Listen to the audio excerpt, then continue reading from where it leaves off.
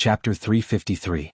After returning to the villa complex, Zheng Tan did not see little Pomelo at the lawn downstairs. When he went upstairs he saw little Pomelo talking to someone on the phone. It turned out that many people knew about the twin stars accompanying the moon. The newspaper had mentioned it a few days ago, but many people did not pay attention to it. However, some people had been paying attention to it, especially Jiao Yuan and his friends. It was Jiao Yuan who had called to tell little Pomelo to go down to the villa complex to take a look. Due to the angle she could not see it from the balcony at home. After hearing little Pomelo say that she had already seen it, Jiao Yuan did not say anything else. His friends were taking pictures and calculating the approximate distance between the three stars and the trajectory of the night to see if it was the same as what was reported in the newspaper. After that, little Pomelo continued to receive messages from the others. She did not mention anything about what had happened downstairs. Zheng Tan heaved a sigh of relief. When his phone rang, Zheng Tan reacted quickly. In addition, it was very dark in the bushes, so he was sure that little Pomelo did not see him. He was just worried that little Pomelo would overthink. Now that he saw that little Pomelo was acting normal, Zheng Tan was relieved. After calming down, Zheng Tan thought about the feeling that he had when he was in the old tile-roofed housing area. He felt like someone was watching him. However, he was in a hurry, and he did not see or smell anything strange, so he did not stay there for long. Zheng Tan did not think that he was overthinking. Even if he was, Zheng Tan wanted to go over and confirm it again. However, when he looked at the clock on the wall, it was very late. Jiao Pa had also returned. If he went out at this time, the Jiao family would not agree. Forget it, he would go over tomorrow. If there was really someone there, they should have left after so long. He might not be able to catch them if he went over now. Although he couldn't go out, Zheng Tan still recalled what had happened tonight. The operation at night was just a spur-of-the-moment idea. Originally, he just wanted to go out for a walk to digest his food. After seeing the two stars in the sky, he went to get his phone. He didn't even have time to put on his vest. As he thought about it, Zheng Tan's beard trembled when he recalled the ringtone of the phone. Thinking back, he remembered that ever since he started using this phone, the ringtone had basically been muted. In a few cases the phone would vibrate, but the ringtone had never been turned on.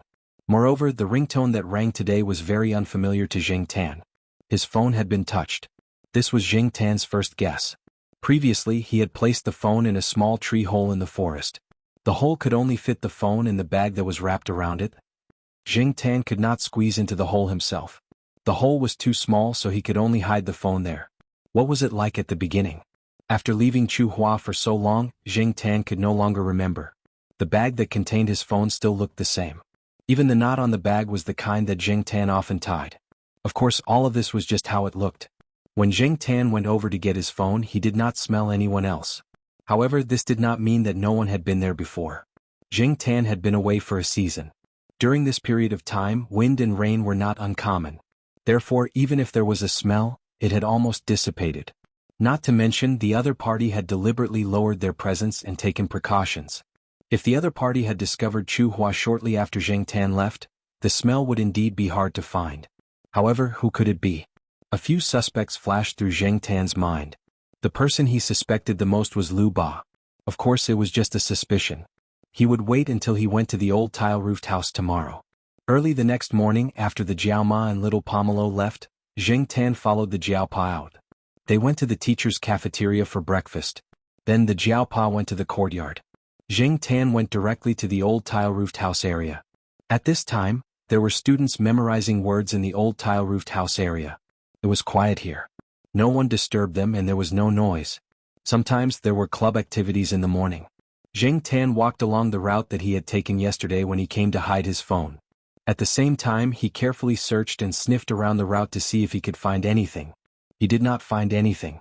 He ran to the tile-roofed house where he had hidden his phone. There was no smell in the tile-roofed house to prove that someone else had been there. There was the smell of rats. On the old, dusty table, there was a rat feces that had been recently pooped. It was probably because Zheng Tan had not been here for a long time that some little rats had broken in. Zheng Tan did not care about any of this. Walking out of the tile-roofed house, Zheng Tan jumped onto a stone bench and looked around. There were many places where people could hide. He could not be sure. Just as Zheng Tan was thinking, a gust of wind blew. There was the smell of students eating breakfast in the wind. Zheng Tan looked over. Not far away, there was a student holding a meat patty bought in the cafeteria and exam materials in the other hand. He was sitting on the edge of the flower bed, eating and reading. Looking at the direction of the wind, Jing Tan thought back to the direction of the wind yesterday. When he came here last night, he saw leaves being blown away. From the direction of the leaves and the buildings here, he guessed the direction of the wind. It was said that clever predators would approach their prey in a downwind area. That way the prey would have a hard time smelling the predator. Did this rule apply to stalkers? Last night, the downwind area was. Jing Tan looked to one side and then walked over. As he walked, he observed the places where a person could easily hide. Then he walked over and carefully identified the smell. A cat's nose was still very good. Behind a bush that was nearly 2 meters high, there was the smell of smoke. Jing Tan was familiar with this smell. In addition, there was also the smell of a person. Although the smell was very faint, if Jing Tan remembered correctly, this should be. Jing Tan suddenly turned around and looked behind him. More than 50 meters away from Jing Tan, Lu Ba was holding a roll in a plastic bag with the words, "School Cafeteria," printed on it. She was eating as she walked over, her eyes fixed on Jing Tan. Jing Tan knew that he was not smart. In terms of IQ, 8 out of 10 people he knew around him could beat Jing Tan, let alone people like Mao and Lu Ba. In fact, from the time he decided to ask Lu Ba for help before the earthquake, Jing Tan thought that he might be discovered because of this. Lu Ba was too smart and the possibility of being exposed was very high. However, at the same time, Lu Ba was the most suitable person to spread the news at that time. Since Jing Tan had made a choice at that time, he did not regret it, and it was impossible for him to regret it. Jing Tan was aware of the brief contact after the earthquake. However, there was no movement after that. Jing Tan held a fluke mentality that fortunately he was not discovered. Now it seemed that he could not rely on luck. The person hiding here yesterday was Lu Ba. Jing Tan was now sure that if Lu Ba was determined to find him, she would have the means to discover him. Lu Ba's special profession gave him more experience, tools and channels in this regard. He just did not know how much Lu Ba knew. While Jing Tan was thinking about how to deal with it later, Lu Ba finished eating the roll and threw the plastic bag into the trash can. Then she continued to walk in this direction. She did not walk fast and still maintained her previous pace. However, Jing Tan felt that Lu Ba was not calm in her heart. Anyone who knew about such a thing would not be calm. She did not know how many times her heart had been trampled on by alpacas. As Lu Ba walked closer, Jing Tan found that Lu Ba's eyes were still bloodshot. She looked as if she had not slept for the whole night. She was hiding here last night. Could it be that she was so shocked that she did not sleep for the whole night? Jing Tan thought to himself. Jing Tan's guess was very close to the real situation. Lu Ba really did spend the whole night thinking in the cold wind. When she came back to her senses, the sky was already bright. She still did not feel sleepy. She went to the washroom in the student cafeteria to wash her face, bought breakfast and continued to stay here. Sure enough, she met him. Lu Ba never thought that the owner of this mysterious phone number would be a cat. She had suspected many people, including Professor Jiao. However, all the evidence showed that this cat did it herself. Others knew nothing about this. Lu Ba stopped 2 meters away from Jing Tan. The man and the cat confronted each other, thinking about what the other would do now. Jing Tan thought, if this guy knows too much, should I kick him out and run away? Or should I talk to Liu Ba calmly? Playing dumb and pretending to be stupid would not work on Lu Ba. Since she could find this place and even touch the phone, how could there be no evidence? Could she not say anything? That was fine. She had Morse code. It was not like she had not used it before. However, if Lu Ba wanted to use this as a threat or wanted to make this matter public to make Jing Tan's situation more difficult, Jing Tan would immediately find help. Jiao Pa, Mao, Celestine and Fang San seemed to be more reliable. Sure enough, if she knew many people, she would have a backup plan. Lu Ba saw that the black cat in front of her was staring at her and did not do anything else. She hesitated to speak. The cat's expression was not very good. Immortal? Monster? Lu Ba asked. Monster your ass. When Lu Ba saw that Jing Tan's eyes became more dangerous, she quickly raised her hands to show that she meant no harm. Don't be agitated.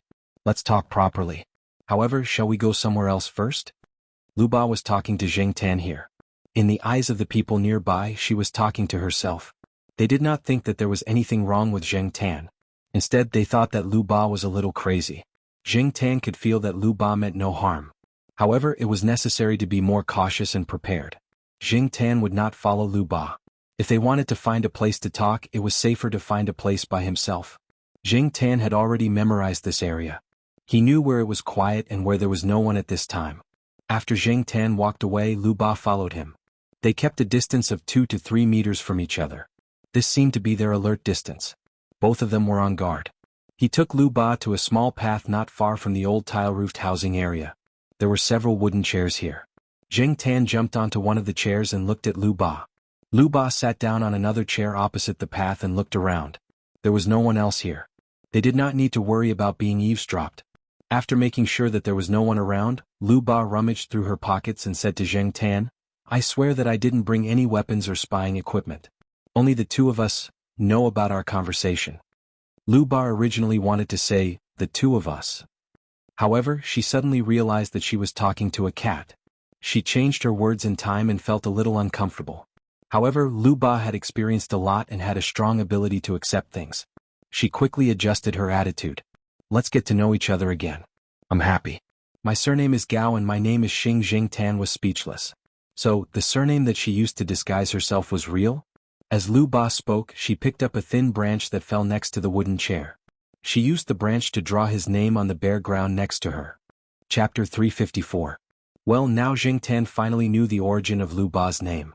After Lu Ba finished writing, he looked at Zheng Tan and asked, "You really can't speak?" In Lu Ba's opinion, monsters in the legends could all speak. Although he had never encountered such a thing before, he had encountered some other phenomena that were difficult to explain with science. Since he had accepted this reality, his thoughts ran in the direction of a cat demon. However, this cat had indeed never spoken, not usually, not even on the phone. Otherwise, it would not have used the more complicated Morse code to communicate and convey information. Sure enough, after Lu Ba finished asking, he received a look from Zheng Tan that said, "You're talking nonsense." Not being able to speak was one of Zheng Tan's sore spots. Lu Ba had obviously stabbed Zheng Tan in the back. It had been more than 5 years since he turned into a cat. The experience of not being able to speak human language and not being able to meow for more than 5 years really made Zheng Tan uncomfortable. "It's okay if you can't speak." After a pause, Lu Ba said again, "Are you really not a monster?" When Lu Ba first discovered the truth, he was the most shocked. Now, the most shocking moment had passed. After some time, the feeling was not as strong as at the beginning. Last night, he had been thinking about how to talk to this cat properly the whole night. He was confident in talking to humans, but he had no experience in talking to a cat. During this period, Lu Ba had recalled the situation from the first time he saw this cat until now. He remembered that he had even sprayed this cat with a water gun. Now that he thought about it, at that time he was really looking for trouble. Zheng Tan decided to ignore Lu Ba's nonsense. Seeing Zheng Tan's impatient look, Lu Ba changed the topic to something that Zheng Tan was interested in. He talked about when he found Zheng Tan's phone, changed Zheng Tan's phone ringtone, and monitored the phone all the time. Strictly speaking, this kind of behavior was illegal. However, since Lu Ba could say it so openly, he must have removed the traces long ago. Without evidence, he could not sue this guy even if he wanted to. Of course, people like Lu Ba were the kind of people who took advantage of the loopholes in the law. Private detectives were not allowed in China, so they changed to legal identities. Consulting agencies, referral agencies, and the like, there were a lot of such things. Because of her occupational disease, once Lu Ba was certain, she would try her best to investigate. Before the earthquake, Lu Ba did not make up her mind to investigate further. After all, no one wanted their privacy to be discovered. At that time, Lu Ba did not want to offend the other party. However, after the earthquake, Liu Ba went all out. If he couldn't find the answer, he couldn't sleep well. Once he closed his eyes, he would think about the things that happened during the earthquake as well as the phone calls and text messages. No one who had experienced that disaster could ever be the same as before. Therefore he made his move. Of course, Liu Ba didn't tell anyone else what she said, so Zheng Tan believed her. At the same time, it could also be said that they were tight-lipped due to professional reasons. If it weren't for their tight-lipped nature, there wouldn't be so many upper-class people asking them to do things for them. This made Zheng Tan feel a little better. The initial unstable emotions quickly passed. After starting, it was much easier. Unlike Ranqi, Lu Ba had a strong ability to accept things. He didn't care whether the cat in front of him was a god or a demon. As long as it didn't harm his interests, it was fine. It was also good to form a good relationship with it. Unlike Ranqi, Lu Ba didn't have many taboos about this kind of thing. Now, when Ranqi saw Zheng Tan, he still had the principle of avoiding it. After Lu Ba talked for a long time, Zheng Tan still squatted there in the same way. He didn't say anything and didn't respond to Lu Ba's words until Lu Ba talked about the safety of mobile phones. After saying so much, Lu Ba had been observing Zheng Tan. Seeing that Zheng Tan seemed to be a little interested in this topic, she planned to talk about it in detail. Of course, she wouldn't really reveal the technical aspects. Mobile phones are actually not as safe as people think. If they really want to locate and monitor your mobile phone, you can't stop them even if you turn off your phone. As for the common means, it's nothing more than a virus. Before 2004, the SMS virus stage could monitor a mobile phone with a material in it. After that, it was the deceptive virus stage and the future loophole virus stage. These were the technologies that were commonly mastered in their industry. There were other more advanced technologies that depended more on one's own ability. No one would reveal the technologies that they had mastered, and the skills that they used to make money were all kept to themselves. Especially now that smartphones are on the rise, it's very easy to get hold of them. In fact, a lot of spying technologies have been developed long ago. It's just that they will only be known to the public a few years later. Some of them will even be kept secret forever. Signal interception, interface security, text messages, email cracking, jailbreaking, and so on could all be done from this. Now that the era of smartphones was coming, people like Lu Ba were excited because it would be easier for them to take on jobs, monitor mobile phones, and locate targets. Your mobile phone isn't a smartphone, but it's not good in terms of security.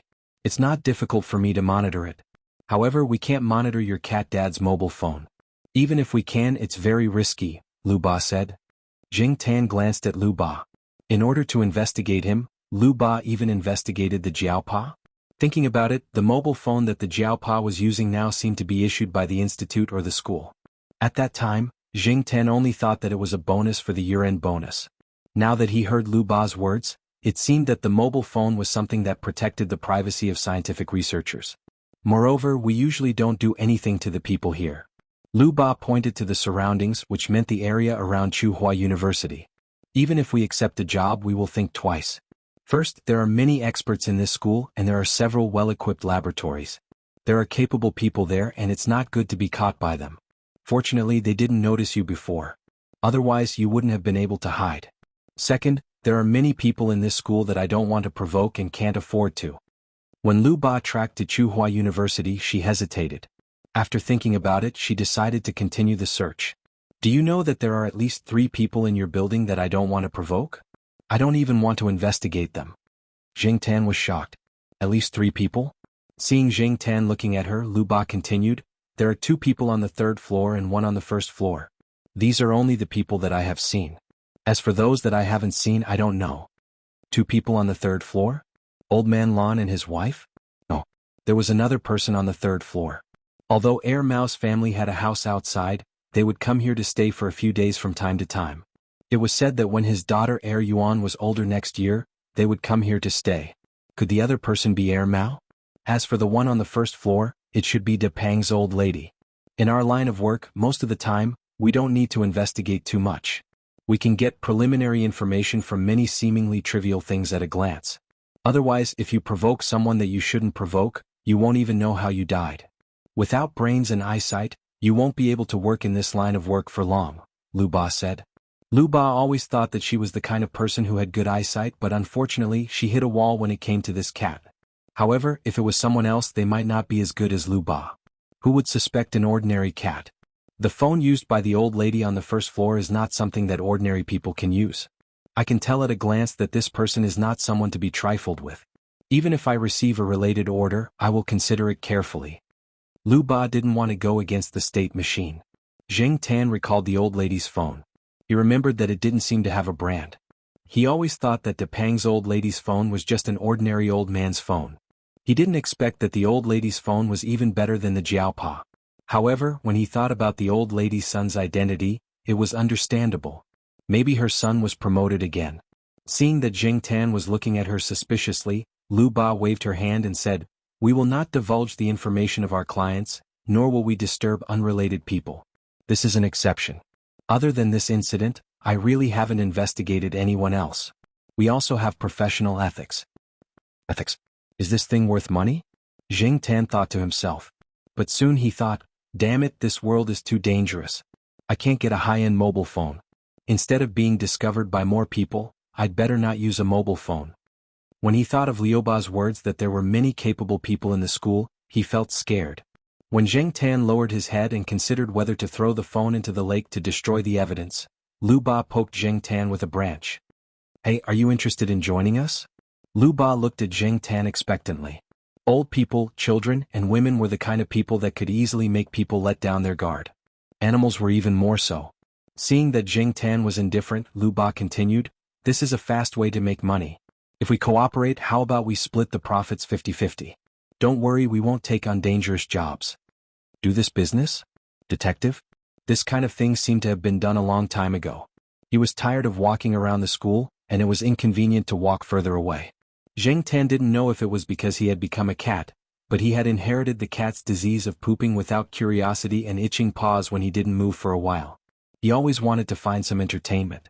However, Jing Tan was still hesitant to cooperate with Lu Ba. Lu Ba said that it would help Jing Tan keep the secret, and Jing Tan believed it. However, Jing Tan didn't want to cooperate with him for the time being.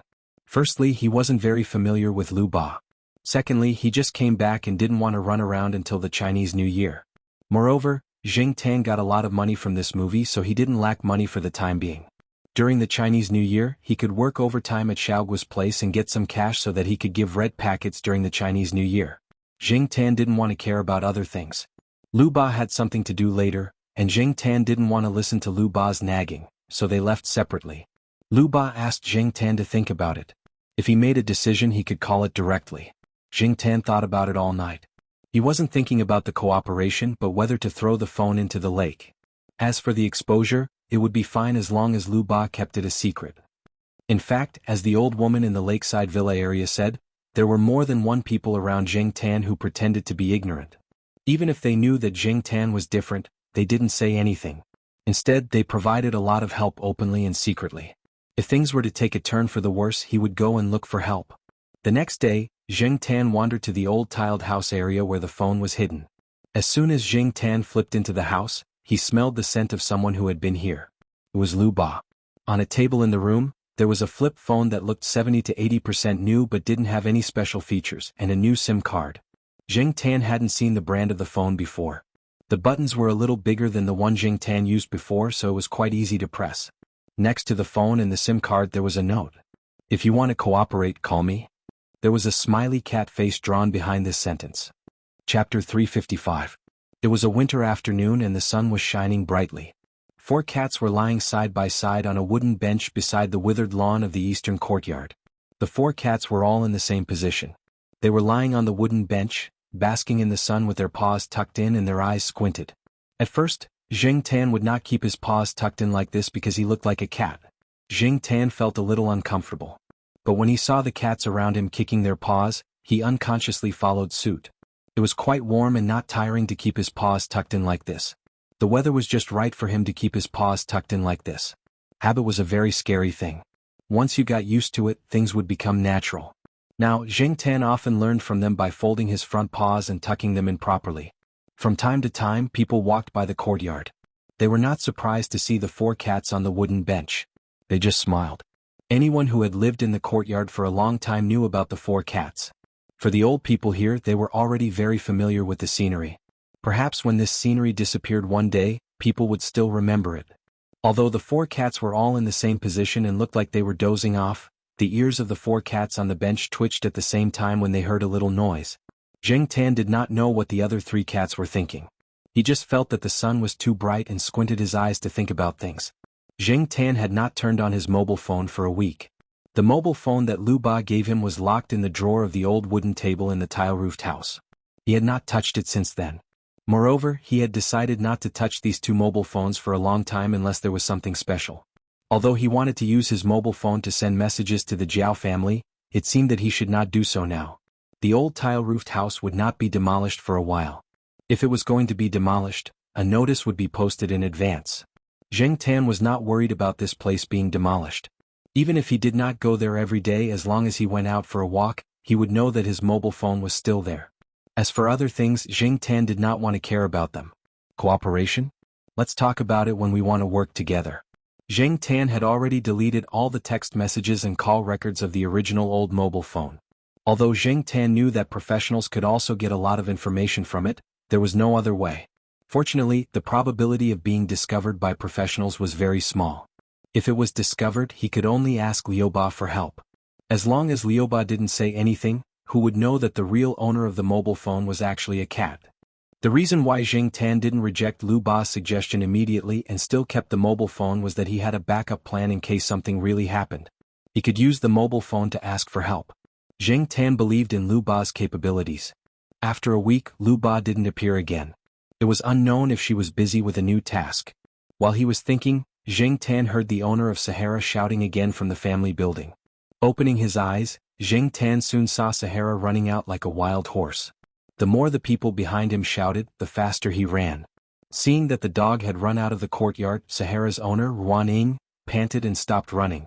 Seeing the 4 cats lying on the wooden chair, he slowly walked over and complained as he walked. "Damn it, isn't it just a bath? It's like he's treating an enemy." Sahara didn't dislike bathing in the summer and sometimes liked to flush the pipes. However, in the winter it had a different attitude. When it heard the word bath, it would run away. When it was locked up at home, Ruaning could still block it in a corner and drag it to the bathroom. However, today he was unlucky and let it run away. Today, Ruaning happened to have nothing to do in the afternoon.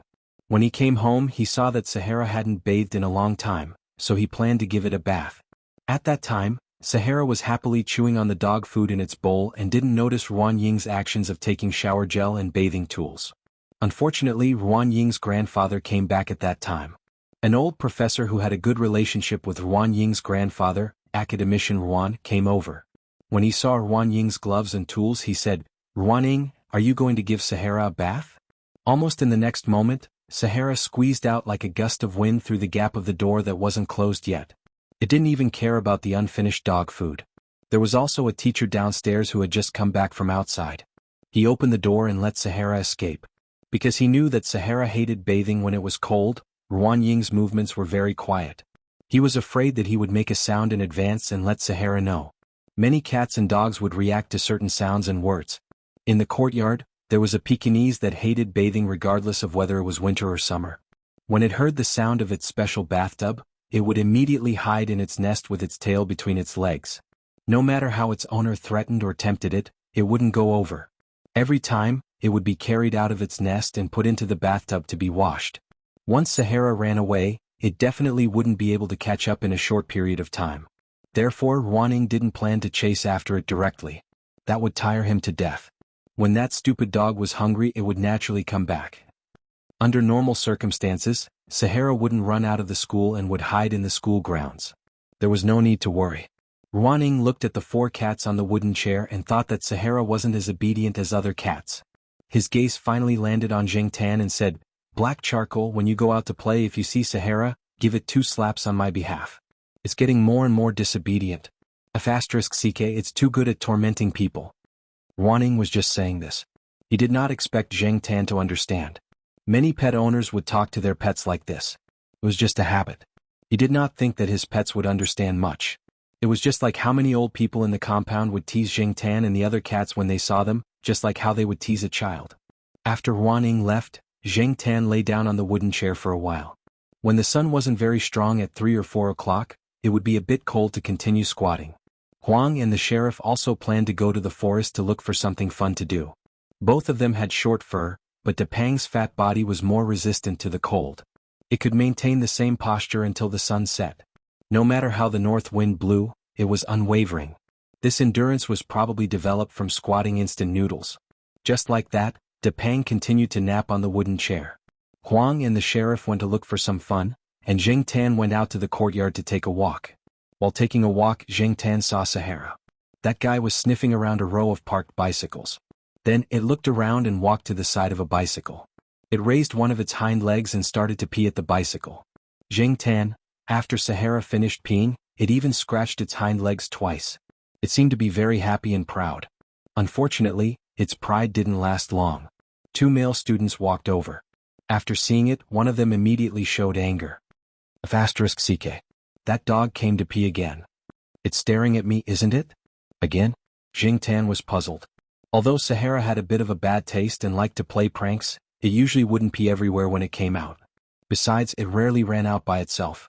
Most of the time it was let out by someone. How could it pee in front of Ruaning and the rest? Was it looking for a beating? No wonder Ruaning said that this guy was becoming more and more disobedient. When she said that, Ruaning looked like she was gnashing her teeth. The owner of the bicycle ran over. Sahara quickly ran away when it saw people. It was different from when it ran away immediately after doing something bad. This guy ran a few steps and turned around to roar at the two people. When it saw them chasing after it, it ran again. When it ran a little further, it roared at them again. Was this a feud? Otherwise, Sahara wouldn't attract hatred for no reason, right? Zheng Tan lay on a tree and looked at the two people who were cursing but couldn't catch up to Sahara. He then looked at Sahara, who was standing 100 meters away and looking at them without running. Zheng Tan wondered if he should go over and take Sahara away. Then he heard the two people talking in a low voice. "Hey, do you think it's because it saw us last time that it's been staring at us?" One of them said. "That can't be. Isn't it just a dog? How could it know about this? Besides, the bicycle we stole wasn't even its. Why would it care about other people's business?" The other person took out a pack of tissues and was about to wipe it, but when he saw the wet wheels and even the pedals, he frowned in disgust. He put the tissues back into his bag and kicked the bicycle. "I don't want this bicycle anymore. I'll just sell it when the time comes. It's not worth much anyway." Zheng Tan listened to their conversation. When someone walked past them, they didn't say anything. When someone walked past them, they continued talking. Although their voices were very low, Zheng Tan could still hear them with his hearing. So they were stealing a bicycle. Sahara probably saw them stealing a bicycle previously. He was wondering why Sahara's attitude was so bad. However, how did these two steal a bicycle and contact Sahara? Did they steal it to Sahara's house? Zheng Tan remembered that Sahara's owner, Ruan Ying, had a four-wheeled sedan. No one in Ruan Ying's family seemed to ride bicycles. Puzzled, Zheng Tan looked at Sahara. When he looked over, Zheng Tan realized that Sahara was staring at someone again. It was a female student who looked quite gentle. She was riding a bicycle, but Sahara ran over and pushed her and her bicycle, causing the girl to scream in fright. The two people who were discussing when to sell the bicycle heard the commotion. After cursing, they ran over. On the other side, there were also enthusiastic students who began to help comfort the female student who had fallen. They also had the intention of surrounding Sahara. Zheng Tan saw that something was wrong and quickly ran over. Sahara was also smart. When it saw that there were more people, it turned around and ran. This time it didn't even stop. The surrounding students were clamoring to find the dog's owner and hold him accountable. Many people agreed and even said that they would post this matter on the school forum, warning everyone to be careful of this dog in the future. Who knows, this dog might have contracted rabies or something. There were also people who seemed to recognize Sahara. After all, Sahara had been in school for more than 5 years. It was about the same time as Zheng Tan had been here. Some students who often walked here could also recognize it. They knew that it was raised by a teacher in school, but they couldn't tell whose family it was. However, there were also people who might know. When Zheng Tan left, those people were still discussing it. Zheng Tan chased after Sahara until he reached the corner of the courtyard. Sahara hid behind a few trees. When Zheng Tan chased over, that guy was still peeking his head out. When he saw that it was only Zheng Tan coming over, his courage immediately returned. He even wagged his tail happily. It was unknown whether he was happy to see Zheng Tan or proud of what he had just done. Zheng Tan wanted to slap that dog's face a few times when he saw it. What was the use of hiding there? This guy didn't even know that he had caused trouble for his owner. Chapter 356. Sahara held grudges. Usually, Sahara seemed to be easy to get along with and played with many children in the courtyard. However, once it remembered someone, it would probably remember that person for a long time. This was the experience that Zheng Tan had in the 5 years that he had known Sahara. Based on the current situation, those people had somehow provoked Sahara. Many animals had a deep impression of people, not only from their appearance but also from their voice and smell. No matter what, Sahara remembered those 3 people. Zheng Tan was not Sahara, and she did not understand dog language. She could only roughly decipher what they were trying to express based on her understanding of Sahara and the other dogs in the compound over the past few years. However, she did not know the cause of the matter. If she wanted to understand, she had to find out by herself. Thinking that there was nothing to do recently, and Xiaoguo's New Year's Day task had been completed, Zheng Tan had time to walk around the school. After digging in the Sahara for a while, it began to feel bored. In winter, there were no insects like grasshoppers to relieve its boredom, so it could only dig in the soil. Now that it was hungry, it planned to go home. It did not realize that it had caused trouble at all. It also did not know that it might bring trouble to its master and some people related to its master. When it was hungry, it had to eat. When it wanted to eat, it had to go home. When it went home, it began to bark to urge it to eat. This was the survival principle of every domestic pet in the city. After watching Sahara walk back to the courtyard, Zheng Tan did not follow it back. Instead, he returned to the place where Sahara had pushed the car. Now that there was no one around, the people walking around had no idea that a dog had just pushed a person over there. Zheng Tan looked around and did not see the two men and the woman.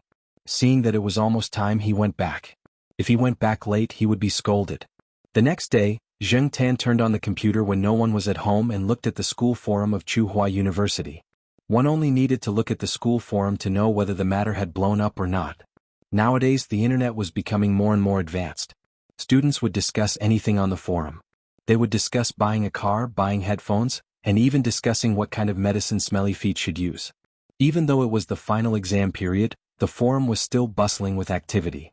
It was even more lively than usual. There were people selling cheating devices, part-time scalpers selling train tickets, and groups trying to get people to go home together. Zheng Tan went online and browsed the school forum when he didn't know what to do. Turning to the relevant discussion area, Zheng Tan saw a hot post as soon as he opened it. After clicking on it, a photo of Sahara the funny dog was placed there. It was taken by a student when Sahara was pushing someone yesterday. The photo was not good, but people who were familiar with it could easily recognize Sahara. After all, in the school there was only one dog with 3 bloodlines that looked like this. Other huskies and Labradors were purer. The student who posted the post was one of the passers-by yesterday. He usually liked to hang out on the school forum. He said that when he and his classmates were preparing to go shopping yesterday, they saw a dog push a girl riding a bicycle. The person who took the photo was his classmate. His words revealed his dissatisfaction with the school's incident. He was worried that the dog was sick and would hurt other students in the school. It was really a dangerous factor. Many people replied to the post. Many of them recognized Sahara. They even dug out information about Sahara's owner, Ruan Ying, and Ruan Ying's grandfather, academician Ruan. Naturally, there were some people who mocked and ridiculed. Should we go to the security office to report this matter? What's there to report? Can't you see that his grandfather is an academician? Who is academician Ruan? Is he very powerful? Brother upstairs, haven't you heard the school broadcast? You don't know about the famous academician Ruan, but this person appears quite frequently. He has given lectures and made a lot of achievements. He's a celebrity. Even my supervisor has to act like a child in front of him. There's a saying called a dog relying on its master's power. Next time, give a bad review on the internet. Maybe there's a misunderstanding. Misunderstanding my ass. I heard that the dog is usually quite crazy. Sai Ruaning is still teaching us. He's quite a good person. But I don't know about academician Ruan. I've only heard of his name, but I've never seen him. Like dog, like master. My impression of academician Ruan has dropped to negative values. A bunch of losers. If you have the guts, say it in front of him. If you have the time, why don't you go find a teacher to ask questions? Are you planning to go to class with your juniors next year if you fail? I don't know which bastard cancelled the makeup exam policy. *CK. The big hot at the end of the post showed that many people were following it. From the first page to the last page, Zheng Tan realized that Sahara had probably gotten into trouble this time. Many of the students did not even know the cause of the incident and were just making a ruckus. It was probably because it was during the final exams, so some people who were under pressure decided to find entertainment here. Although it was just a dog, sometimes a small fuse was all that was needed to explode. Unfortunately, dogs could not speak. Even if Sahara was really wronged, it could not say anything. Ruan Ying could only apologize to it. Now, academician Ruan was involved. The upper class had their own game. Although Professor Ruan was an academician, there was more than one academician in the school. There were also people who dared to go against academician Ruan. Many of the people in the post were from other factions. If they could not do research, they would use strategy. This was a common phenomenon that made people feel helpless. After turning off the computer, Zheng Tan went to Sahara's building. Downstairs, he could still hear Sahara whining from its nose. It sounded like it had been wronged. Unfortunately, there was nothing he could do. Letting it out would only make things more troublesome. At noon, Zheng Tan heard people in the courtyard talking about Sahara being locked up by Ruan Ying. It was estimated that it would not be released for a long time. Ruan Ying was looking for someone to apologize. In the afternoon, Zheng Tan went to the place where Sahara peed on the bicycle yesterday. There was no smell of urine on the bicycle. It was probably sold by the two people. After waiting for a long time, he did not see the two people. For the next few days, Zheng Tan wandered around the school looking for the 3 people. Finally, one day Zheng Tan saw them. However, they were not in the school but near the school gate. That day Zheng Tan went to Jiao Wei's small restaurant for lunch. On his way back he took a look at the Wu Taro sesame cake shop. There were still many people. Although it was past lunchtime and the line was not very long, there were still 7 or 8 people in the line. A female student carrying a backpack rode her bike to the biscuit shop and stopped by a tree. She probably felt that it was too troublesome to lock her bike. Buying biscuits wouldn't take too much time, so she didn't lock her bike. She parked her bike there and walked towards the biscuit shop. When it was her turn to line up at the biscuit shop, Zheng Tan saw a person walk to the spot where the female student had parked her bike. He calmly pushed the bike away and rode away. Zheng Tan was stunned. However, when others saw this scene they would not have any other thoughts. It was too natural. However, when the female student came back with the sesame cake and did not see her bicycle and shouted, "Where's my bicycle?" Zheng Tan knew that there was something wrong with her. The person who rode away was the female student who had pushed the bicycle with Sahara that day. Nearby, Zheng Tan also saw another face. It was the owner of the bicycle that Sahara had peed on that day. Zheng Tan did not have time to think too much. Zheng Tan could no longer see the female student riding the bicycle. The pedestrians and cars blocked his view. However, Zheng Tan could still follow the other person. The man was riding an old bicycle that looked a little shabby.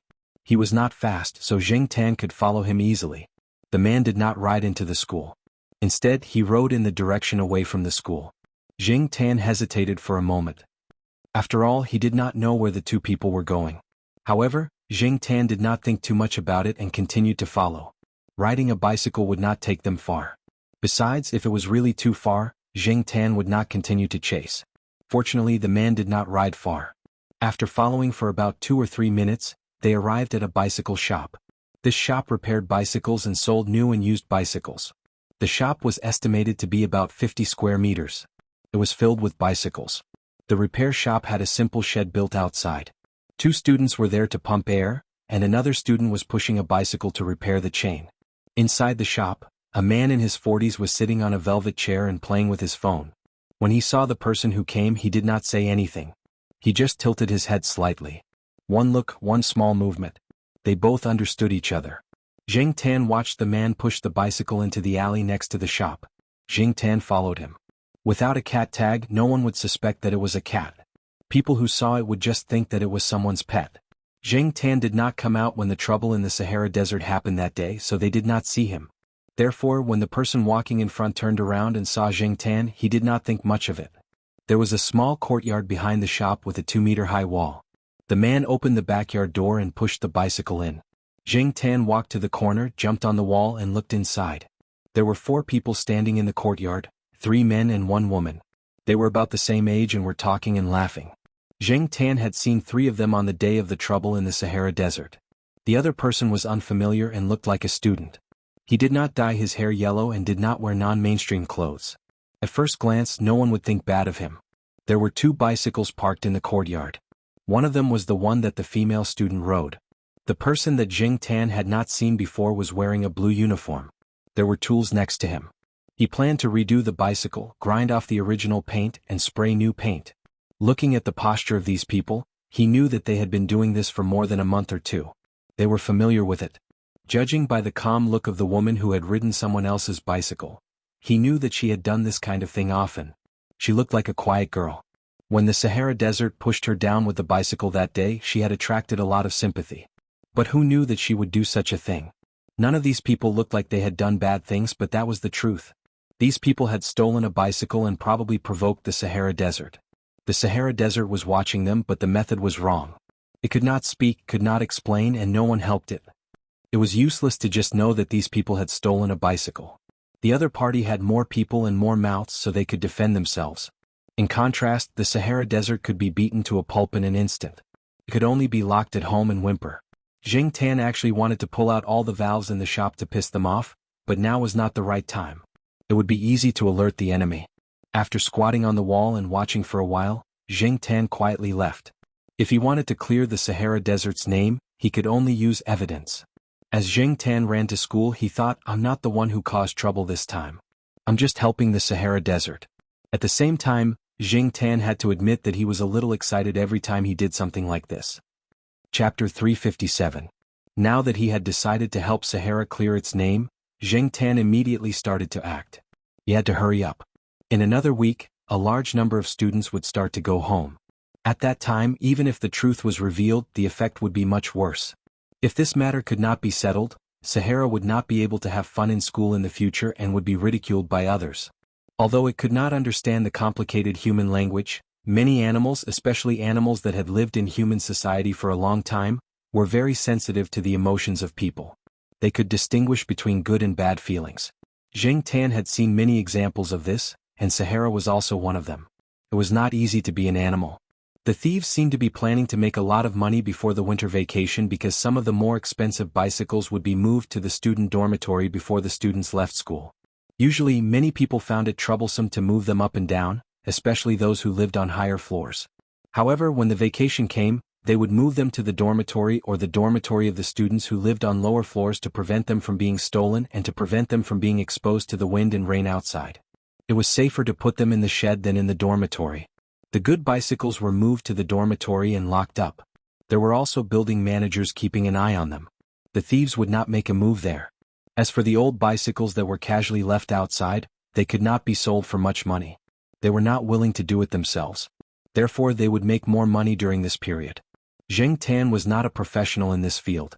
In addition, he was still in this state, so the methods he could use were limited. The most powerful evidence was photos and videos. However, Zheng Tan could not install a camera or a bug here. He did not have the ability to do so without equipment. However, he could still secretly take a few photos. When it came to taking photos, it seemed that the only tool that he could use was his mobile phone. Zheng Tan came to the old tiled housing area and squatted in front of the old wooden table. He looked at the open drawer and pondered. There were 2 mobile phones in the drawer. One was the one he used to use and the other was left behind by Lu Ba. He thought that he would not need to use it for a long time. Now it seemed that he really had to use it. After giving it some thought, Zheng Tan decided to install the new SIM card as well. After the battery was installed, the phone was turned on.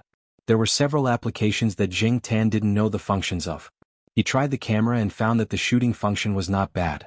Even if it couldn't compare to the mobile phones of 4 years later, it was still very good compared to other mobile phones of the same time period. Electronic products were being updated too quickly. 2 years ago, 3,000 to 5,000 were now available for a few hundred yuan. Zheng Tan's old phone had been considered a high-end phone back then, but now it could no longer keep up with the pace. As someone who had been through this before, Zheng Tan knew that even if he had a new phone now, it would soon be eliminated by Lu Ba. Advancing with the times was nothing more than that. Fortunately, Zheng Tan didn't have many requirements now as long as he could make calls, send text messages and take pictures. The old phone's pixels weren't good enough, so he could only use the 680. During the day, Zheng Tan did not dare to come openly, so he could only wait until nighttime. Zheng Tan didn't know the names of the 4 people. When they called each other, they didn't call each other by their full names. He also didn't know which school they were from. What he was sure of was that the 4 of them were students of Tsinghua University. On the way back to school, Zheng Tan saw the old car that had been urinated on by Sahara. An unfamiliar student was riding the car and chatting with his classmates. When he arrived at the school gate, he parked the car in a shed near the school gate. "Can't you ride it out? Why did you park it here?" The person riding the old car said.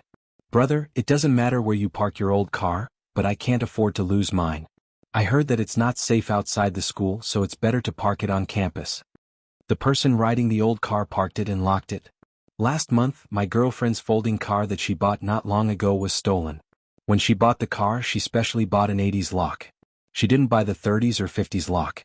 Wasn't it stolen? It was parked near a restaurant outside, but it hasn't been found yet. It's better to park in places with cameras. The chances of it being stolen are lower." The person pointed at the camera not far away. "I think it's better to buy an old car. Look at mine. I just bought it. It's only 50 renminbi. I'm not afraid of it being stolen. Even if it's stolen, I won't feel bad. It's already good enough for this old car to be worth 30 renminbi. 50 renminbi? Did you get scammed? Where did you buy it?" "It's from the horse racing shop not far away. But they said they just changed the brakes. They even have a lock and key. Changing a wire for the brakes only costs 1 or 2 RMB at the repair shop on campus. The cost is even lower. As for the lock and key, who doesn't bring a lock and key?" After the 2 people walked away, Zheng Tan approached the old car. There was still the smell of dog urine on the wheels. It was not easy to smell, so it should have been washed. The car was not repainted. Those people probably thought it was too troublesome. As for the horse racing shop that the student mentioned, it was the shop that Zheng Tan was watching. It was the place where the thieves disposed of the car. After dinner, Zheng Tan put on his vest and went out. He went to the old tile-roofed housing area to install his phone. Then he walked to the horse racing shop. No one noticed Zheng Tan at night. It was not easy to see through the black vest. No one would stare at a cat in the middle of the night. When he arrived at the horse racing shop, the shop was not closed yet. There were a few people sitting in the shop. Other than the shop owner that he saw during the day, Zheng Tan did not recognize the others. The 4 students who stole the car were not there. Zheng Tan entered the alley next to the shop and jumped onto the wall at the back of the shop. There were a few bicycles parked in the yard. Because they had been painted during the day, there was still some smell. The woman's bicycle that was lost in front of the shop had been changed. The original paint was worn off, and a new paint was sprayed with a different color. For many people who lost their cars, their first thought was to see if it was the same color as their car. After the new paint, it would not be so easy for the owner to see it. The yard was very quiet. There were a lot of goods and parts piled up at the back door of the shop. No one was at the back door. The back door was closed. Probably because the front door was locked, no one would care about the back door. Zheng Tan listened to the surrounding movements. After confirming that no one was nearby, he took out his phone and took pictures. If he wanted to take pictures at night, he had to use the flash. Zheng Tan was afraid that the flash would attract attention. Therefore, after taking a picture, he carefully paid attention to the surroundings. Other than the horse racing shop, he also paid attention to the surrounding residential houses and shops. After confirming that there was no abnormal movement, he continued to take a second picture. The people in the shop were playing cards. No one would have thought that at this time, there was a cat secretly taking pictures with a phone in their backyard. After taking a few key pictures, Zheng Tan jumped onto the courtyard wall and looked around. Zheng Tan planned to take a few more pictures during the day. However, it was not convenient for him to take his phone during the day. Therefore, he planned to hide his phone around tonight. He did not need to wear a vest to take pictures during the day tomorrow. The balcony on the second floor of the shop was relatively narrow. There were some things that had not been touched for a long time. The door at the back of the second floor was also closed. Looking at the marks on the door, it seemed that it was rarely opened. Zheng Tan jumped onto the balcony on the second floor and carefully cleared the messy things. In this way, the things on the side could block the view of the other residents on both sides. There was a gap between 2 boxes near the railing, which made it convenient for Zheng Tan to take pictures secretly and was not easy to be discovered by the people below. After trying it, Zheng Tan was quite satisfied. When he felt that it was enough, he put down the phone and went home directly. The phone that Lu Ba gave him had a lock function. If the correct password was not entered 3 times, it would be turned off directly and the data inside would be erased. This phone was indeed safer than other phones. It specialized in this kind of thing and was not afraid of being discovered. It would not rain tomorrow. If there was rain or snow, the 4 people would not leave the car outside. After all, this was the car that they wanted to sell. The next day, Zheng Tan did not go out immediately. Instead, he secretly went online to read the discussion about the Sahara incident on the school forum. The hot post was still there. In addition, there were posts about Ruan Ying apologizing to the students in the school. Some students even asked Ruan Ying to take the Sahara to the veterinary hospital for a checkup. If it was a human, the situation was similar to others saying that you were crazy and had to be sent to the hospital for a checkup. If you did not get a checkup, you were considered a lunatic and a lunatic. To humans, this was undoubtedly an insult. However, when it came to animals, it was natural. Many people asked Ruan Ying to show the health records of the veterinary hospital and the recent checkup. It was as if they were unyielding. There was no way Zheng Tan would believe that no one was purposely trying to mess things up. Students would not casually force a teacher or an academician. They did not have the guts. Even if they did, they felt that it was unnecessary. However, not only did these few people say it, they even encouraged others to talk nonsense. They were just talking about the dog, but not long after, they mentioned the project funds. They were suspected of using fake bills to obtain funds for the research project. Some students had already realized that something was wrong and did not speak nonsense. There were scandals of some big shots in universities every year, and they were all famous universities. Tsinghua University had also had such scandals before. However, it was not heard of in recent years. Now that this was mentioned, it was not something that the students could control. It was fine to express their opinions after the incident, but now that the situation was unclear, it was better to remain silent. If they offended someone, they would not be able to bear the consequences. There had been many examples in the past. Young teachers had offended some big shot with prestige and status and had been ostracized and restrained. Some graduate students had been stuck for a few years because of disagreements with their supervisors. These kinds of things were common, and students would gossip about it when they got together. Although there were fewer people speaking on the forum, there were many people paying attention. The students and teachers were all watching. If they did not dare to speak, they would not be allowed to watch. Anyway, it did not involve them. They could just watch the show, right? There were even people who directly said, "Let them fight each other." It was unknown how much resentment they had. Looking at the latest discussions, no one mentioned the female student who was pushed down along with her car by Sahara anymore. Even the mention of Sahara was gradually decreasing. This could be considered to have entered the main topic of the battle, and no one knew when the school would delete the post. Zheng Tan looked for a while and was about to turn off his computer and go out. However, he saw a post that was posted yesterday. It was about a stolen car. He clicked on it to take a look. The person who posted it was a girl. She said roughly when she lost her car and where she lost it. She also posted a picture of the car and asked the students who saw it to inform her. The picture proved that it was the car that Zheng Tan saw. Zheng Tan noticed that one of the pictures that the girl posted was of the car seat. There was a string of English letters printed on the back of the car seat. It was the pinyin of the girl's name. It was written in cursive. People who did not know would probably think that it was the car's brand. This was good evidence. Chapter 358. It was not easy for Zheng Tan to find the 4 students who stole the car, and it was also not convenient to take pictures of them in broad daylight. She could only wait in the backyard of the carriage racing firm. After all, they would come back here after stealing the car. Every time they came here, they would do it together. Because every time they committed a crime, there would be accomplices around to deal with possible situations. For example, when stealing a woman's car, there would be at least one man around. If they were caught stealing a car and quarreled with each other, the 2 girls would quarrel with each other. However, the relatively weaker girls would definitely size up the situation and rarely continue to quarrel. When the man's car was stolen, the girl must have been around as well. If the car thief and the owner got into a fight, the gentle-looking girl student might be able to stop the fight. After all, most men wouldn't hit a girl.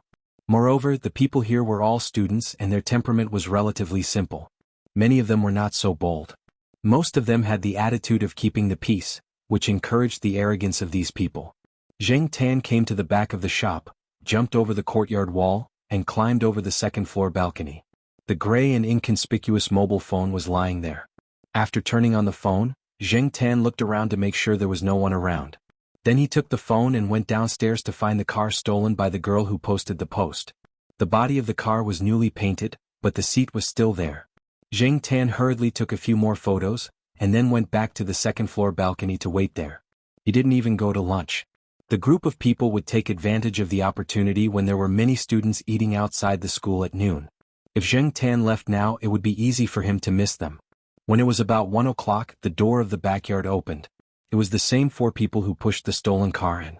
Zheng Tan hurriedly turned on the camera function of the phone and began to shoot. He breathed softly so that the phone could better record their voices. They were talking about how they stole the car at noon and how they were almost discovered. This car was a good one and could be sold for hundreds of yuan after being refurbished. After that, they changed the basket and seat of the bicycle with the new paint. It seemed that they did this on a daily basis. Zheng Tan was glad that he took a few more photos just now. These people were very cautious. Zheng Tan didn't know how long Lu Ba's mobile phone could record continuously. Generally, mobile phones didn't take too long to record a video. However, Zheng Tan recorded continuously for half an hour before the notification ended and he needed to start recording again. Zheng Tan was very satisfied. The clarity was good and the shooting effect was good. In the yard, a few people were laughing and talking about how much money they would get from selling the stolen cars. They would never have thought that at this moment, a cat was hiding on the balcony on the second floor behind the pile of junk, secretly taking pictures of their every word and action. At around 2 o'clock, 3 of them left. The remaining 1 continued to search for new cars. Zheng Tan slipped away while the man was in the toilet. The phone was still in the same place. He couldn't take it away in broad daylight. There was nothing else to take, so he just had to come back at night to take the phone back. After leaving the car shop, Zheng Tan went straight to Jiao Wei's small restaurant. He didn't eat at noon, so he was hungry now. At this time, the peak period had expired, and there were not many students eating. When Zheng Tan arrived at the small restaurant, the last 2 students had finished eating and left. Jiao Wei's parents were cleaning up. After seeing Jing Tan, Jiao Wei's father helped to heat up the food for Jing Tan. Jiao Wei's mother, called Jiao Pa Black Charcoal, just came. It seems that it didn't eat. It must have been playing around at noon. I'm heating up the food for it. Jing Tan was speechless. Auntie, can you make up a better reason? If you say that, you'll be scolded when you go back. After eating, Jing Tan went to the racetrack to see if there were any other evidence that could be taken. He went home at around 5 o'clock to wait for dinner. At 7:30 in the evening, he put on his vest and went to the racetrack to get his phone back. He put his phone in his vest and returned to the old tiled housing area on campus. Jing Tan lowered the volume and looked at the videos and recordings on the phone. He felt a sense of accomplishment. With these videos and an analysis of Sahara's behavior that day, he should be able to tell the truth. But soon Jing Tan's happy mood slowly cooled down. Then his beard trembled. He suddenly thought of a very important problem. There was no data cable on this phone. Lu Ba didn't give him a data cable. Where was the memory card? If there was a memory card, Jiao Pa seemed to have a card reader. Jing Tan looked through the phone. After studying for a long time, he only found the place to put the calling card. He didn't see the memory card. Looking at the data interface, he knew that it wasn't an ordinary data cable. If he couldn't find the card or the data cable, how could he release the evidence he had? There was a Bluetooth function on the phone, but the Jiao family's desktop didn't have it. Jing Tan was vexed. However, after thinking about it carefully, using the Jiao family's desktop to release these things was a little too eye-catching. After all, it was the campus's intranet. If they wanted to find out who posted these things, they could easily find out. Jing Tan wasn't a computer expert, so he couldn't deal with those professionals. It wouldn't be good if these things caused trouble for the Jiao family. Although the Jiao Pa was doing well now, he was still a far cry from people like Academician Ruan. Now, the higher-ups were fighting silently. If the Jiao Pa was targeted, it wouldn't take much effort. During the selection or other small issues, the Jiao Pa would be very busy.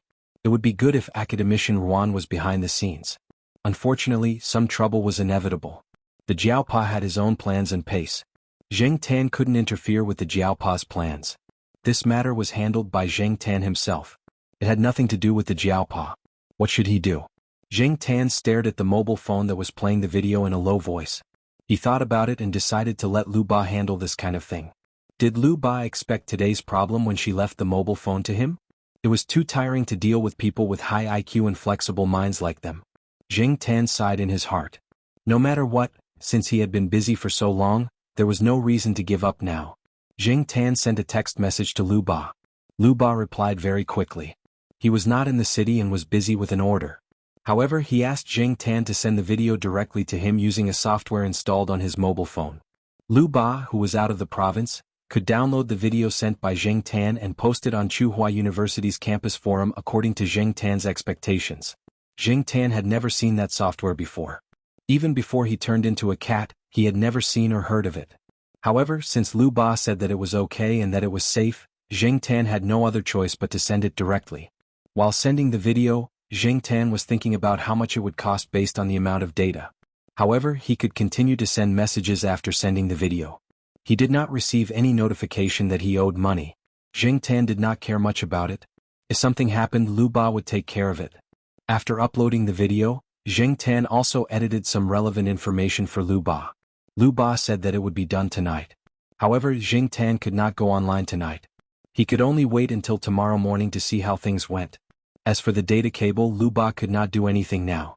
It only told Jing Tan where the memory card was. This was not an all-in-one phone. It was installed with a memory card. However, it was hidden, so Jing Tan did not find it. According to Lu Ba's instructions, Jing Tan spent some effort to find it. His claws were not flexible, so it was not convenient for him to play with the phone. Fortunately, he found the place in the end. Lu Ba told Jing Tan not to use it casually. If he needed help, he could ask for it directly. Jing Tan thought about it and agreed. With his rubbish technology, he should not waste his time. After arranging everything, Jing Tan turned off the phone and went back. He broke the battery of the new phone and brought it back. He would use Jiao Ma's all-purpose charger at home tomorrow. Fortunately, the battery could be used in this way. Otherwise, it would be useless if there was only a phone without a data cable or a charger. On the other side, after sending the message and downloading the video, Lu Ba suddenly realized that it did not seem to treat the other party as a cat. It felt like it was chatting with a familiar friend. For example, it felt like it was chatting with a gold tortoise. Lu Ba shook its head with a smile and continued to do its own thing. As long as it did not harm its own interests, it would have more friends and more helpers. From the messages Jing Tan sent to it, Lu Ba sorted out an article. It inserted many pictures and embedded a few video links. Even if someone deleted the post, they could go to the video website to watch it. The videos posted on the video website could not be deleted easily. In addition, Lu Ba asked the Gold Tortoise to investigate the carriage racing company. Soon there was relevant information and Lu Ba put it in the article. After clicking on the post, Lu Ba thought that Tsinghua University would be lively again. Unfortunately, no one would think of a cat. Lu Ba was excited. It looked through the recent posts on Tsinghua University's forum and grinned. Seemed to be fun. It was waiting to watch the show. The next day, the students of Tsinghua University went crazy. Whether it was those who had not finished the exam, those who had finished the exam and were about to go home, or those who were already at home in front of the computer, all of them went crazy because of the post. Most of the people who were angry were the students who had lost their cars, especially those who had just lost their cars. Whether it was the 4 people who did it or not, it was all on them. As for the others, they felt that the 4 people had embarrassed Tsinghua University and made them lose face. Now many people in the university were laughing at them. This person with the ID of HT posted a detailed description of the campus car theft gang and the horse racing company. The 4 people who had stolen the cars were also found out.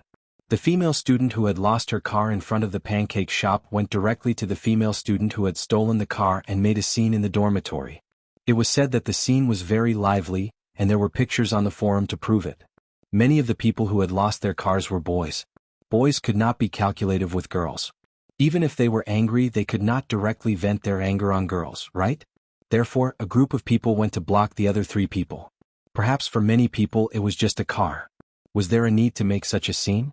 But for students, buying a car that was worth 200 to 300 yuan took a long time to negotiate the price. Not long after they bought it, it was stolen. Others could not understand this feeling. When the resentment accumulated to a certain extent, once there was a vent, it would be difficult to control it. It had to be said that these 4 people had not restrained themselves during this period of time. According to the post, these 4 people had stolen nearly 300 cars. A good car could be stolen and sold for 200 to 300 yuan or even more. There was once when they sold a car that was more than 1,000 yuan. A substandard car, even if it was only a few dozen yuan, was still a lot of money. Especially for these students who had not entered society and did not have much income, it was even more unacceptable. You want to use my car to fill your pockets? I'll beat you up no matter what. Students should understand each other. Understand your sister. Acting pitiful? Bah. You know you're wrong? I'll spit again. Take the initiative to admit your mistakes and resolutely not do it again. Who are you trying to fool? On the new post there was a Photoshop picture and a caption. Chapter 359. The exposure of the school car theft gang gave a group of students who were waiting to go home after their exams something to pass the time. In a certain male dormitory, a person sat in front of a computer, eating a piece of fried chicken delivered by takeout. There was a bottle of beer next to him.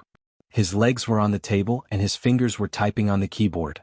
His roommate behind him walked over and stared at the screen. Your words are sharp. Who are you talking about? From the pure hearts of kindergarten children to the great harmony of social development? Someone stole cars from our school. There are more than 300 cars. Why are you so agitated?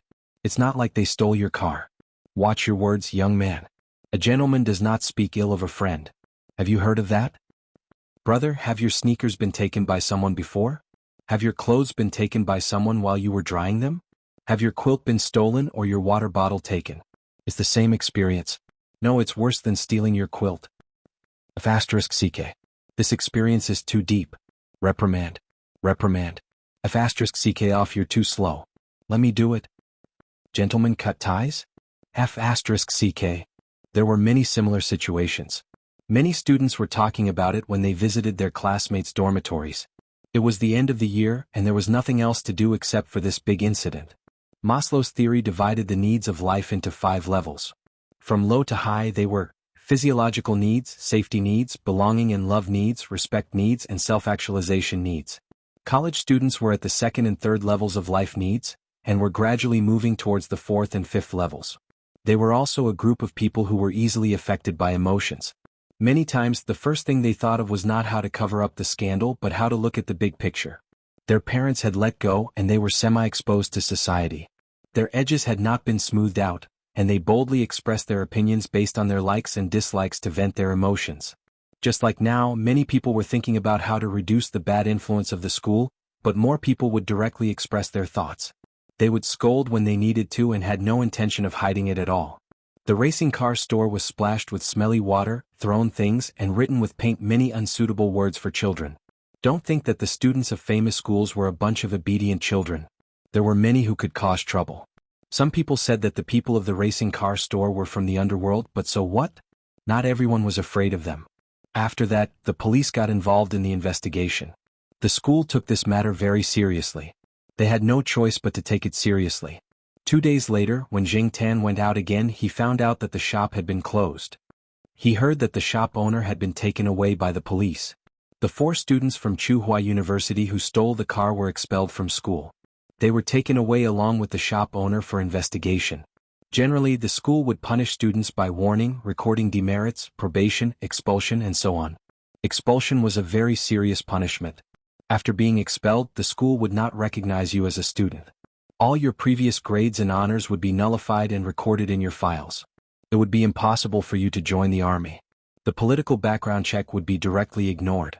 It was said that during the investigation, those students gave up a few more names, including other students from their school, from other schools, and from other nearby car dealerships.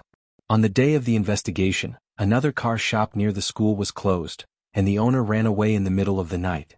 They were able to do all this because the boss of the car dealership helped them.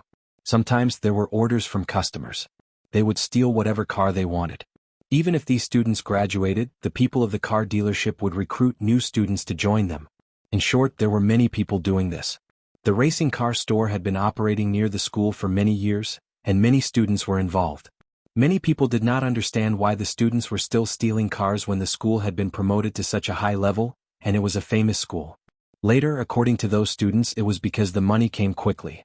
Most of the time they could earn more than 10,000 yuan a month. Of course, when the money was divided, it might not be so much. But for many students, especially those who did not have good family conditions, this was a good income. But poverty was not a reason to steal. Wang Xing's family conditions were not good either. That child would come here to pick up bottles from time to time. What about these favored children? Using the words of the older generation, intelligence is not used on the right path. No matter how good the school was, there were many people with bad character. One's character was never proportional to one's ability. Actually, when many students bought cars, they knew that there was something fishy about those second-hand or refurbished cars. But it did not affect their own interests, and they could spend less money to buy a car that looked newer. Who would be willing to be a busybody? It was only because of this incident that they opened their mouths. Some things were impossible to guard against. Even if it was a stolen bicycle, no one would stop it. Tsinghua University was so big, and it was impossible to strictly check every bicycle that came in and out. Only when there were some suspicious situations, such as when the lock was not opened, would the person carrying the bicycle out be checked and registered. This incident was undoubtedly a slap in the face to the security office. The security office also told everyone that there would be more cameras after the new year, and places like the car sheds and dormitories were the focus. As for Sahara's incident, a student posted a post explaining it. He had already returned home and did not go online for a few days. He only found out when his classmate called him after the car theft incident. After he found out, he quickly found an internet cafe to post the truth. It turned out that it was one of Ruan Ying's students. They often went to play basketball with Ruan Ying, and Sahara was tied up next to the basketball court. One day, everyone was playing basketball and there were many people around. They heard Sahara scream but did not pay attention. When Ruan Ying followed the sound, the student's car was long gone. Perhaps it was at that time that Sahara targeted those people. Every time he saw them, he would target them. Ruan Ying did not think much of it. After all, they were all students and they did not look like bad people. Things were clear now, and Sahara was no longer a mad dog. Not only that, but he was also praised by many people. However, whether it was criticism or praise, Sahara, who was locked up at home, did not know. The school forum gradually calmed down. After the students caused a ruckus, they rushed home for the new year, and the number of people in the school gradually decreased. Sahara had been taken out, and the rest of the silent battle was left to Professor Ruan and the others. The other small fries would only be cannon fodder. No matter which circle it was, to climb to a certain height, one had to go through countless battles. For example, Jiao Pa had a competitive relationship with some of the teachers in the institute. When dealing with legitimate competition, one had to guard against unfair competition. Although it was good to be kind to others, it was always good to be careful. Just like what Jiao Pa said to his graduate students, when you are a student you can still focus on scientific research, but when you become a teacher, you may not have the time and mentality to do so. One day a week later, Zheng Tan returned to the courtyard after taking a walk outside. He bumped into Ruaning, who was carrying bags of various sizes. Compared to a week ago when the matter was at its peak, Ruaning was in a much better mood. When he saw Zheng Tan, Ruaning waved his hand. "Black charcoal, let's go. Let's go play with Sahara at home." Zheng Tan also wanted to see how Sahara, who had been cooped up at home all this time, was like. After Ruaning called out, Zheng Tan followed along. Walking beside Ruaning, Zheng Tan saw the things in the plastic bags and recognized some of them from the smell. Ruaning was carrying chicken liver, peanuts, walnuts, sausages, etc. He followed Ruaning to Sahara's house. When he entered, he saw Sahara lying on the sofa. Normally he would jump at the door when he heard movement, but now he just looked up and lay down again, looking listless. "Sahara, black charcoal is here." Ruaning went over and rubbed Sahara's head. Unfortunately, Sahara only swung his tail and was still listless. I know. I wronged you. You've been wronged. I'll cook dog food for you," Ruaning said. Sahara's nose twitched, but he still didn't get up. After Ruaning went into the kitchen, Zheng Tan came in front of Sahara. The guy just raised his eyelids and continued lying down. Did he really suffer a blow? Most pets like cats and dogs might have been wronged in their lives. If it was a human, you could tell them, "If you've been wronged, just say it." But animals couldn't. No matter how intelligent a pet was, it couldn't express its thoughts through human language. Of course, it was a different story for creatures like the general, who were naturally gifted in languages and had high intelligence. If you wronged it, it would immediately start a war of words with you. It would spout a bunch of nonsense that it had heard from somewhere, and it would even have a local accent. It was said that once, General's owner, Professor Tan's child, went to a milk tea shop to buy milk tea. The shop would give customers a cardboard card the size of a bank card. There were 30 slots on the back of the card. Each time he bought it, he would stamp it with a small stamp. When all 30 stamps were filled, he would get a free drink. When General followed Professor Tan's child, he grabbed the card and flew to the cashier. He said to the cashier, "Here, stamp it." The cashier listened a few times but didn't understand what the bird was saying. She thought that General didn't speak properly. In the end, when Professor Tan's child went over to explain, she realized that the bird was speaking in a local dialect. "Did you say that it was unintentional? Or was it showing off? Or was it showing off? Or was it playing cheap?" Zheng Tan was more convinced that the bird was playing cheap. From the very beginning, Zheng Tan did not like the general because he could speak human language. Zheng Tan, who used to be a real human, now possessed the inner qualities of a human. Not only could she not speak human language, she could not even meow like a cat. Among Zheng Tan's cats and dogs, only the sheriff had good language talent and could meow at the dogs. The others couldn't. Cats meowed, dogs barked. Zheng Tan didn't know how to meow at all. This was a rather depressing fact. Since she had not been driven crazy, Zheng Tan felt that her mental endurance was still quite strong. He looked at Sahara, who was lying on the ground without roaring or rebelling. At first glance, he thought that it had been wronged. If he looked closely, he would find that this fellow's eyes kept drifting to the kitchen. Its ears were also moving to pay attention to the movements in the kitchen. Zheng Tan raised his hand and touched Sahara's ear. It was hot. Suddenly thinking of something, Zheng Tan touched his ear again. It was cold. As he pondered the question of why a dog's ear was hot while a cat's ear was cold, Zheng Tan noticed that Ruaning had come out with a bowl of rice. Sahara, who had been listless just now, stood up and wagged its tail happily. Its mouth was moving. "Not feeling wronged anymore?" Ruaning asked. "Woof." Sahara jumped up and barked. Ruaning placed the bowl in front of Sahara. Sahara didn't care about anything else and started eating. From the way its tail wagged, it was obvious that this fellow was in a good mood. A bowl of food, 2 sentences, a few pats and a few strokes of its fur. It was immediately revived. Perhaps this was why many people like dogs. Feeling wronged. Chapter 360. Just like the past few years, they went back to Jiaopa's hometown for Chinese New Year. Compared to last year, Zheng Tan finally gave out the highest red packet this year. Jiao Yuan still felt awkward when he received the red packet. Little Pomelo didn't say anything, but when Zheng Tan returned home, he saw little Pomelo putting the red packet with the money into her piggy bank. There was still the red packet from last year in there. Only Jiao Yuan, little Pomelo, and Jiao Pa knew about Jing Tan's red packet. Jiao Ma didn't know about it, or she would scold her for a long time. After the Chinese New Year, everyone got busy. Some went to work while others went to school. Jing Tan was also busy because someone came to him. Yang Yi was the middleman. The one who really came to Jing Tan was Li Wei. Li Wei wanted to take a set of photos with animals. It seemed like it was to promote animal protection. Before coming to Jing Tan, Li Wei had also taken photos with other animals. Although there were several animals, there was only one choice in the end. She chose a photo that was likely to be on the cover of a fashion magazine. This made Xiaoguo very excited. Although it had nothing to do with him, Jing Tan had signed a contract with his studio. He also had some responsibility, so he paid a lot of attention to this matter. There was a special photography team following Li Wei. They would follow Li Wei to different places to take photos because it was inconvenient for animals like Jing Tan to go out. Jing Tan was sent by Xiaoguo to Li Wei's studio in Chuhua City. There were several foreigners in the photography team, and they had to go through a few days of training before taking photos.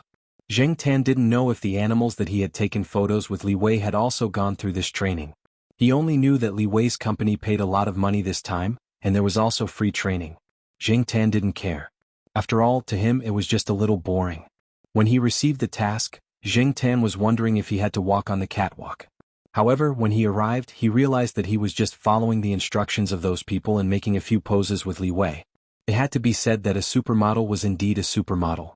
Just by standing there, she had an imposing aura. In order not to be outdone by Li Wei, Jing Tan restrained her indifference. Since she had accepted this assignment, she had to take it seriously.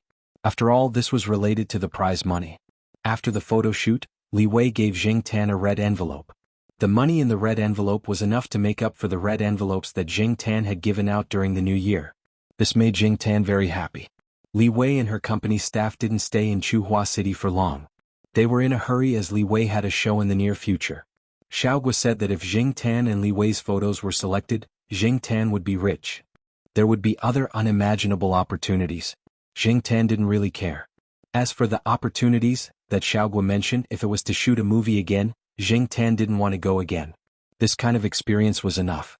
He didn't want to specialize in this field. Unlike Cheetah, Li Wei's appearance didn't make much difference to Jing Tan's life. Jing Tan was still Jing Tan, a cat in the courtyard that looked like an ordinary house cat. In the warm spring season, the campus was always more lively, whether it was people or animals. Jing Tan went out for a walk and came back. He walked downstairs to De Pang's balcony and took out his access card and key. He was about to enter the building when he heard a voice from the 4th floor. "There's a monk picking water to drink, he picking water to drink." A bald head came out from the balcony on the 3rd floor and shouted at the 4th floor, "If you sing this song again, I'll go up and pluck your feathers." The B*TSH bird on the 4th floor looked out from the cage and said, "Bald donkey." Jing Tan and Air Mao were speechless. Air Mao wanted to curse, but considering that his daughter was at home, he swallowed the F***ck that jumped out and said to the 4th floor, "Just you wait. F***ck, why hasn't my hair grown out yet?" Air Mao thought angrily. Air Mao brought his wife and child to live in the courtyard when the weather turned warm in March. It was still the 3-floor apartment that he rented before. The original owner of the apartment had already taken away many things and cleared out a room. The study was changed into a baby's room. The nanny hired for the 2nd bedroom, Black Rice, was also brought over. Because it had lived here before, it was familiar with the smell. Black Rice adapted quickly and didn't cry out anxiously because of the change of place. With the nanny helping to clean up, the house wasn't as messy as before. After all, Air Mao was a married man with a child. Compared to his unruly self in the past, the current Air Mao was much more mature. Of course, if it wasn't for the bald head, some people would still believe that Air Mao had matured. But with the bald head, the smell changed. Speaking of Air Mao's bald head, it was his daughter's birthday this year. Air Mao was so happy that when he blew out the candles for his daughter, he got too close and the candles burned a tuft of hair in front of his head. Fortunately, it wasn't burned and nothing happened. Air Mao simply shaved his head bald. The 1-year-old Air Yuan would slap her father's bald head twice and slap it loudly. Air Mao didn't get angry and just let her slap it. Did his daughter think that his long hair was too prickly? Shave it again. Just like how the 3rd master Fang doted on his daughter, he let them pull his hair and slap his face. As long as his daughter was happy, nothing was a problem. His wife and daughter didn't mind Air Mao's bald head, but this bald head often gave people a bad first impression. For example, a few days ago, Air Mao brought his daughter to see a flower show. When they came out, they were stopped by the guards there. Even the police who happened to be patrolling the area came over to ask about the situation. They asked Air Mao to show his identification and looked at him suspiciously. With a shaved head and sunglasses, he didn't look like a decent man. He was also carrying a clean and beautiful girl in his arms. No matter how you looked at it, it was suspicious. In addition, there were a few cases of child trafficking before the new year, so Air Mao was stopped directly. This incident was often laughed at by Qin Tao and the others. They said that Air Mao wasn't suitable for shaving his head. Therefore, Air Mao decided that unless his hair fell out naturally, he shouldn't learn to shave his head. Because his wife and her friend went abroad to attend a cat show, Air Mao directly brought his daughter to live in the courtyard of Tsinghua University. Compared to the environment and atmosphere in his home, he preferred this place. There were more children here and the people around were good. Air Mao didn't expect his daughter to be knowledgeable and versatile in the future. As long as she was healthy, it would be fine. This place was just a supporting role. Air Mao's parents were quite supportive of this. Nowadays, the relationships between neighbors in many communities were very indifferent, and people didn't know each other well. In addition, Air Mao's parents didn't believe in Air Mao's character. If they could grow up in a good environment, at least their granddaughter wouldn't be as ugly as her father, right? But Air Mao didn't expect that the bird on the 4th floor would mock him as soon as he moved in. Why did it have to sing monk of all things? Wasn't it obvious that it was being sarcastic? Now even Bald Donkey came out. This was too much. Except for the problem with this B*TCH bird, Air Mao felt that life here was quite harmonious. With a nanny, he didn't have to worry about food and drink. He just needed to take care of his daughter every day. Although Air Mao didn't seem to be working every day, his wallet was always full of money. Once in a while he checked the money in his bank card. Oh, there were hundreds of thousands more.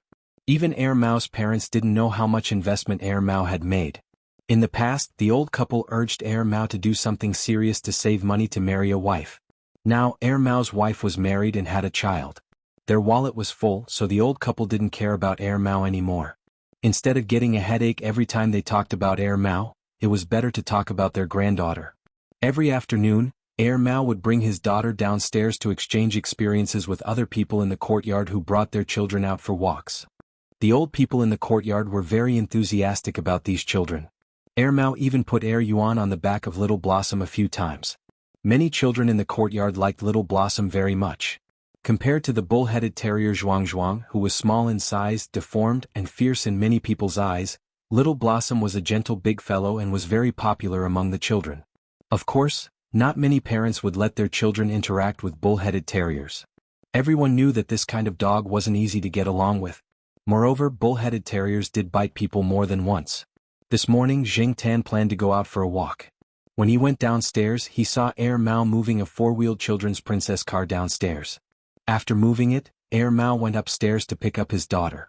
Was he going to walk the child again? Jing Tan had tried to lift the car before.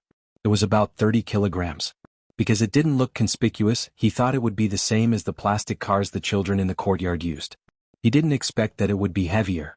Air Mao didn't find it troublesome to move it up and down several times a day. If one looked closely, they would find that there was something special in the baby car. Many protective measures were well done. It was definitely sturdier and safer than it looked. After Air Mao carried Air Yuan downstairs, he let Air Yuan open the door and climb into the car. Air Yuan was a little over a year old, not even a year and a half. She could walk, but she couldn't run. It was a little strenuous for her to get into the car. However, probably because she had done this before, she was familiar with the series of movements. Air Mao helped her when she couldn't climb in. After Air Yuan got into the car and sat down, Air Mao asked her to fasten her seatbelt. Jing Tan looked. There was indeed a seatbelt. The equipment was quite complete. Air Mao was wearing a set of sportswear today. After everything was ready, he took out a small remote control and started walking. At the same time, the princess car that Air Yuan was sitting in started moving. Using a car to walk children seemed to be more common now. It wasn't as rare as when little kitten Zhui used to be. This method was also liked by many young parents. When Air Mao ran faster than the car, he would slow down and change from running to walking. When the car came over, he would start jogging again. No matter what, Air Mao wouldn't let the children's car get away from him. Air Yuan seemed very excited. She wasn't afraid at all and kept smiling. Sometimes she would even pat the steering wheel that didn't really work. Jing Tan looked at the two of them. Taking a child for a walk so early in the morning, they were really in the mood. Chapter 361. In April, all the smiling flowers in the school had bloomed. One could smell their fragrance on the streets. Mao steered his daughter's car and drove on a path with few people. On the main road of the school, cars and pedestrians came and went in a hurry. It was not safe and there was also car exhaust. The path was different. It was safe and quiet. There were many flowers and trees and the air was better. Mao taught his daughter how to recognize things as they walked. Trees, birds, flowers, clouds. Mao taught a word and Mao would say it. If it was not right the first time, he would teach it a second time and a third time until it was right. Zheng Tan used to think that Mao was unreliable. He did not expect him to be so patient with his daughter. When he was raising black rice, he seemed to be quite patient too. He taught her as they walked and even took a few photos with his camera. Mao had taken many photos of black rice's daily life when he was raising black rice. Now his pleasure was to take photos of Mao and black rice. To Mao, repeating the same thing every day was a pleasure. As they walked, Mao paused. He stopped Mao's car and looked ahead with a frown. Zheng Tan's ears twitched. He also heard something unusual in front of him. Ouch! A person rolled down the slope at the fork in front. His face was bruised and his body was in a mess. It was obvious that he had just been beaten up. Zheng Tan could smell alcohol and some other unpleasant smells from the wind blowing over. After that person, another 3 people jumped down from the slope and kicked the person who was rolling on the ground a few more times. They were also cursing him. Before the people in front started to punch and kick, Mao put his hand into the children's car to cover Mao's eyes. He tried to talk to Mao to distract him. At the same time, he used his other hand to control the children's car and was about to leave. He did not care about this kind of thing. Unexpectedly, the person in front saw Mao and walked over. He looked angry. His long sleeves were rolled up, revealing the tattoo on his arm. Mao frowned even harder. He turned the children's car so that Mao could not see the person who was walking over. "Hey you!" The person pointed at Mao. To be exact, he pointed at the digital camera hanging around Mao's neck. "You took a picture, didn't you?" What the man meant was that Mao had taken a picture of what they had done and wanted to check it. However, from what Zheng Tan saw, he didn't just want to check if there were any photos taken of them. From the look in his eyes, it was obvious that he wanted to take the camera for himself. After all, this was an SLR camera and it was a famous brand. It was worth a lot of money.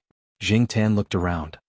Although last year's car theft incident had caused the school to install surveillance cameras in some of the car sheds and dormitories, there were no cameras installed in remote and quiet places like the small paths. The students probably didn't think much of it. After all, there were many people doing things that were not suitable for children in these remote places. There were no cameras. Other than when the security guards were patrolling, no one would pay attention to this side.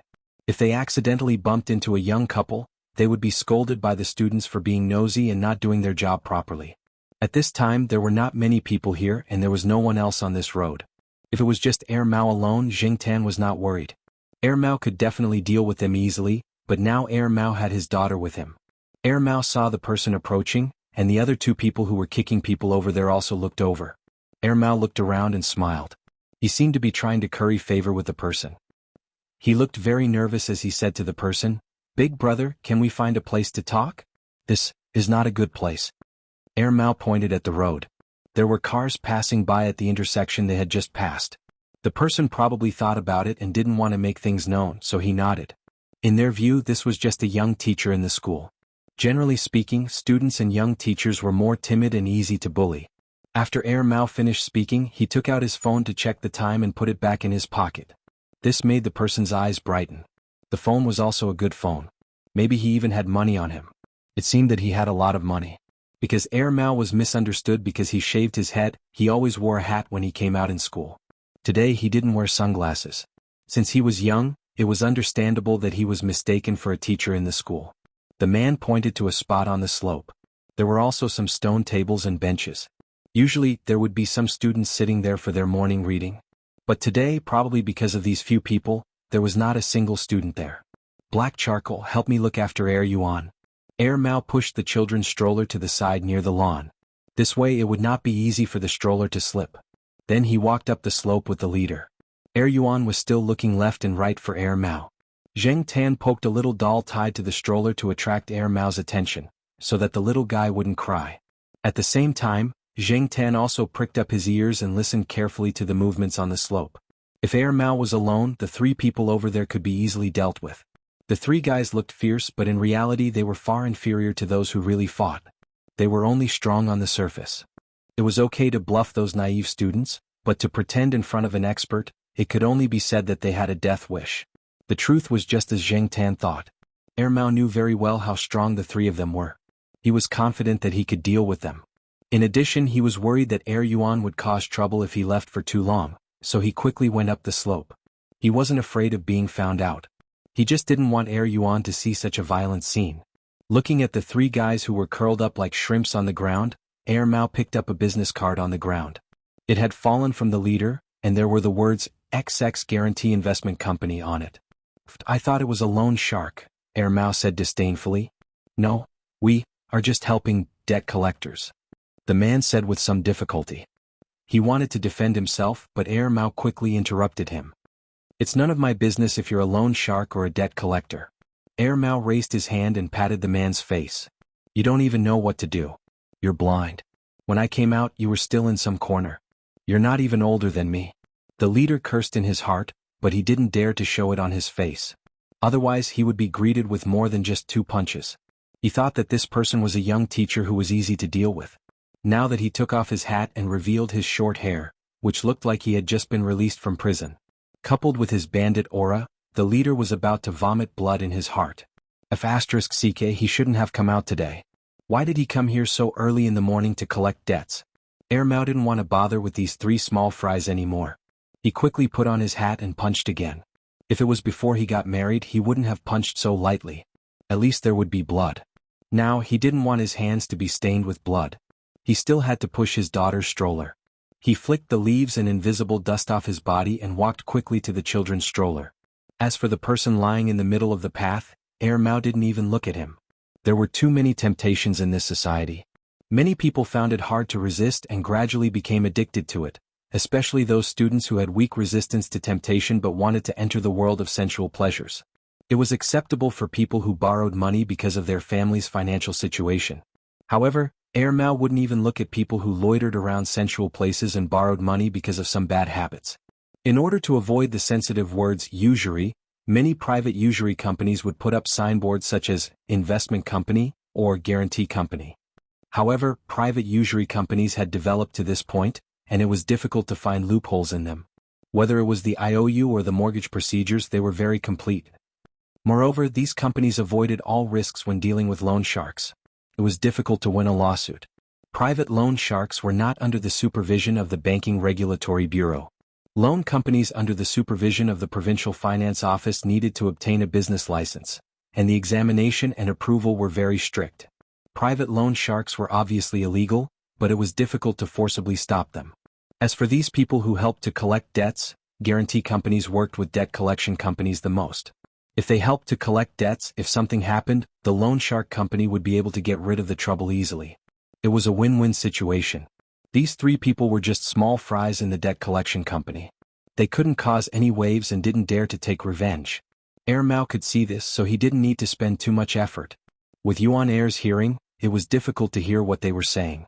However, Zheng Tan heard the conversation between Mao and that person clearly. However, he didn't think too much about it. After Mao came over, he left. In the next few days, Zheng Tan didn't see the 3 people when he walked around the school, so he threw this matter to the back of his mind. At the end of May, Zheng Tan heard from little Pomelo that little Pomelo was on leave recently. He was a little worried and planned to go there. If he couldn't find her at school, he would go to the blind old man to take a look. Unexpectedly, near little Pomelo's school, Zheng Tan saw the 3 people who helped to collect debts that Mao had taught a lesson to. In the middle of the 3 people, there was a bearded man in ragged clothes. Zheng Tan had never seen him before, so he didn't have a good impression of him. The 4 of them were nestled next to a shop near the school. They looked impatient as they looked at the school gate. The ragged man was trembling with fear. He was very afraid of the 3 people. The 4 of them seemed to be waiting for someone. Zheng Tan carefully approached them and eavesdropped on their conversation. Who is it? Did you see her? Are you King lying to us? The leader said in a bad tone. No, definitely not. Her sister said she saw her going to school here. The man in ragged clothes cowered. Then why don't I see her? Go in and ask her to come out. I don't know which class she's in. I only know that she's called Huang Jiao now. Zheng Tan was shocked. Huang Jiao wasn't that little Jiao? That person.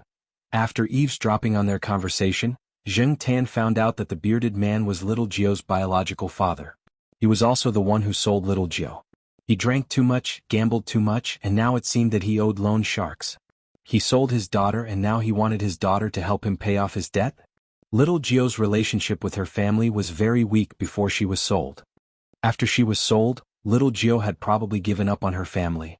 Little Jio was clearly living well now, so why did this person still come looking for her? Was this the reason why little Jio took leave these few days? Hey, that. One of the three people who helped collect debts pointed at a girl standing not far away. Chapter 362. She was standing outside during school hours, not even carrying her school bag. She was only holding a file and looking over coldly. This was very different from the little Nine that Zheng Tan usually saw. Little Nine, this child, if she was good to others, she would be very considerate of others. Conversely, when she did not like anyone, even if it was her biological father, not to mention that this biological father had sold her. If it was not for Zheng Tan helping her at that time, perhaps little Nine would have been long gone. She repaid kindness with kindness and revenge with hatred. She was decisive and ruthless. Perhaps this was the reason why blind Lord Kuan allowed little Nine to stay. With little Nine's current background, there was no need to be afraid of these people. Therefore, Zheng Tan was not worried that little Nine would be bullied by them. He was only worried that with little Nine's age, it would be hard for her to make a decision. When these people saw little Nine, they were very excited. Little Nine's father wanted to shout and scold a few habitual words, but little Nine just waved her hand, indicating for them to change places to talk. Hey, you made me look for you. Little Nine's father wanted to make a move after going over, but when he met little Nine's eyes, he stopped abruptly. He was afraid. Without taking another look at this blood-related father, little Nine brought the four of them to a restaurant that wasn't too big. There was a closed for business sign hanging at the door. Little Nine ignored it and pushed the door open and went in. The boss and employees were doing their own things as usual. They were not curious about the 5 people who came in as if they already knew. They did not look and were doing their own things. The 5 of them sat around a table. The waiter handed them a cup of water. Yes, only 1 cup of water, and it was only placed in front of little Nine. As for the other 4, they were treated as air. Hey, what's going on here? Don't you know that the customer is God? If you don't even know this, how can you do business? The leader shouted. As soon as he said that, the 3 waiters and the boss in the restaurant rolled up their sleeves and looked over, their eyes extremely unfriendly. Why don't I send you to meet God? The boss said with a faint smile. The leader choked and turned back resentfully, not wanting to argue anymore. He just wanted to collect his debt and go back. Little Nine drank some water, put down the cup and was about to say something when he saw a black cat standing outside the window. A smile flashed across his originally complicated eyes, and he quickly got up to open the door. Black charcoal. The leader's face twitched. Black cat again? Previously, when they were beaten up in Tsinghua University, a black cat was also present. As expected, nothing good ever came out of running into a black cat. However, why did this cat's name sound like the black cat from that day? Could it be the same one? However, this place wasn't very close to Tsinghua University. After Zheng Tan entered the room, he squatted down on a chair at the side, watching the development of the situation and helping little Nine. One of the employees in the shop pointed at the boss with his mouth. Boss, there's a cat. Another employee whispered to the boss, that cat is very calm. Does it know little Nine? You're quite brave, not afraid of strangers at all. The restaurant owner's mouth twitched. He had heard that this cat even dared to play with Lord Kuan's beard. What else would it not dare to do? Others might not know, but he had heard of the rumors about this cat. Because of Zheng Tan's participation in the shop, the atmosphere in the shop changed slightly. Little Nine took a deep breath and took out something from the document bag. It was a thin piece of paper that looked like it had just been printed. There were no wrinkles or stains on the paper and it was pale white. Little Nine pushed the paper in front of her father and said, after signing this agreement, we'll go our separate ways and have nothing to do with each other. Little Nine's father was illiterate, but he could still understand most of the words. On the paper, it was very clear that little Nine would help him pay off his debt, and then they would not owe each other anything. Seeing that he could pay off the debt, little Nine's father did not think much about it. He picked up a pen and signed his name on the paper and even pressed his thumbprint. Little Nine lowered her eyelids so that the people around them could not see what she was thinking. She looked very calm, but Zheng Tan could tell from little Nine's clenched fists that this child was not as calm as she appeared. No matter what, they were blood relatives. When the man signed the agreement, he did not hesitate. Jing Tan did not know what to say. Mao and the man in front of him were both fathers, but why was there such a big difference?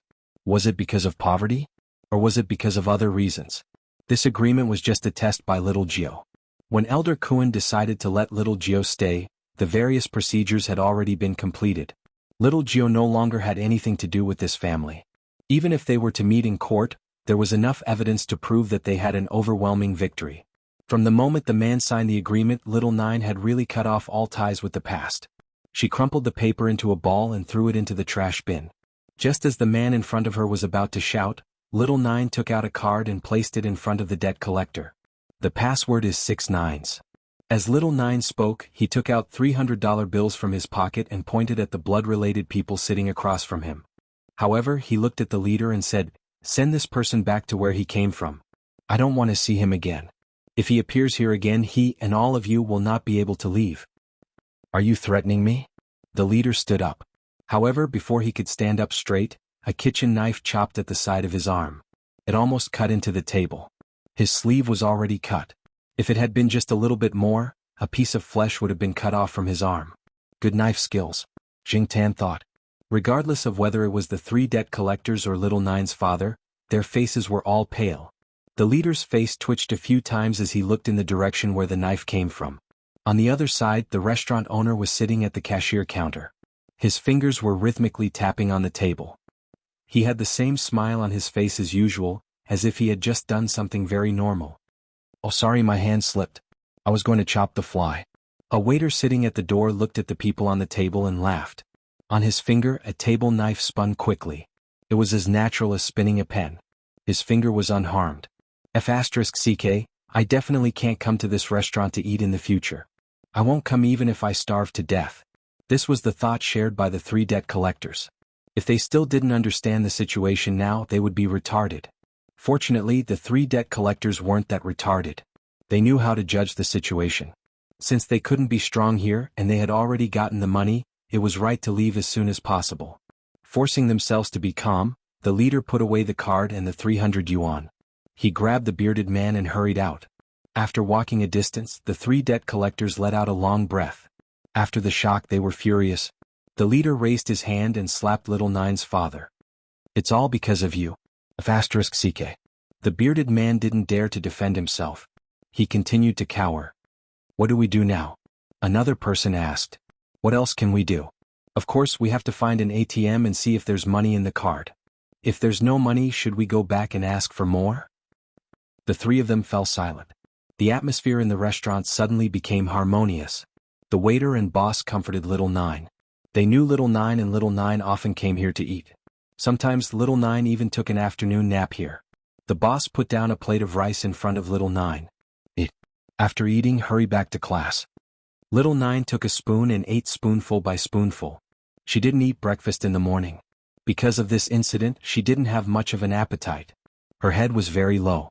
As she ate, tears fell. Her face was expressionless. After all, she was still a child. The people in the restaurant didn't say anything. The boss patted her head gently and put a bowl of warm red bean paste beside her. After eating and drinking the red bean paste, little Nine turned back into the lively little Nine. Jing Tan sent little Nine to school. He was worried that little Nine would be scolded for being late for 2 classes. Who knew that when she entered the school, little Nine would take out a sick leave slip and a hospital certificate from her bag. Seeing little Nine's red eyes, the person in charge at the school gate didn't say anything and let her in. Jing Tan, after seeing little Nine enter class, Jing Tan went back. Whether it was little Nine or little Pomelo, their classes went up along with their grades.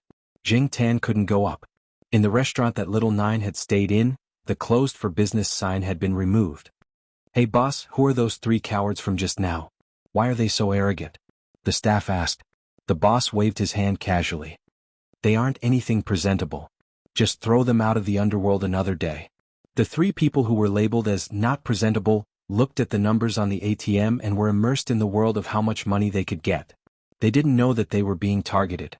Just as someone once said, if you didn't have the foresight, you wouldn't last long in any industry. Jing Tan went back to school with a heavy heart because of little Nine. He thought about how Mao treated Yuan and how little Nine's father treated little Nine. The difference was huge. However, Jing Tan thought about the time before he became a cat. That irresponsible father that he only saw a few times a year. Then he thought about the current Jiaopa. TSK. Familial love was actually quite complicated. That wasn't right. Was it familial love or the human heart that was complicated? When he passed by the kindergarten, Jing Tan stopped in his tracks. Zhua Kitten's last class in the morning seemed to be an outdoor activity class. Thus, Jing Tan jumped to the fence and squatted down, waiting for their outdoor activity class to arrive. Recently, Zhua Kitten's mood wasn't good. What? Zhua Kitten wanted to go to primary school, but the teacher objected. 6 years old was the legal age to enroll in school. In some places it was still 7 years old. If one was too young, there might be all kinds of inconveniences. For many children, enrolling in school early wasn't a good thing. The school was also in a difficult position. Some time ago, when Jing Tan came here, he heard Zhua Kitten complain that their teacher wanted him to go to preschool for a year. However, that little brat had told Jing Tan in private that even if he went to Lord Buddha to roll around, he would still go to primary school this year. Because if Zhua Kitten went to primary school according to little Zhua's promise, she should come back. When the outdoor class started, the children in Zhua Kitten's class all ran out, fighting for their favorite ladders and castles. Only Zhua Kitten looked at the fence first. Then she smiled and ran over. As she ran, she shouted, brother, hey, let me tell you." Chapter 363. Compared with some time ago, Zhua Kitten's mood today seems to be quite good. And the words, "I'll tell you," indicate that there will be a long conversation. Although every time Jing Tan comes over, Zhua Kitten is talking, but today this guy looks like he will say more. Sure enough, Zhua Kitten then said that he went to find Lord Zeng, and proudly described how he used his clever brain to pretend to be pitiful in front of Lord Zeng, how to roll around, how to negotiate with Lord Zeng. Jing Tan suddenly remembered a time when she went out for a stroll on the old street. When she walked past a tofu stall, she heard a few aunties say that the child who bought the tofu used her brain to make tofu even though she was supposed to be a doctor.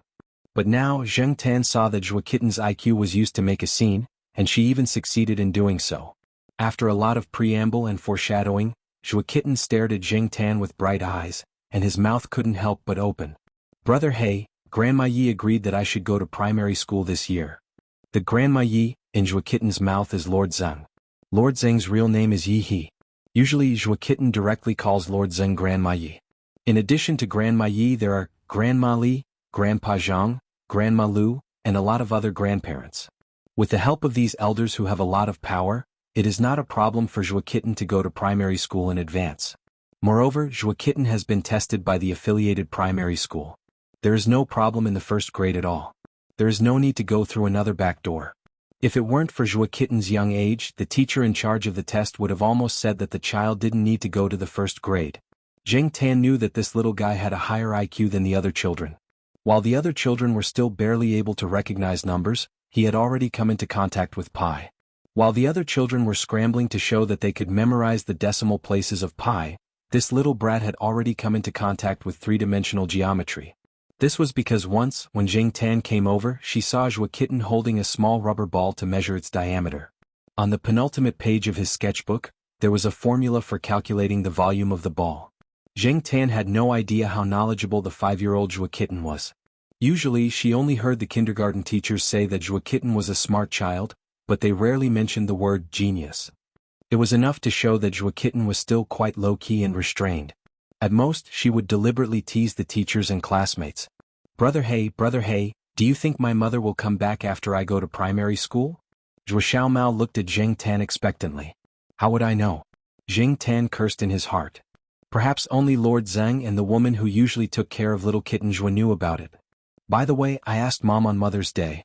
Mom said that she would come back when I was in elementary school," Zhua Kitten said softly as she kicked the wall lightly. Mother's Day had just passed. According to Zhua Kitten, although little Zhua had not returned, he would have video calls with Zhua Kitten every once in a while. Mother's Day was also the time for video calls. Since little Zhua had said so, could he really come back this year? If that was the case, that would be great. Although Zhua Kitten usually lived a good life, she did not have her parents by her side for as long as she could remember. Compared to other children, she would always be lacking. Even if her intelligence was higher than other children, she was still a child after all. Zhua Kitten had already determined that her mother would come back this year.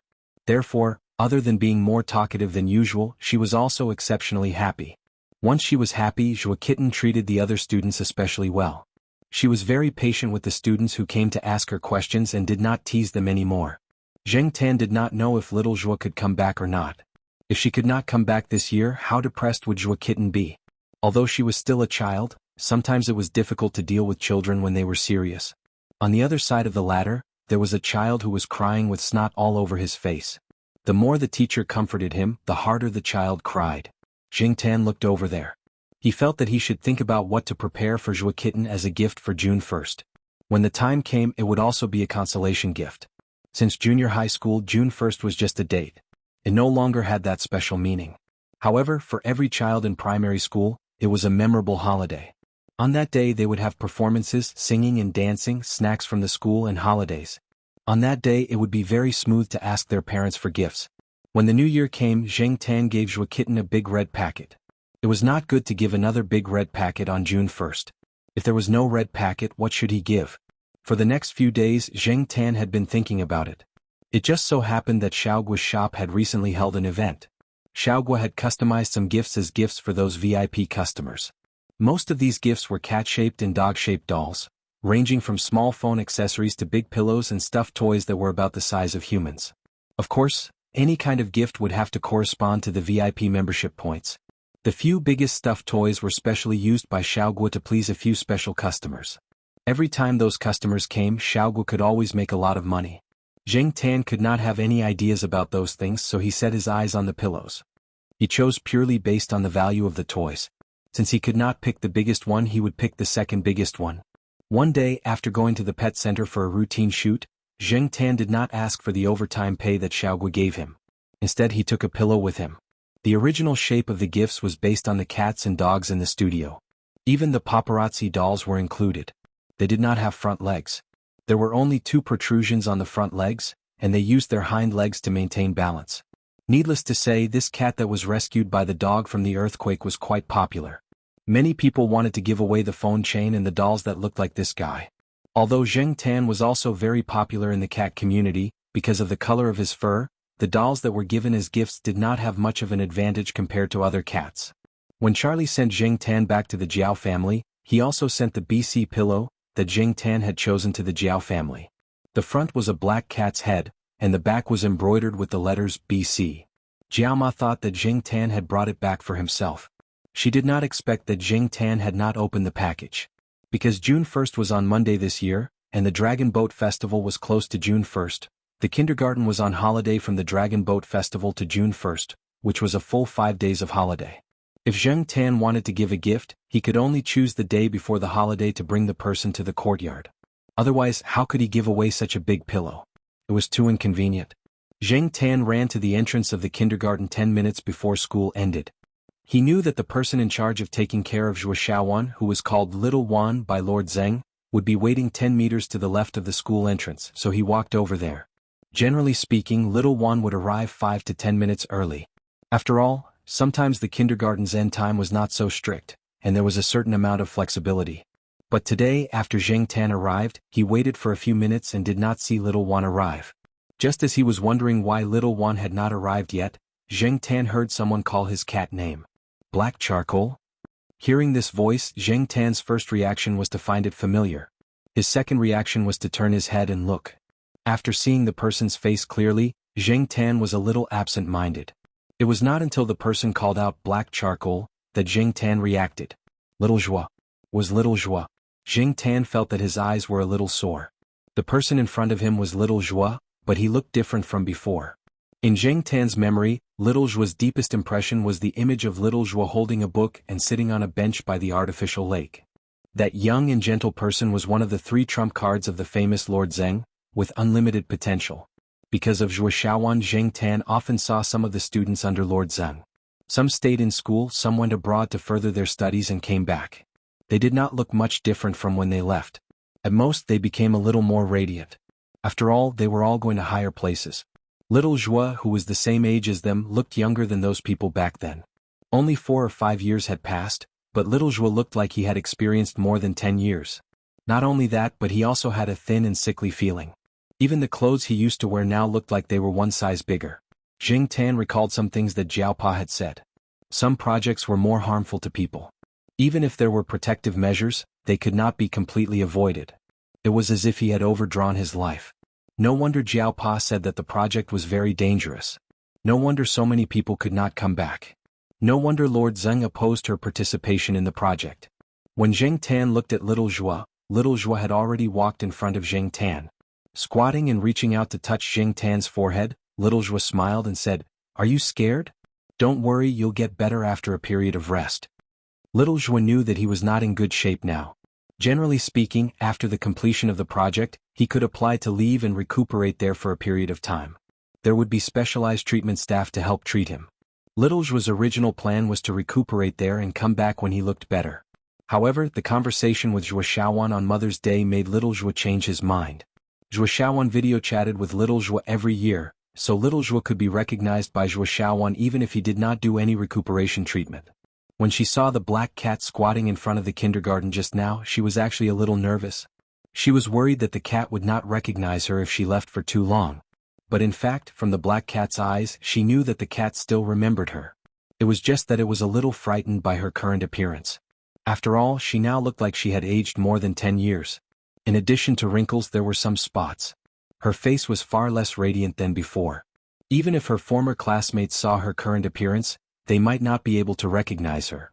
When Little Zhua came back yesterday, Lord Zeng also recognized Little Zhua immediately.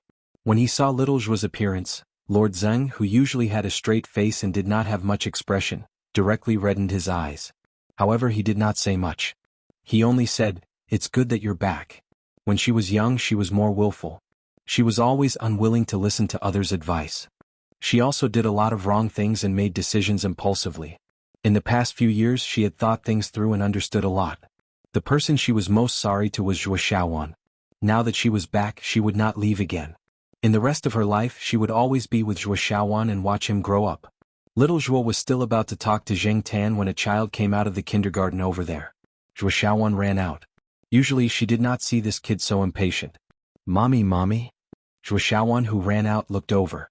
After seeing Little Zhua, her anxious and worried face immediately turned into a smile. Zhua Xiaowan threw herself into Little Zhua's arms. Then she lowered her head and called Zheng Tan, "Brother Black."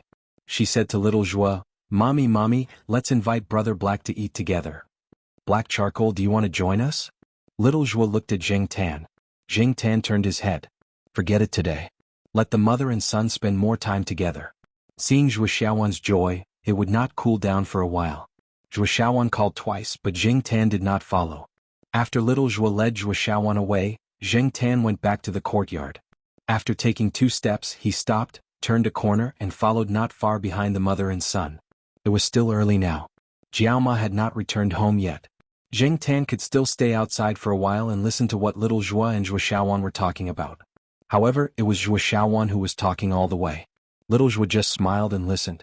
From time to time he would respond to Zhua Xiaowan and let her perform. When they passed by the International Academic Hall, a group of people came out of the hall. They were surrounded by a few famous young returnees. Most of them were around 30 years old. They were about the same age as Little Zhua now. Even if they were older, they were only a few years older. It was just that they looked younger than Little Zhua and were much more glorious. The crowd surrounded them. There were also some experts and scholars accompanying them. Words such as young and promising, unlimited potential, pillars of the country, kept appearing. If Little Zhua had not participated in that project back then, he might be among these people now. He might even be higher than them. A group of figures with halos brushed past Little Zhua and Zhua Xiaowan. They did not pay much attention to the mother and son. They talked about their own ideals, ambitions, achievements and glorious future amidst the compliments of a group of people. Little Zhua, who had already walked past, looked back at the group of people. There was not much envy. Everyone had their own choices and their own paths. Although, in terms of contributions, she might have more achievements than those people combined, her achievements could not be exposed. At least not now. After taking a look, Little Zhua turned back and continued to lead Zhua Xiaowan home. When Little Zhua turned back to look, he did not pay attention to Zhua Xiaowan's movements. However, Zheng Tan, who was following behind, saw it. Zhua Xiaowan also glanced at those people. When Little Zhua turned back, Zhua Xiaowan also turned back. There were other parents who had picked up their children from kindergarten. A child was sitting behind his mother's scooter. He was showing off a poem he had learned today. Luo Binwang's Singing the Goose. He had memorized a few words wrongly. However, it was not easy for a child at this age to memorize a poem. Even if they could not understand the meaning of the poem, the parents were still very happy. Zhuo Xiaowan glanced at the child. Then she shook little Zhuo's hand and said to little Zhuo, Mommy, let's memorize a poem too. Okay, what poem does Xiaowan want to memorize? Little Zhuo asked. Let's compare poems. Okay, compare poems. Xiaowan first. Zhuo Xiaowan thought for a moment and raised her chin. Hydrogen, helium, lithium, beryllium, boron. Little Zhuo was stunned. Then he could not help but laugh. Carbon, nitrogen, oxygen, fluorine, neon. Sodium, magnesium, aluminum, silicon, phosphorus. Sulfur, chloroargon, potassium, calcium. Zheng Tan, who was behind them and heard everything clearly, was speechless. This was a poem? This was clearly the periodic table of the elements. Chapter 364. Because of little Zhuo's return, Zheng Tan had originally planned to stop little Zhuo, bring him to the courtyard, and then give him a present for the 6th of July. But now it seemed that there was no need. There was no gift that could make him happier than little Zhuo's return. The so-called consolation gift was also unnecessary. He couldn't give the present today and he wasn't in a hurry to give it. He would wait for the opportunity. Unexpectedly, before Zheng Tan could choose the opportunity, little Zhuo came directly to his door. After visiting the Jiaopa Jiaoma, little Zhuo talked to the Jiaopa and Jiaoma for a while. Of course, she didn't talk about the projects she had participated in. Those were the projects she had signed a confidentiality agreement with. She wouldn't and couldn't disclose them. Just like the excuse Lord Zheng gave her for going abroad to do research, she talked about the research she had participated in the past few years. She didn't say much. After all, it wasn't true and little Zhuo couldn't lie too much. The Jiaopa understood and didn't ask much. In addition to visiting the Jiao family, little Zhuo also picked up Zheng Tan to her house to celebrate the Children's Day with little Zhuo. On the Children's Day, the 4 members of the Jiao family didn't have a holiday at all. Zheng Tan could stay with little Zhuo for a day. After the Dragon Boat Festival, on Saturday, Zheng Tan went out with the Jiao family. Little Pomelo went to junior high school, Jiaopa went to college, Jiaoma went to affiliated to Renmin University of China, and Jiao Yuan went back to school on Sunday. So that morning, only Jiaoma went to affiliated to Renmin University of China. Zheng Tan directly stayed in the courtyard after going downstairs, lying on a wooden chair and waiting. Next to the chair was a pillow that Father Jiao had brought down for him.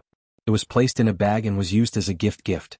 Little Pomelo had tied the bag with a ribbon and tied it with a bow. According to little Zhuo, she would go out to buy groceries this morning and then come directly to pick up Zheng Tan. They were still living in the elevator room in the west courtyard. Zheng Tan couldn't go there alone. The building's security was troublesome, and he had to bring a present. In the morning, Depang followed the old lady to buy groceries. Huang was still sleeping at home. The sheriff came out for a walk. He heard that the sheriff ate 3 dumplings at once during the Dragon Boat Festival. After his owner found out, he immediately sent to the pet center. Usually, the sheriff's owner was upset when he saw that 3 dumplings were gone. Not to mention that the sheriff's hut, the hut to Renmin, was in the courtyard. In the sins wise. No wonder the sheriff's owner's is. Wonder the sheriff's owner, his owner's is his. SSS home day cat, SSS ats. T's S2. Was to worry. S to T's A's S to worry. T. Watching the sheriff climb over the wall outside the courtyard, Zheng Tan shook his head. Zheng Tan didn't wait long. Little Zhuo came over at 8 o'clock. She was carrying the groceries that she had just bought from the market. It wasn't a lot. After the groceries were transferred to one of her hands, she helped Zheng Tan carry the big black pillow with a cat's head. The Jiaopa had called and told her about it. It always felt awkward to let a woman help carry things, but Zheng Tan couldn't help it. He was just a cat now. The west courtyard was very green now. It was not as bare as it was 2 years ago. The branches of the trees were spread out and it looked much more comfortable. It was time to go to work and there was no one around. Zheng Tan didn't take the stairs. He took the elevator with little Zhuo. After entering the house, Zheng Tan found that the house didn't seem to have changed much compared to a few years ago. There were only a lot of little Zhuo's things. The original decorative paintings on the wall had become little Zhuo's graffiti. Xiao Wan, who had helped take care of little Zhuo for the past few years, had left. Her task had been completed. She was replaced by another middle-aged nanny, who was newly hired by Lord Zheng. Unlike the nanny hired when little Zhuo was pregnant, this nanny didn't have any dislike for Zheng Tan. After little Zhuo came in, the nanny quickly took the groceries and went to the kitchen. Little Zhuo was holding a pen and drawing on her small drawing board. When she saw Zheng Tan, she dropped the pen and ran over. "Black bro's gift for you." Little Zhuo handed the pillow to Little Zhuo. "Thank you, Black bro." The little kid didn't stand on ceremony. He took the pillow and opened it. Then he put the pillow in the room directly at the head of the bed with a smile.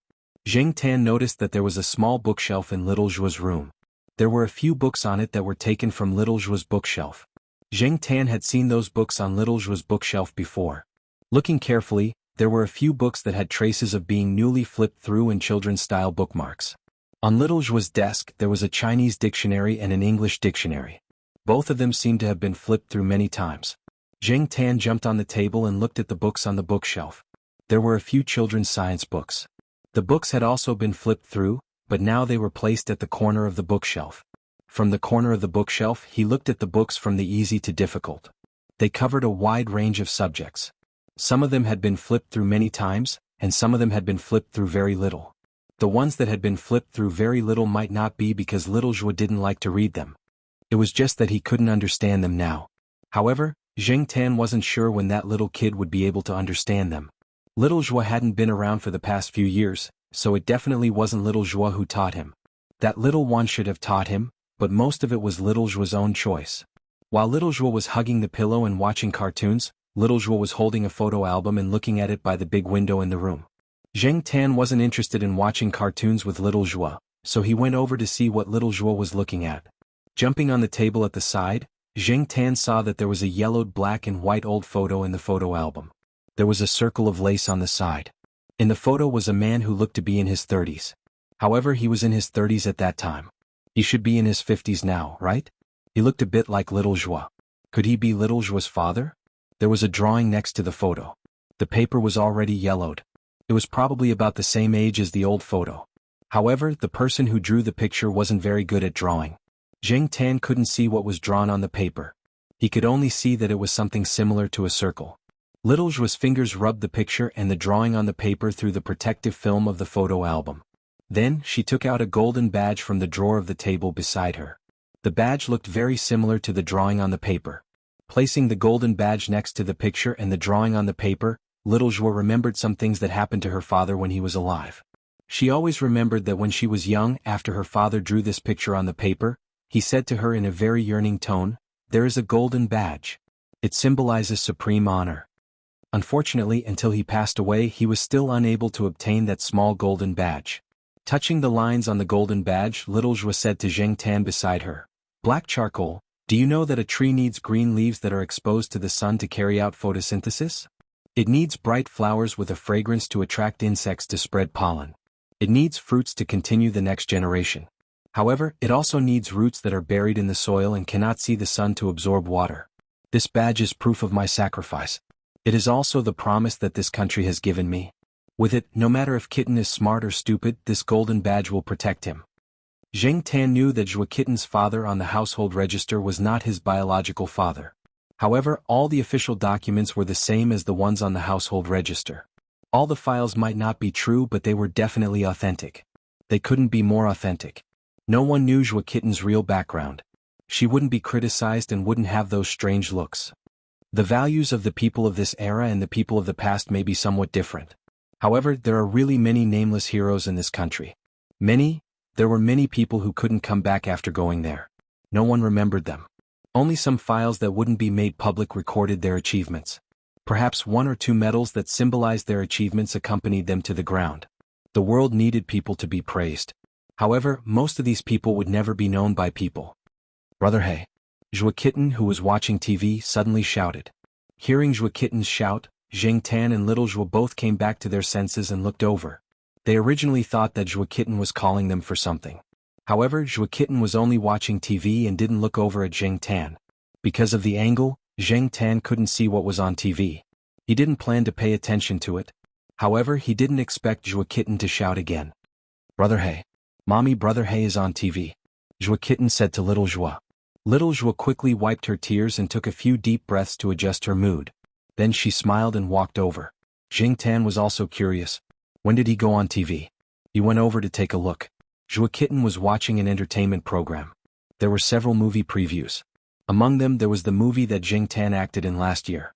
It was a very short clip. When Jing Tan came over to watch, he only saw one scene in the ending just this summer. Then the trailer ended. Little Zhua didn't notice.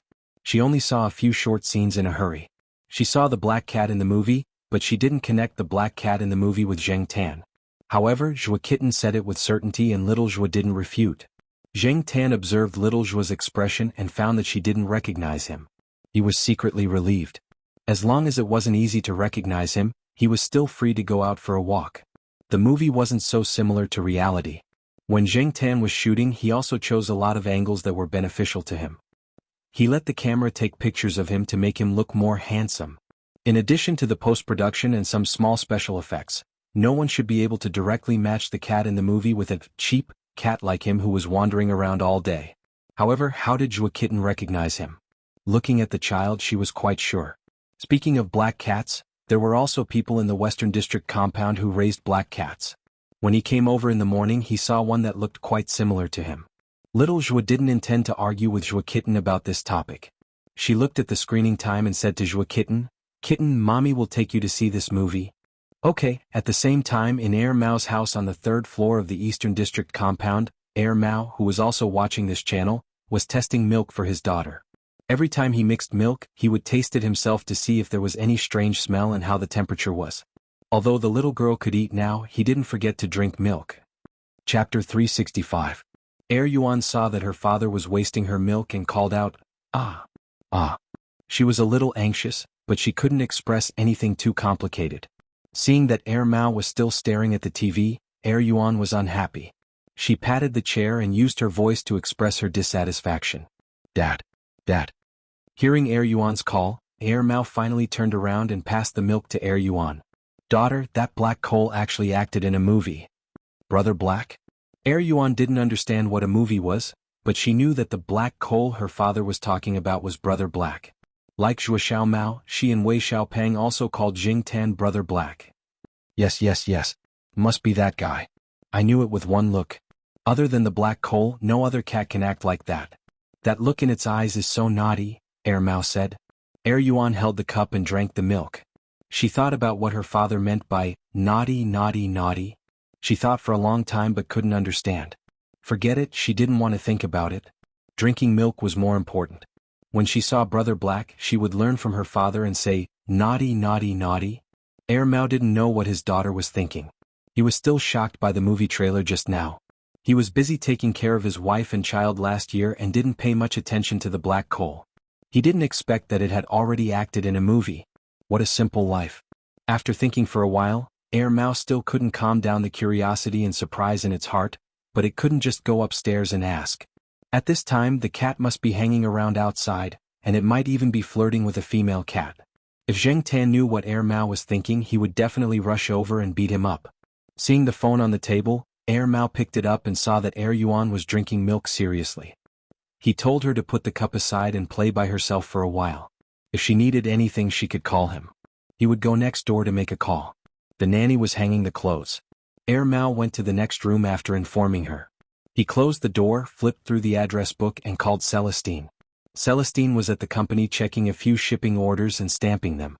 He was a little tired from looking at the orders, so he went outside to get some fresh air. When he heard Air Mao's call, Celestine wondered why Air Mao was calling him at this time. As soon as the call connected, Celestine heard Air Mao's exclamation. "Senior, did you know?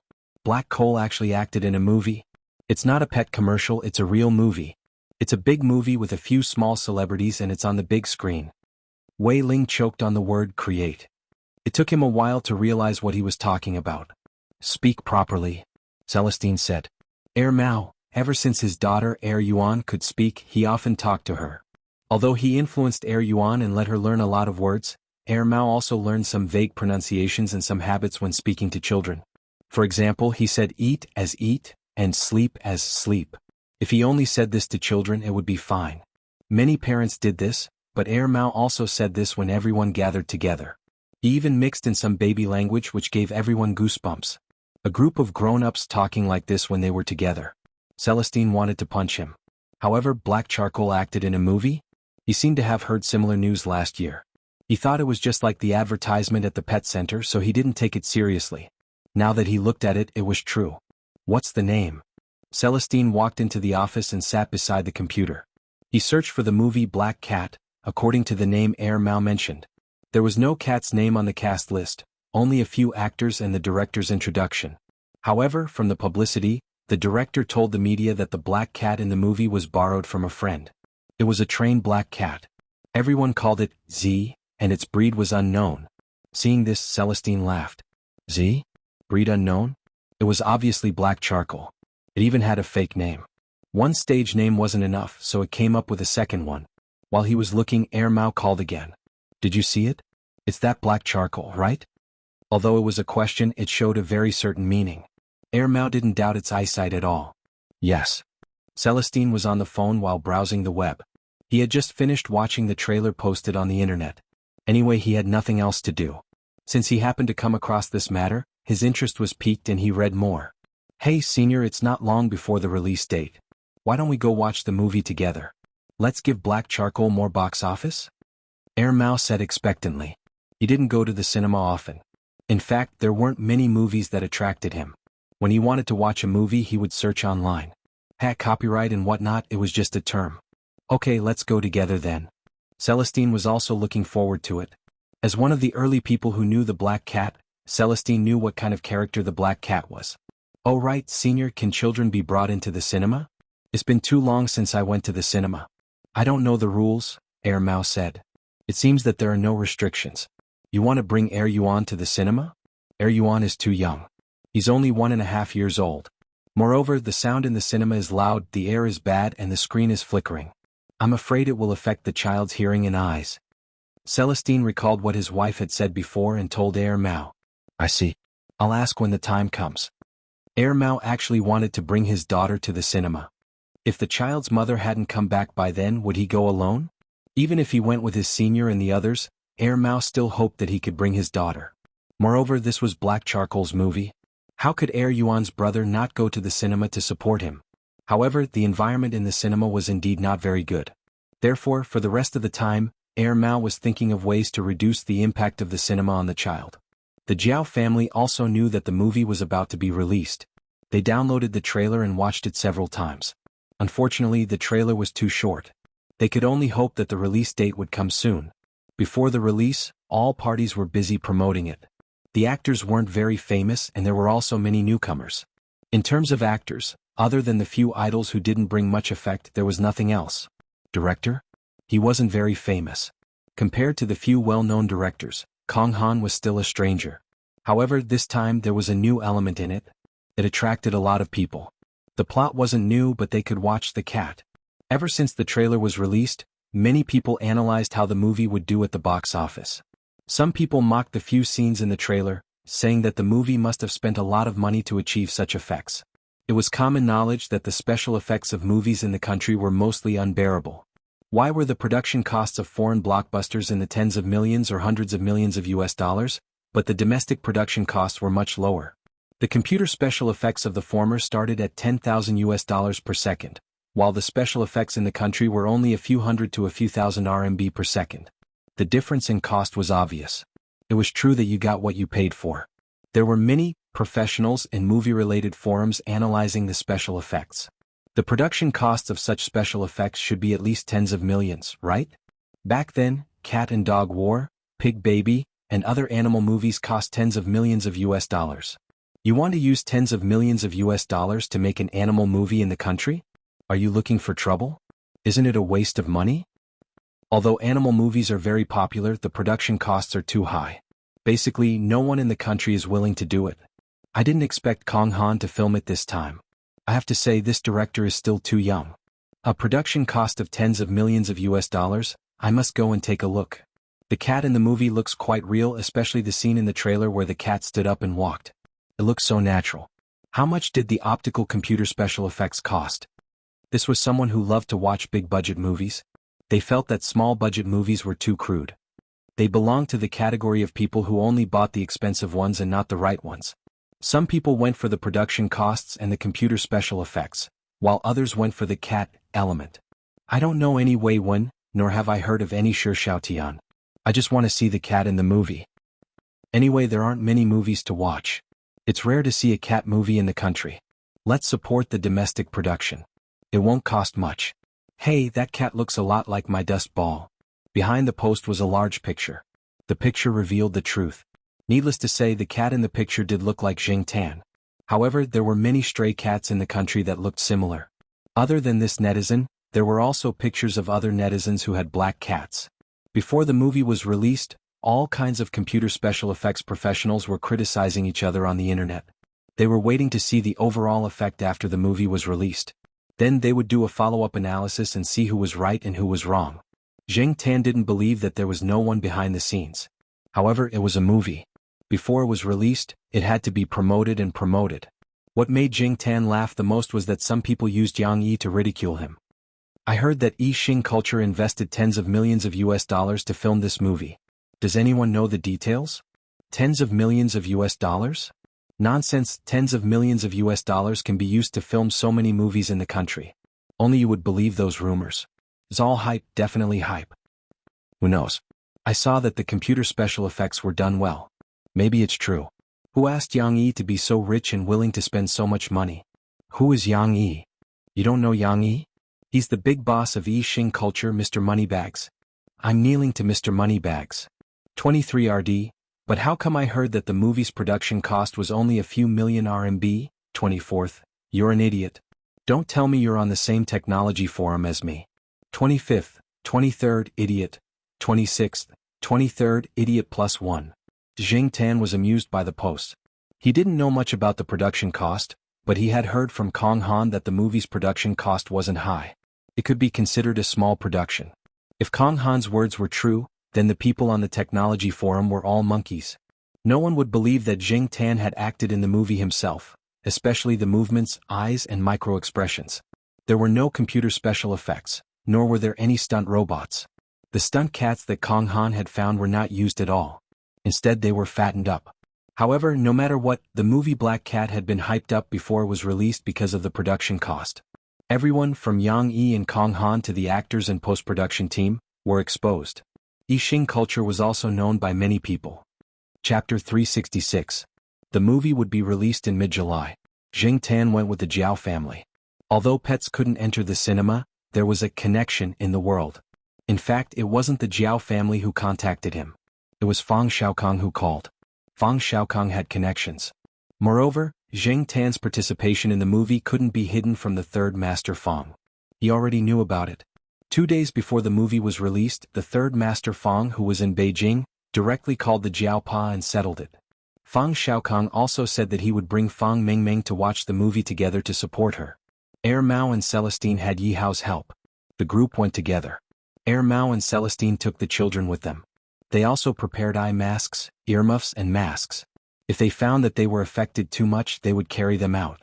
The Jiao family's 4 families and 1 cat moved separately. They weren't in the same cinema as Celestine's group. As for Xiaozhua's group, Xiaozhua and some of Lord Zheng's students were watching the movie in a cinema near the school. How did it feel to watch your own movie? Jing Tan expressed that he was nervous and a little embarrassed. After all, this was a movie. With so many people watching it, it was very different from watching a documentary at home. The atmosphere was something that could easily affect one's mood. Although he had Fang Xiaokong's phone call, the necessary measures still needed to be taken. Jing Tan went into his backpack again. When the movie started, he came out. Little Pomelo sat beside him. Jiao Yuan sat on the right. Jiao Pa and Jiao Ma sat on the left and right. There were people blocking the left and right, so he wasn't afraid of being seen. As for the people in front, they didn't look back. Even if they saw Jing Tan, it didn't matter. The people in front of him were known by the school. Jing Tan didn't know how many people were sitting in the theater and whether it was full or not. If not many people came to watch, he would definitely be disappointed. This movie was not only Jing Tan's achievement, but also directly related to the size of his red packet. If the box office wasn't good, he probably wouldn't get many red packets from Yang Yi. However, from the sound of it, it seemed to be quite full. Black Cat was a comedy film with a funny style. Coupled with the elements of Jing Tan, the movie theater was filled with laughter. Jiao Ma and the others also laughed, but they were more interested in Jing Tan's performance. The audience behind him was discussing in low voices. Is that cat a real cat? They must have used a real cat, but the scenes just now were all computer effects. Haven't you heard? Tens of millions of US dollars were invested in this movie. If converted to RMB, it would be over 100 million. When Zheng Tan heard this, he said in his heart, Bullsh *T, I personally went into battle. He even deliberately NG'd a few more times. However, even if there were a few NGs, Kong Han was still quite happy.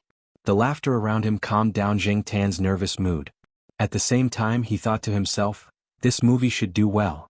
When the time comes, Yang Yi should give me a big red packet.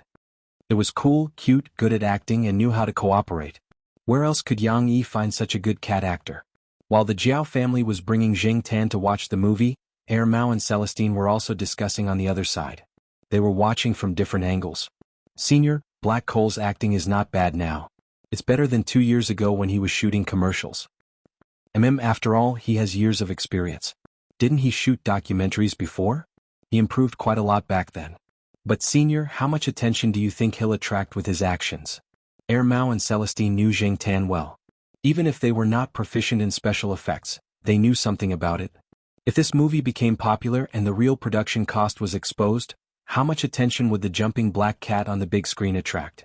When that time comes, going out for a walk would probably be impossible. Celestine paused and said, there's someone behind it. Mao thought about it and agreed. Although they did not know how many people were behind it, it could be seen from the online debate before the movie was released that there were very few people who had their eyes on Z. There must be someone who was deliberately guiding them. At the same time, they also restrained the insiders and limited the exposure of the media. Just like Mao and Celestine when they were arguing about the production cost, only the insiders knew the real situation of the movie. However, no one dared to say it. Yang Yi had already warned them. However, even if they signed a confidentiality agreement, there were still people who could not resist the temptation of the outside world and leaked the news. There were indeed people who leaked the news. However, that person did not appear in the company the next day. The circle did not see that person again. It was said that he resigned and went back to his hometown. No matter what the truth was, everyone only knew that it would be fine as long as they kept their mouths shut and listened to the instructions. As for Little Joie and the rest, everyone was happy because of the jokes in the movie. When Ronald was drinking the paw-washing water, Little Joie laughed out loud and kept laughing. Mommy, he drank Brother Hayes' paw-washing water. Ah. Little Joie's laughter was filled with schadenfreude. Little Joie did not refute and only laughed in response. Little Joie and the rest did not think that the paw-washing water Ronald drank was real. Who would let a celebrity drink cat paw water? They must have changed it during the filming. Little Joie always believed that Ronald drank Zheng Tan's paw-washing water and kept laughing. Little Joie's juniors thought that children were indeed children. They took everything seriously. In fact, everyone who knew the inside story would be happy for a long time when they saw this scene. Little Joie did not know the inside story, but she believed that this scene was real. After Black Cat was released, all kinds of comments and reviews appeared on the internet. There were good comments and bad comments. Some people said that the movie was good. It was worthy of being made with tens of millions of USD. The computer made the cat look like a real cat. It was not as if there were no animal special effects movies of this level in the country. They liked it. Of course, there were also people who said that the plot did not have much meaning. The newcomers' acting skills were too bad, such as a certain Luo. When it came to meaning, there were not many commercial blockbusters that had any. Some people despised fast food culture, but it was reasonable that it existed. After a hard day of work, looking for something relaxing to watch was also a kind of adjustment. We are not cultured people. We watch movies for fun. If it was a literary blockbuster, I might not even go. The children at home are happy watching it. As long as they are happy, everything else is secondary. Some netizens said. Yixing Culture also took the opportunity to continue promoting the movie. They made full use of the internet and attracted a lot of viewers. Zheng Tan did not pay much attention to those. There were people at home these days, so it was not convenient for him to go online. However, according to Jiao Yuan and the others, the movie's box office was good after a week of release. It directly beat another movie with a Best Actor and a Best Actress. Everyone saw that the movie was so popular during this period of time. They all said that tens of millions of USD were spent on this movie. However, Yang Yi did not say anything. He put on airs. However, everyone took Yang Yi and Kong Han's silence as tacit agreement. All kinds of speculations were reported and they were all very sure. In fact, Yang Yi and Kong Han did not know how many times they had celebrated in private.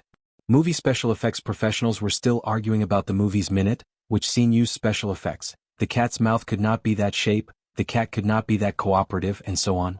There were endless comments. At the same time, more people who had never seen a movie before and were not interested in this kind of movie went to the cinema to watch it. They then came back to join in the debate. In the cat and dog friends circle, the movie was also popular. It was a hot topic recently. There was once a critic who joked that Black Cat was a movie about cats and that the actors in the movie were all reduced to the background. Apart from Ronald, the other important actors did not care about the background of the movie. Even Wei Wen and Shi Xiaotian did not care about the background. To them, the most important thing was the attitude of the big boss towards them. Everything else was secondary. Unfortunately, Yang Yi had been pretending to be mysterious during this period of time. No one knew what this tycoon was thinking. The box office sales had already exceeded 100 million yuan, and it was still in the screening period. Zheng Tan did not know how much the box office sales would be in the end. He only knew that he would receive a huge red packet and did not care about the rest. As a cat, he did not want to live under the spotlight all the time. That way he would lose his freedom. His cat life, which was already tough to begin with, would definitely become even tougher. Cats had no human rights. Fortunately, Yang Yi was there to take care of the aftermath. Third Master Fong seemed to have contributed as well. Until now, not many people had taken the direction of Z seriously. This summer, the Jiao family did not go on a long trip. As a cat who did not have any summer homework and spent most of his time on vacation, Zheng Tan felt that his cat life was actually very boring. What do cats do most of the time? Some people might say that they play with their tails, fight with themselves, or lift things up with their hands. None of those, they just sleep. Take Depang for example. Sometimes, Zheng Tan really wanted to tell this fat cat to go out and exercise. If you don't exercise, you'll get old. Everyone who saw Depang would think that it was a lazy cat. How could it not be lazy after being raised like this? Even rats would not be able to outrun it. Besides, it was already 6 years old. It would be impossible to catch it. However, Zheng Tan knew that was not the case. Yesterday, the sheriff was fighting with a cat in the west compound. Depang even went over to help. The sheriff was already on the losing end, but Depang went over and killed it instantly. Zheng Tan looked at the cat that screamed and ran away. In his heart, he lit a candle for it. For a long time in the future, that cat would probably run away from Depang whenever it saw him. Seeing Old Manly take Flowery out for a walk, Zheng Tan thought for a while and ran over to jump on Flowery's back. They took the dog cart for a walk. Usually, Old Manly would sneak over to the west compound to chat with a few old friends before coming back. Zheng Tan happened to go over to the west compound to take a look at Kitty Joie. Flowery had a good temper. It was often bullied by the sheriff and the others, but it was not angry. After Zheng Tan jumped on, it did not refuse. This weight was nothing to Flowery, who was 100 kilograms. However, very soon Huang jumped on as well. Old Manly found it funny. His Flowery had a good temper. It was kind to children and other animals. It was so big, but it was always bullied by these few kittens. The sheriff came out with a smirk. He looked and jumped on as well. Old Manly wanted to say something, but when he looked up, he saw a certain fatty running over. Then he jumped on as well. Flowery looked at Old Manly with a wronged expression. Woo, Old Manly, actually the 4 cats combined were not that heavy. Little Flower had played with the children in the courtyard before. Zheng Tan and the other cats combined were about the same weight as the children. After Little Flower expressed his grievances, he continued to carry the 4 cats steadily. People who walked past saw this and could not help but say, "This dog and cat have such a good relationship." Chapter 367. Little Flower didn't feel wronged for long. Not long after they walked out of the courtyard, Huang jumped down from the dog's back and ran back to the courtyard. It didn't leave the courtyard much and didn't run around. It jumped on the dog's back because it saw Zheng Tan's behavior and followed suit. The sheriff didn't stay for long. He saw a little Pekingese and ran after it. Zheng Tan always thought that the sheriff was born in the wrong body. He should be a dog. As for Depang, it jumped down at the intersection of the walkway to the courtyard and the main campus road. Then it found a tree and squatted there, waiting for its old lady to come back.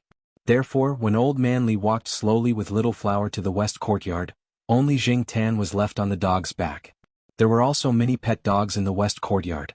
When they saw Little Flower, they started barking. They were all small dogs like Chihuahuas and Pekingese. Although they were barking fiercely now, they wouldn't dare to run up once the leash was released. Dogs bullied people because of their master's power. This was the philosophy of dogs. 1 or 2 cats squatted on the tree, letting the dogs bark around them.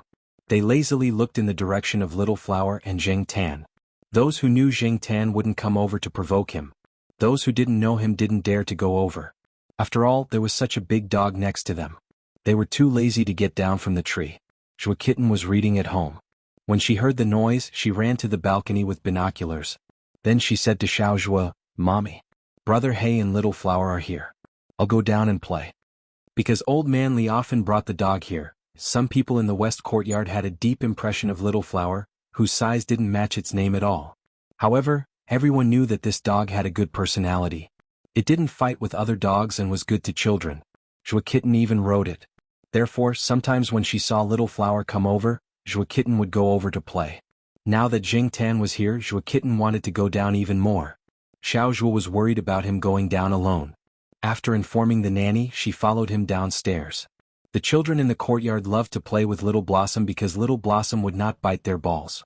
Someone in the courtyard even had a German Shepherd. That dog also loved to play with balls.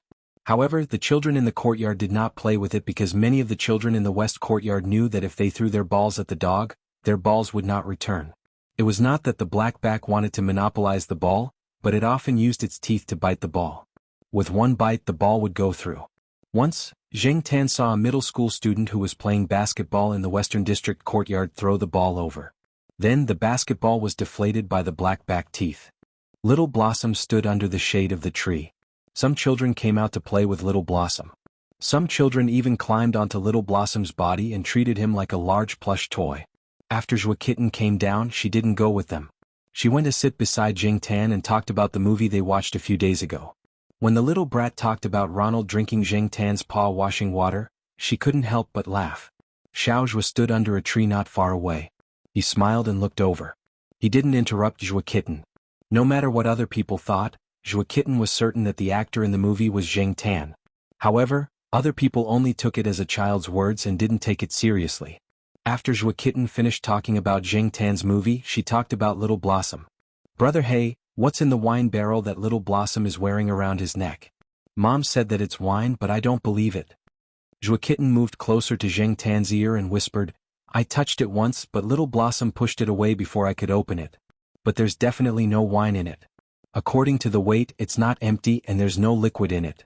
Many people knew that in some pictures, Saint Bernard dogs always had an oval-shaped wooden barrel hanging around their necks. This was also their classic image. Some people said that the barrel was filled with wine. It was used to warm up the bodies of people who were in danger in the snow. It was said that Saint Bernard dogs used to rescue travelers in the snow. The wine in the barrel could warm up people trapped by avalanches and inspire their courage to survive. Of course, there were also people who said that the barrel was just a special decoration. Old Man Li had made a small barrel for Little Blossom to wear on a whim. Usually, other than some people that Old Man Li and Little Blossom were very close to, Little Blossom didn't like other people to touch the barrel. The barrel contained some of Old Man Li's medicine. Old people always had this kind of problem. Sometimes they would forget to bring medicine with them or some emergency items. Old Man Li would then use this small wine barrel. Such a big dog didn't feel tired carrying a small barrel filled with medicine. After wearing it for a few years, Little Blossom had already gotten used to it. The children who liked to play with Little Blossom were all told not to touch the barrel. If they touched it, Little Blossom would get angry. Although it wouldn't bite, it would push people away with its mouth. Because of this, when Old Man Li bragged with others in the east courtyard, he was very proud when he talked about his dog. Seeing that Zhuo Kitten was very curious about the barrel that Little Blossom wore, Jing Tan wanted to open the barrel on Little Blossom's neck one day and show it to Zhuo Kitten.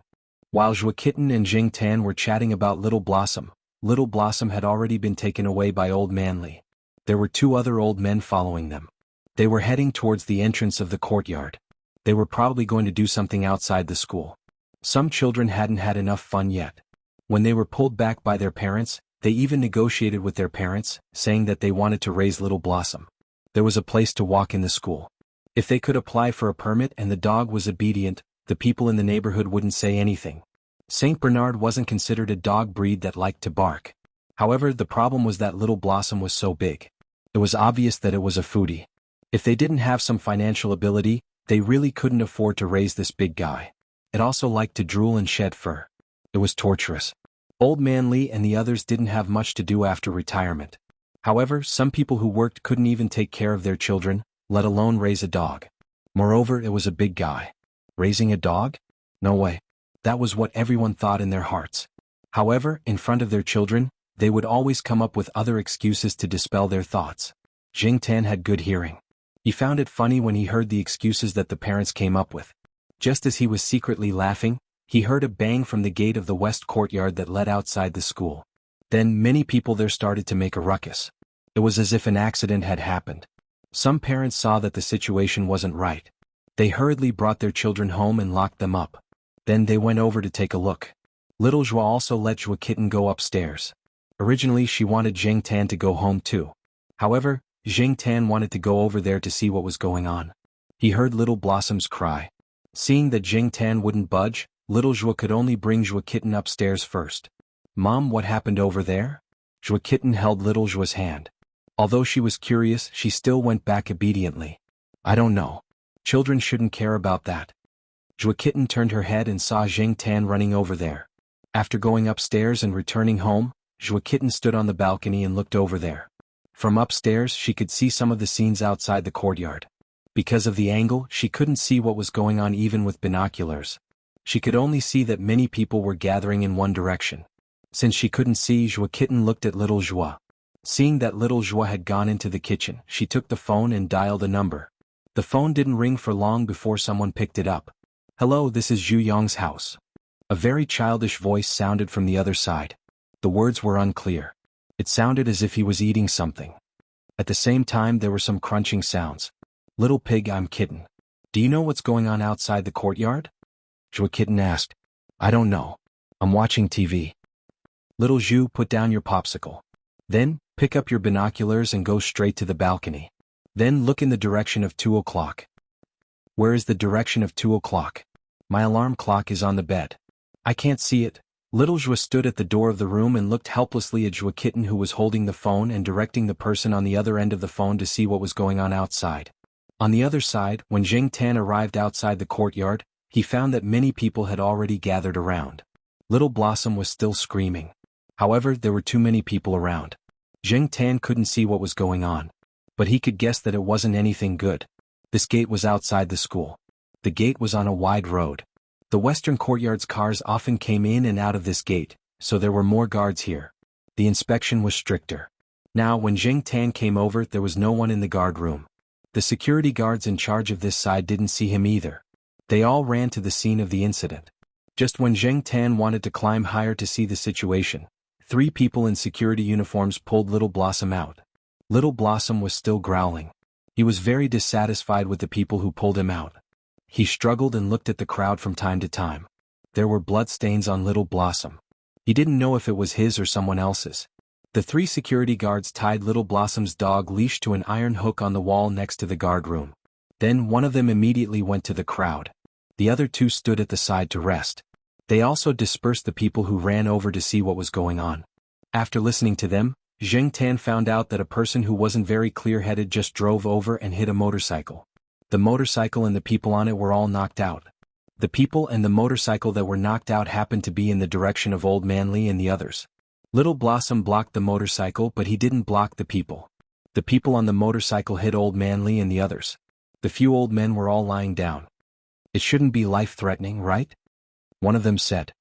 "It should be fine." The owner of the car slowed down. The force of hitting the motorcycle wasn't very strong. The motorcycle owner shouldn't be in life-threatening danger.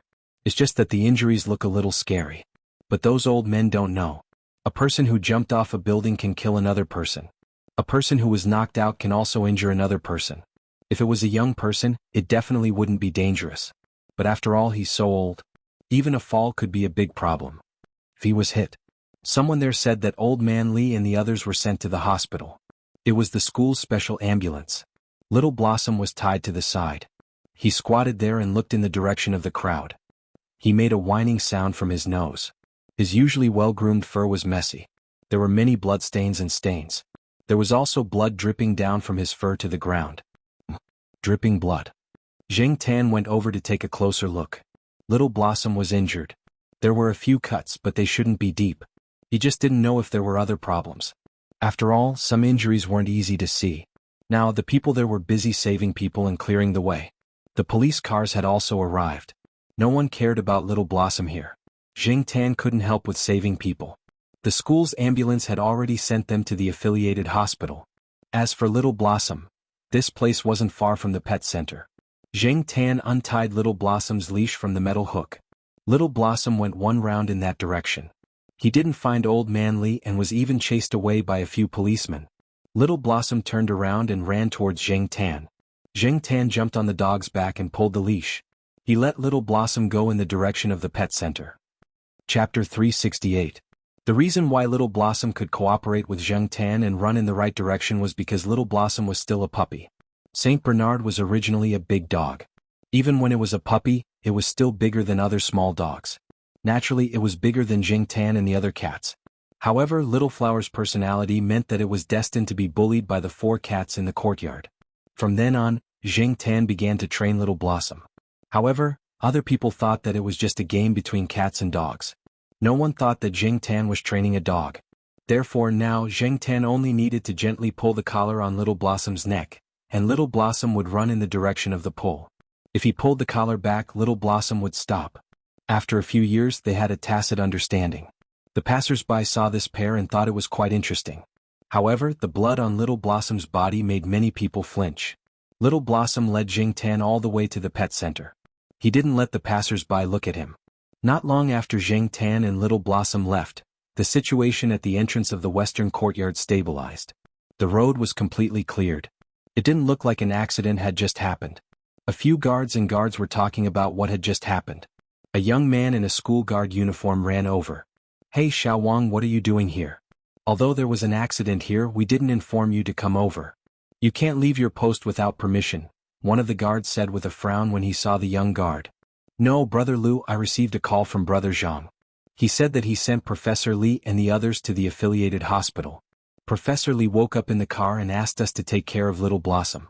He said that Little Blossom was also injured." "Brother Lu, who is Little Blossom?" The young guard looked around as he spoke.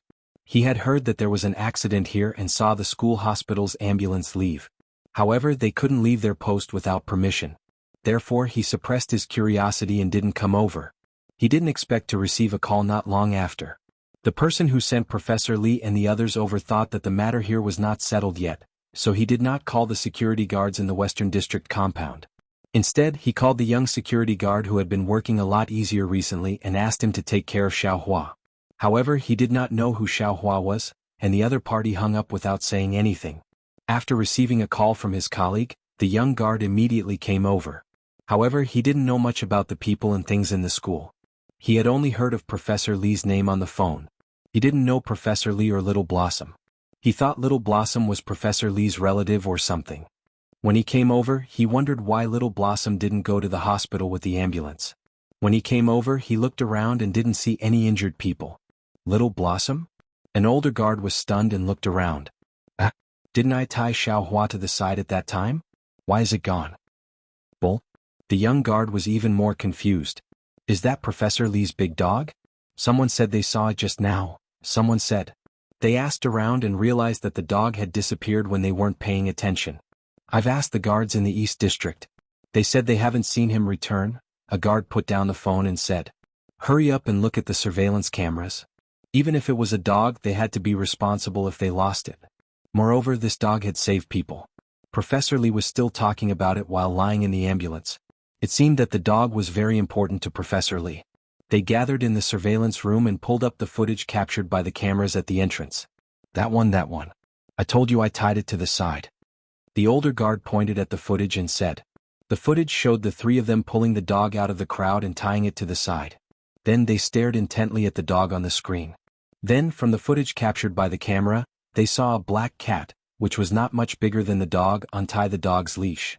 The dog ran back and forth, and then the black cat jumped on the dog's back and rode the dog away. The guards, they were speechless. On the other side, Zheng Tan brought Little Flower to the pet center. Although Old Man Li brought Little Flower there once or twice a month, Old Man Li would bring Little Flower there either by bike or by car. Little Flower didn't remember the way. Now that it had Zheng Tan's guidance, it didn't make any mistakes. After seeing the pet center, Little Flower's anxiety towards the unfamiliar environment dissipated. Zheng Tan didn't let Xiao Hua go directly to the pet center's main entrance. Instead, he let Xiao Hua go through the side door and go straight to Xiao Guo's studio. If they went through the main entrance, not everyone would know Xiao Hua. If no one brought it, it would be inconvenient for it to do anything. If it needed treatment, it would have to wait. It was different at Xiaoguo's studio. Even if no one brought it and there was no money to pay for the treatment, Xiaoguo would treat Xiaohua's wounds first. Now that Old Man Li wasn't there, the situation was unclear. Old Man Li's family members were probably busy with Old Man Li's affairs at the hospital. No one would notice Xiaohua for the time being. Leaving Xiaohua with Xiaoguo was the best solution at the moment. The people in Xiaoguo's studio didn't have much work to do today. They were all free to move around and think about how to shoot the next promotional video. As the number of views of the video on the website increased, more and more advertisers came to the studio. However, they still had to grasp the quality of the video. They couldn't fool people. They were watching TV and chatting in the room with the air conditioner. Suddenly they heard a knock on the door. The sun is so bright at this time. Who's here? Who cares who it is? Hurry up and open the door. It might be a big client, an employee joked. The person closest to the door shook his head. He got up and walked over to open the door. When he opened the door, he saw a dog's head. A big dog covered in blood was looking at him. If he didn't see Jing Tan on the back of the dog, the employee who opened the door would have been scared and closed the door first. They were in charge of filming, not veterinarians. They weren't familiar with the customers in the pet center. They only remembered a few people who were in contact with them often. They were unfamiliar with Little Flower. Moreover, Little Flower had a lot of blood stains on its body. It was tired from running over. It opened its mouth and panted heavily. It looked a little scary. Boss. They couldn't handle this matter. They could only ask Xiaoguo to come out. Xiaoguo heard someone shouting in the lounge. He came out and looked. When he saw Jing Tan and Little Flower, he was also shocked. He walked over and looked at the wine barrel that Little Flower was wearing. The wine barrel had Little Flower's name printed on it. This wine barrel was Little Flower's dog tag. All the information was printed on it. This made Xiaoguo feel a little relieved. He was afraid that this black cat would kidnap the dog. Little Flower still remembered Xiaoguo's smell, so it didn't reject it. Xiaoguo sometimes went to the courtyard to look for Jing Tan. Occasionally he would also go to see Little Flower. The few pet owners in the courtyard all knew Xiaoguo. Old Li and the others lived on the first floor. Little Flower's kennel was also on the first floor. It was more convenient to visit. Oh, it's Little Flower. There were very few pet owners around. He just wanted to confirm it by looking at the wine barrel. Little Flower ran over on its own this time. He didn't see Old Li, so Xiaoguo was a little confused. Although he was confused, Little Flower's injuries still had to be treated quickly. He called the veterinarians in the pet center and brought Little Flower over. Meow. Sesame stood at the door and looked around. It smelled a strange smell. When it saw Jing Tan, it trotted over. Sesame was now a size bigger than Jing Tan. It was about the same size as peanut candy. If they were to really compare, Sesame was a little bigger than peanut candy. Jing Tan wasn't in the mood to play with this guy. He wanted to go over and see how Little Flower was doing. Just now, he only wanted to hurry over to the pet center to treat Little Flower's injuries. He neglected Little Flower's physical condition. Previously, when he saw Little Flower being dragged away by the guards, he didn't see anything wrong with it. When it was hiding from the police, it also ran pretty fast, so he didn't think too much about it. Now that he was here, Jing Tan was a little worried. If it already had internal injuries, would it be more serious if it ran over here? Although it hadn't been long since it came here from school, no one could be sure about its injuries. Little Flower was already more than 5 years old. It was said that the average lifespan of a large dog was shorter than that of a small dog. If it had some hidden injuries, would it shorten Little Flower's lifespan? In the past, Jing Tan didn't have any feelings for cats and dogs. But in the past few years he watched the cats and dogs in the courtyard grow up. They also played together on a daily basis. In the eyes of many people, they were childhood friends who grew up together. Although many cats were considered adults when they were 1 year old, from a human's point of view, whether it was 1 year old or 5 years old, they were all categorized as children. Just as he was about to follow Xiaoguo to check on Little Flower's condition, he heard movement behind him. Jing Tan turned around and realized that Sesame was following him. He raised his hand to push Sesame's head back into the house. It was a hot day and it had a body full of eye-catching fur. It was better for Sesame to be obedient and bring it into the house. When Little Flower was receiving treatment, Xiaoguo also called Old Man Li. The person who answered the phone was Old Man Li's wife. Because she was too worried about Old Man Li's condition, she didn't say much when Xiaoguo called. She only said that she wanted Xiaoguo to help take care of Little Flower. Little Flower's examination results came out very quickly. There are no serious fractures and there are no problems with the internal organs. Those injuries are easy to heal. According to the file, it's between 5 and 6 years old. It's still a Saint Bernard in its prime. Professor Lee usually takes good care of it. Little Blossom will have no problem living for another 5 or 6 years. A few days ago, someone brought a Saint Bernard over. It's already 13 years old and it's still living well. It's good that there are no major problems. Don't be stingy with the medicine. Professor Lee is still thinking about the dog even when he's lying in the hospital. This dog saved someone just now, Xiaoguo said. Okay, I got it, the veterinarian replied. Xiaoguo's words were to tell him that first, this dog was a good dog and was worth saving. Second, he didn't have to worry about the medical fees. The owner would pay for it eventually. Hearing the veterinarian talking to Xiaoguo about Little Flower's condition, Zheng Tan was relieved. It was good that there weren't any major problems. Actually, now that he thought about what he heard at the entrance of the courtyard, Zheng Tan felt that with Little Flower's reaction speed, it could easily dodge the motorcycle that was sliding over. However, Little Flower probably didn't want Old Man Li behind it to get hurt, so it blocked the motorcycle. If the car hit the motorcycle with more force, Little Flower might not have survived. However, Old Man Li really cared about Little Flower. The old man himself hadn't settled down yet, and he was still thinking about the dog. Chapter 369. Xiaohua was picked up after staying in the pet center for 3 days. Because the injury was not serious, the medicine used was good. Plus, according to the vet, Xiaohua was still a young man with good recovery ability. After the wound was treated and the fur was cleaned, it looked almost the same as usual. Every few days he would come back for a checkup to see if there was any infection or other unnoticed injuries. Old Man Li's life was not in danger. Because of his age, he had many old problems, so he was asked to stay in the hospital for observation for a few more days.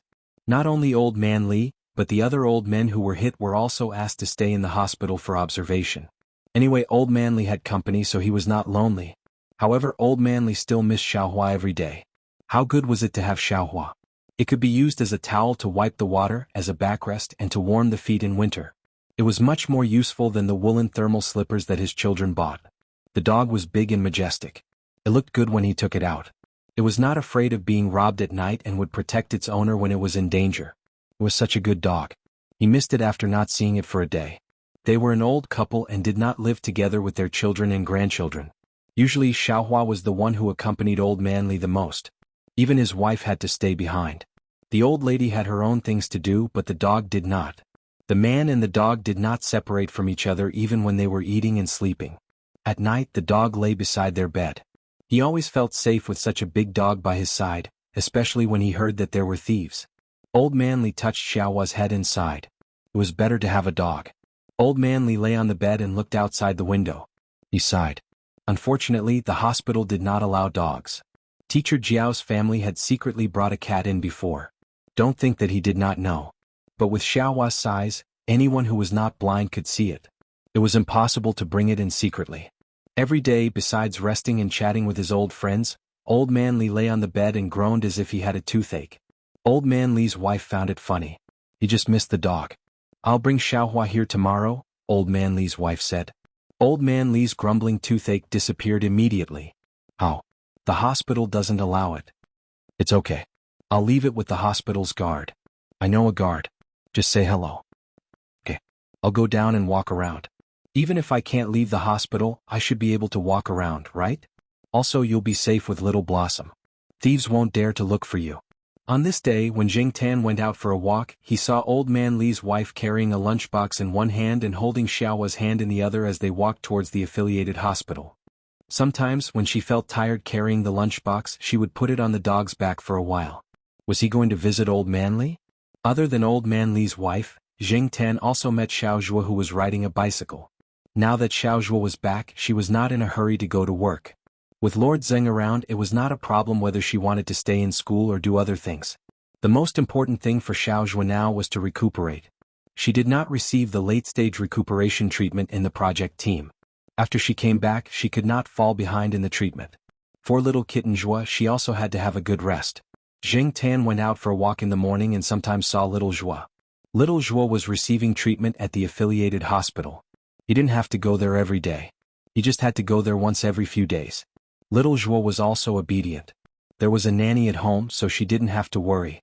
Because little Zhuo was familiar with Xiaohua, Xiaozhua also had some understanding of old man Li and the old lady. After greeting Jing Tan, Xiaozhua got off the bicycle and pushed it with the old lady. She also put the lunchbox in the old lady's hand on the basket of the bicycle to save the old lady the trouble of carrying it. After they walked into the hospital gate, Jing Tan squatted behind the flower bed and looked around. It was not good to squat on the wall.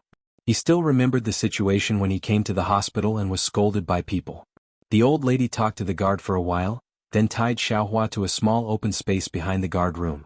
She asked Xiaohua to stay there obediently, and then walked in with Xiaozhua. The guard was told to help look after the dog. This was okay. Moreover, it was not easy to see people coming in and out behind the guard room. It would not scare the patient. He also used a disposable paper cup to get some water for Xiaohua to drink. Xiaohua licked it casually and stopped drinking. It lay in the shade and panted with its tongue out. Its eyes stared at the direction the old lady left.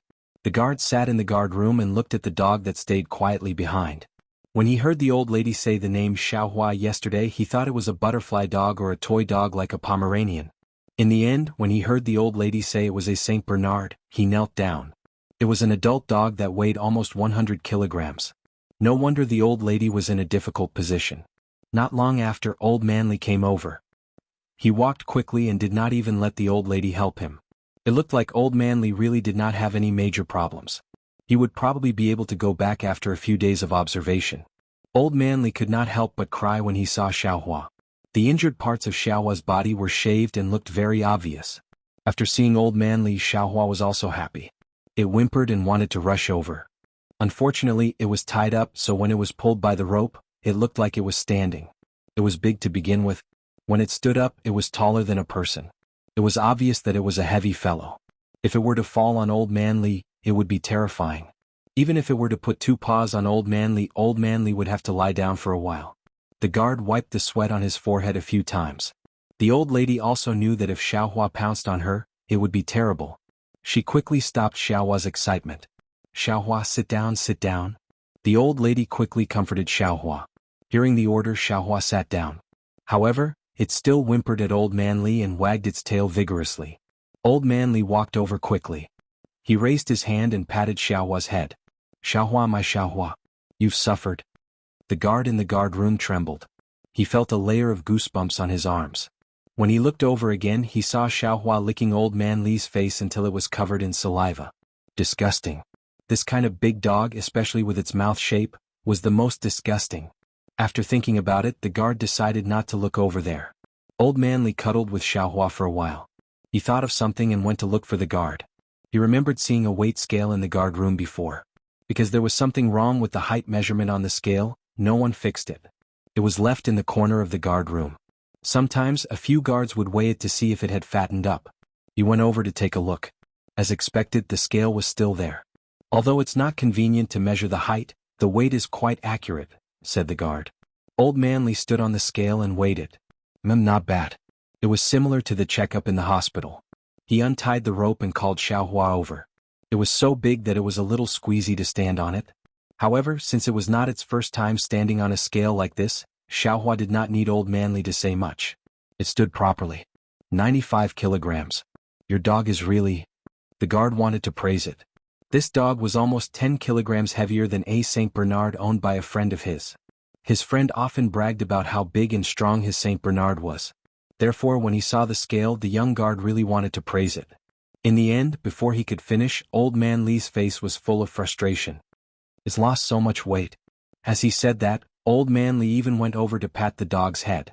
He said with heartache, Xiaohua, my poor Xiaohua. You've suffered. Jing Tan and the guard. This time it was not just the guard. Even Jing Tan trembled a few times.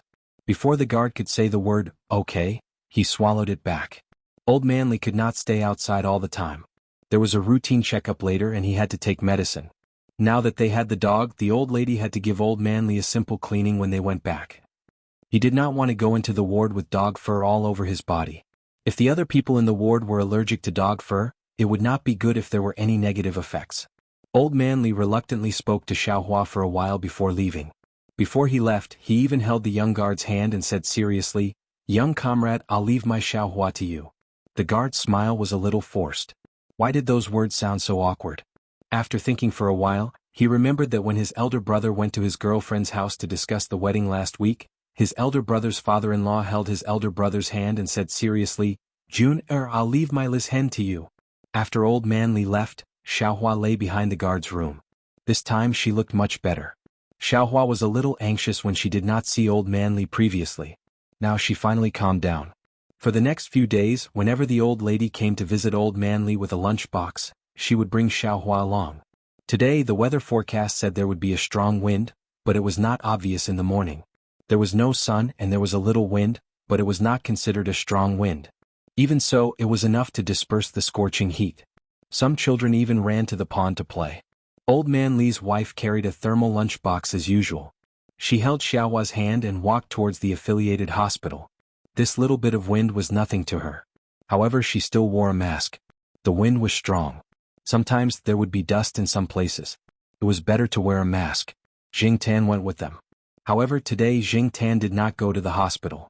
Instead, he went to the lakeside villa to see what Feng Baijin and Hu Zi were doing. Then he could get a free meal there. Recently, there were more cats in the lakeside villa area.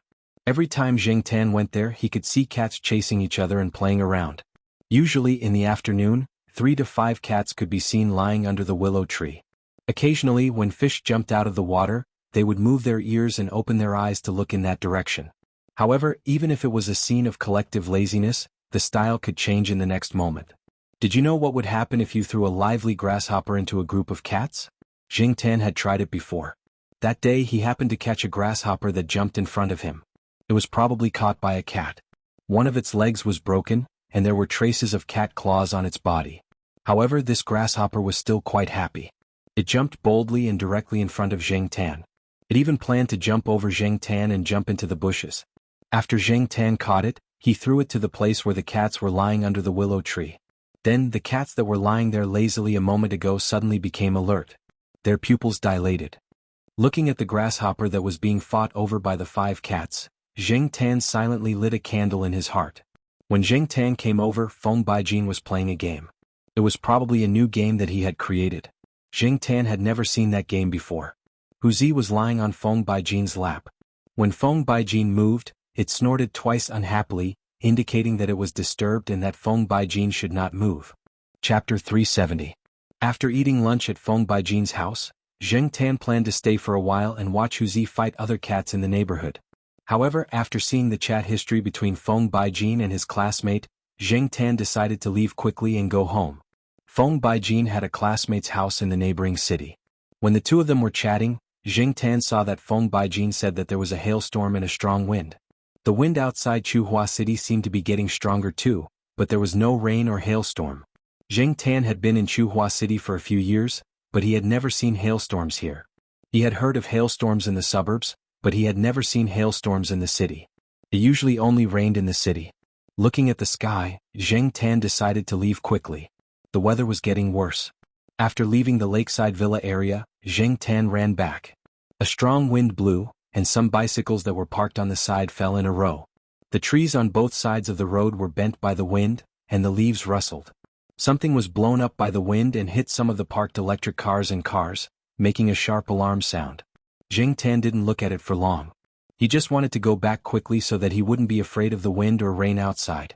When he passed by the affiliated hospital, Jing Tan thought of Xiaohua who was tied up there. He jumped on the wall and looked inside. Xiaohua was still lying there. Its eyes were squinted because of the wind, and its fur was messy. The guard was helping a patient in and didn't care about Xiaohua. At this moment, another gust of wind blew. Kaka. A tree near the guard room was blown down. It broke from the trunk and the broken part fell towards the guard room. Xiaohua saw it and stood up to avoid it, but because it was tied up, it couldn't break free. Luckily, Jing Tan saw that the tree fell slightly to the side, so it wouldn't crush Xiaohua. However, Little Blossom didn't know that. It only saw the tree falling towards it. After it failed to break free, it tried to break free a few more times. Coupled with the stimulation from the falling tree, it struggled even harder. It was as if it was trying its best to break free. This time he was serious. He was not fooling around with Old Man Li like he usually did. Such a big dog really had a lot of strength when it got serious. Little Blossom's dog leash was tied to a steel pillar. The pillar was fixed in place and Little Blossom could not pull it. The broken part was the hook between the dog leash and the collar. The hook was detached from the dog leash. Zheng Tan wanted to help Little Flower untie, but Little Flower had already broken the rope. After breaking free, Xiaohua's first reaction was to run in the direction where Old Man Li and the old lady had left. However, there were many people there and they were also on guard against Xiaohua the big dog. After being chased away, Xiaohua ran out of the hospital. Since it could not enter the hospital, it would go home. Seeing Zheng Tan at the entrance of the hospital, Xiaohua immediately sped up and ran towards Zheng Tan. Zheng Tan jumped onto Little Blossom's back. He hooked the collar around the dog's neck to stabilize it. Then he moved the collar, indicating that Little Blossom could go back. With Zheng Tan around, Little Blossom did not run around like before. Moreover, it had been brought here by the old lady for the past few days. Remembered the way. While running, Zheng Tan realized that it had started to rain. This was not a good sign. If it was raining, Zheng Tan would not mind. However, Little Blossom was still injured and had not fully recovered. It would not be good if it got wet. Now it was windy. It seemed that the storm was about to start. There was a traffic jam at the T-junction in front. There were many cars and people. The road ahead was so blocked that Little Blossom could not squeeze through. An old lady even chased Little Blossom away with an umbrella when she saw it. Could not go on like this. Summer rain would not give you much time to react. It might rain down in the next moment. He thought about the distance between here and the courtyard. Although it was not far, with Little Blossom's running speed, it would still take 5 minutes. He did not know if it could last for 5 minutes in this weather. If it started to rain immediately, even if it stayed outside for 2 seconds, it would be drenched.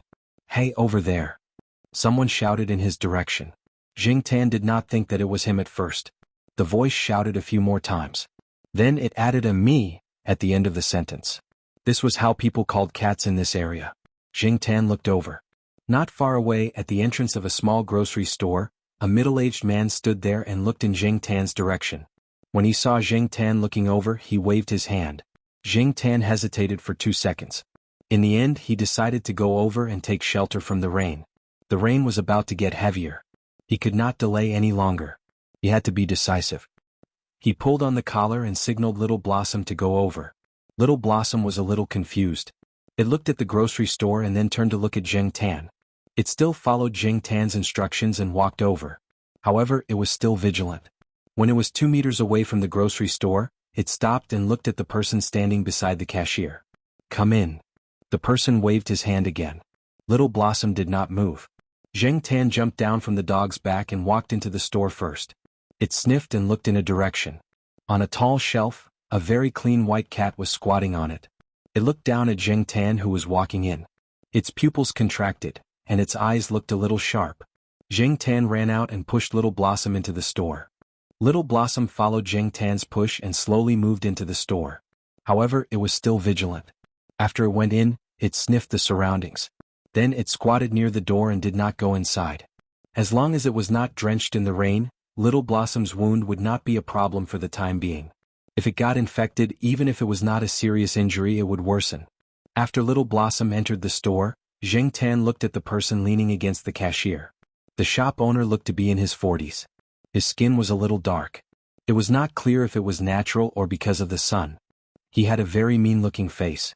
With a cigarette in his mouth, he looked in the direction of Zheng Tan and Little Blossom. Generally speaking, aunties and old ladies would tell their little grandsons to stay away from such people when they saw such people. It couldn't be helped. A person's face could leave a first impression on others. People who looked amiable would also feel close to them at first glance. However, people who looked fierce or harsh like this person in front of them were treated differently. However, for animals, a person's face had nothing to do with an impression. If you were kind to them, many animals would feel close to you. When Zheng Tan saw the cat on the shelf, he felt that this person was not a bad person. He and Little Blossom were only here temporarily to avoid the rain. They did not want to interfere with this person's interests, so it should be fine. Moving his ears, Zheng Tan heard a sound and looked toward the back of the store. A young man came out with a box of umbrellas. "Boss, these are all the umbrellas. I tore up all the previous prices. They were all 15 yuan per umbrella. *CK. The man was talking when he saw the big dog squatting at the door. He almost threw the box of umbrellas to the ground. Boss, where did the dog come from?" The young man looked very scared. He did not go closer. Holding the box of umbrellas, he looked at the person next to the cashier. "I called it in to avoid the rain. What are you afraid of?" "I'm afraid of dogs." I was bitten by a dog when I was young.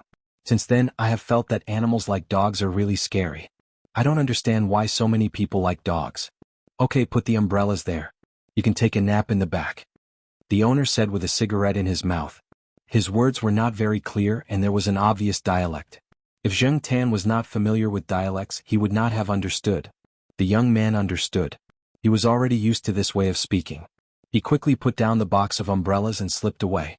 He did not forget to close the door to the back room, as if he was afraid that the big dog in front of the door would enter. The shop owner took out a pen and wrote something on a piece of white paper. Then he took the paper and moved the box of umbrellas to the entrance of the shop. The paper was hung on a shelf above. It was written in black and white, and it was written in bold font, "Umbrellas and raincoats for sale. Special price of 20 yuan per umbrella." If Zheng Tan was not hallucinating, the young man said that the umbrellas were sold for 15 yuan when he moved the box over. 20 yuan was a special price. It was indeed a special price. He was a profiteer. After Zheng Tan and Little Flower entered the house, the rain turned into a storm in less than 2 minutes. The raindrops splashed on the ground and Little Flower could not help but take a step back. The wind outside became stronger. Basically, as soon as they went out, they would get wet. The wind was too strong and the rain would still drift into the house. Therefore, the owner closed most of the door, leaving only the part where the umbrellas were placed. The box was covered with a layer of cloth. It was waterproof, so there was no need to worry about the rain falling into the box. Needless to say, there were many people who came to buy umbrellas and raincoats. Many of them hurriedly paid the money and left with the umbrella. Of course, there were also people who bargained, but in the end they were always rejected. They would not give a cent when buying other small things. In short, they did not bargain. The owner walked to the cashier and started to fiddle with an electric fan. The kind of desktop electric fans used by students. Usually, the students in the school would take the fans and fix them when they stopped working. Some would sell them at a low price. The fan in the shop owner's hand was probably bought from a student at a low price. After fixing it, he could sell it for some money. Clang. Zheng Tan looked in the direction of the sound. 2 young men with dyed hair and wearing short-sleeved t-shirts with skulls on them walked in. The sound came from them kicking the metal frame at the door. Both of them were soaked. They wiped their flip-flops on the dry paper box beside them and were cursing. After seeing Xiaohua, they paused and restrained themselves. Most people were still afraid of this kind of big dog. The 2 of them took 2 umbrellas and some other things from the shop and came to the cashier. "The total is 72. 30 yuan, thank you," the shop owner said. "It's so expensive." "Make it cheaper," the young man said as he put the things into a bag. "No bargaining, 72. 30 yuan, thank you," the shop owner said again. The shop owner said again. He didn't say anything about the young man putting the things into the bag without paying. "Hey, you old thing, wasting time. I told you to make it cheaper, so make it cheaper. You don't understand nice words, right?" As he spoke, the young man took out a 50 yuan bill and slammed it on the counter, intending to take the things and leave. However, the shop owner reacted faster. Before the young man could take the bag, he was twisted and pressed against the counter. Ouch, ouch, ouch. The young man's face was distorted. He did not know why, but when he moved a little, it hurt so much. It was as if his face was going to be broken. "What are you doing?" the other young man said angrily. He looked to the side, intending to take the mop. It was easier to talk with a stick in hand. "Woof." Little Blossom realized something and called out. She even growled at the person who was trying to get the mop. The young man's hand was about to touch the mop, but he was scared by the dog's barking. Chapter 371. In the affiliated hospital, the old lady panicked when she received the call from the guard. Just now, old Manly had fallen asleep after taking his medicine and injections. The old lady leaned against the chair beside him and took a nap as well. The other people in the ward who were awake were discussing the changes in the weather outside. They deliberately lowered their voices. However, when they saw a tree being blown down by the wind, someone could not help but let out a louder cry of surprise. The old lady woke up because of their exclamations, so did old Li. After seeing the weather outside the window, the 2 elders couldn't stay calm, especially old Li. The first thing that came to his mind was that Xiaohua was still tied up in the guard room. What would happen to Xiaohua in such a windy and rainy day? Before the old lady could make a call, the guard called. The old lady had left her phone number with the guard. Therefore, when the guard saw Xiaohua run away, he immediately called the old lady to explain the situation. The 2 elders were worried that Xiaohua had run away. However, when they remembered that Xiaohua ran away with Professor Xiao Jiao's cat, they calmed down a little. A few days ago, when Little Blossom was injured, It was Professor Jiao's cat that brought little Blossom to the pet center for treatment. Little Gua had told the two elders about this, and Old Manly had even called Professor Jiao to thank him. Old Li even told the old lady in private, "Professor Xiao Jiao is a good person and a good cat." However, the weather outside wasn't good. Old Li couldn't rest in peace. He asked the old lady to pass him the phone. He directly called the Jiaopa. The Jiaopa, who was arranging teaching materials in the office, saw the caller ID and immediately picked up the call. Old Li was a retired professor from the Institute of Biological Sciences. Although Old Li studied plants and didn't have much to do with the Jiaopa's research, the teachers in the institute still respected Old Li. Therefore, the Jiaopa didn't think much and picked up the call. "Hello, Professor Xiao Jiao. Did your cat go back?" Old Li briefly told the Jiaopa about what happened at the hospital.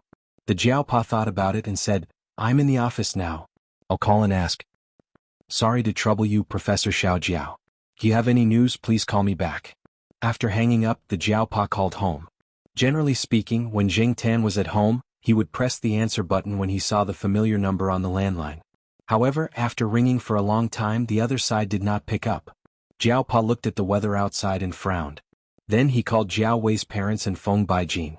He asked them all, but Feng Baijin said that Jing Tan had already left.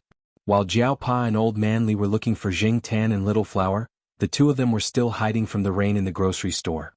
At this moment, the atmosphere in the grocery store was a little strange. The two arrogant young men were now listless. One of them was pinned to the counter by the wrist and didn't dare to move. Only his face was distorted from the pain. At first he was still talking tough, but now he didn't even dare to fart. He could only hope that this mean-looking shop owner would quickly let them go. Just like what the shop owner said, if they wanted to let them go, they could either pay for it or get lost. On the counter, there was still the 50 yuan that the man had taken out, but the shop owner didn't look at it again after a glance. He only paid attention to the two young men who were dressed differently. The man standing at the side swallowed his saliva. He felt that the wind outside was a little cold. The wind was wet, which made him feel even colder. "I'm warning you, don't go too far." The young man standing at the side raised his hand and pointed at the shop owner. However, it was obvious that his fingers were trembling. Little Flower sneezed from the rain that had splashed onto his nose. The man was so scared that he trembled again. He couldn't outsell the Samoyed when he was smiling, and he couldn't outsell Brother Ba when he pretended to be pitiful.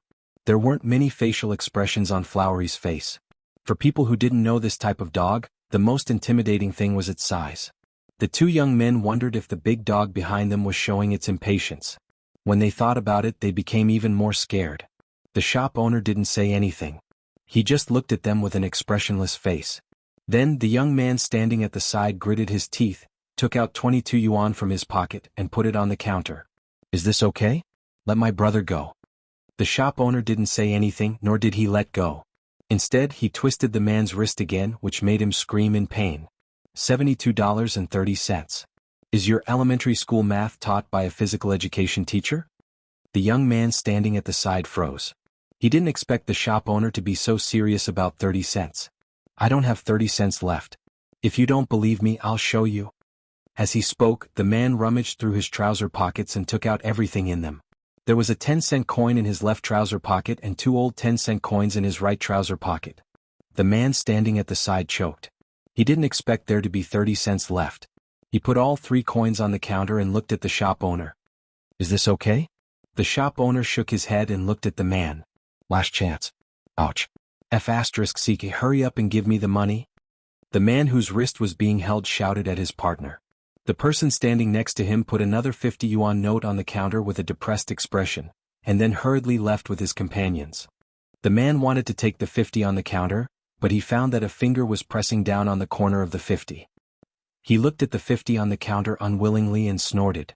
He was pulled away by his partner, who took the things and walked towards the door. When he left, he wanted to find something to fight back. Even if he couldn't hit the man, he could at least hit the shop. He didn't expect to kick a shelf when he turned around.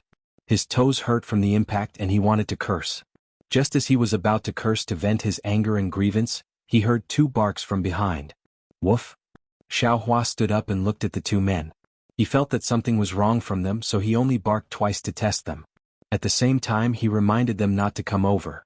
Xiao Hua looked very big when he was lying down, and when he stood up he looked even bigger. His every move was very eye-catching. However, Jing Tan didn't stop Xiao Hua. He felt that the two young men didn't have the guts to come over and fight with Xiaohua. Moreover, the shop owner wasn't a simple person. He could subdue people with one move, so he definitely wasn't weak in a real fight. He was much more powerful than the two young men. The two young men choked because of Xiaohua's barks. They looked at each other and didn't want to curse anymore.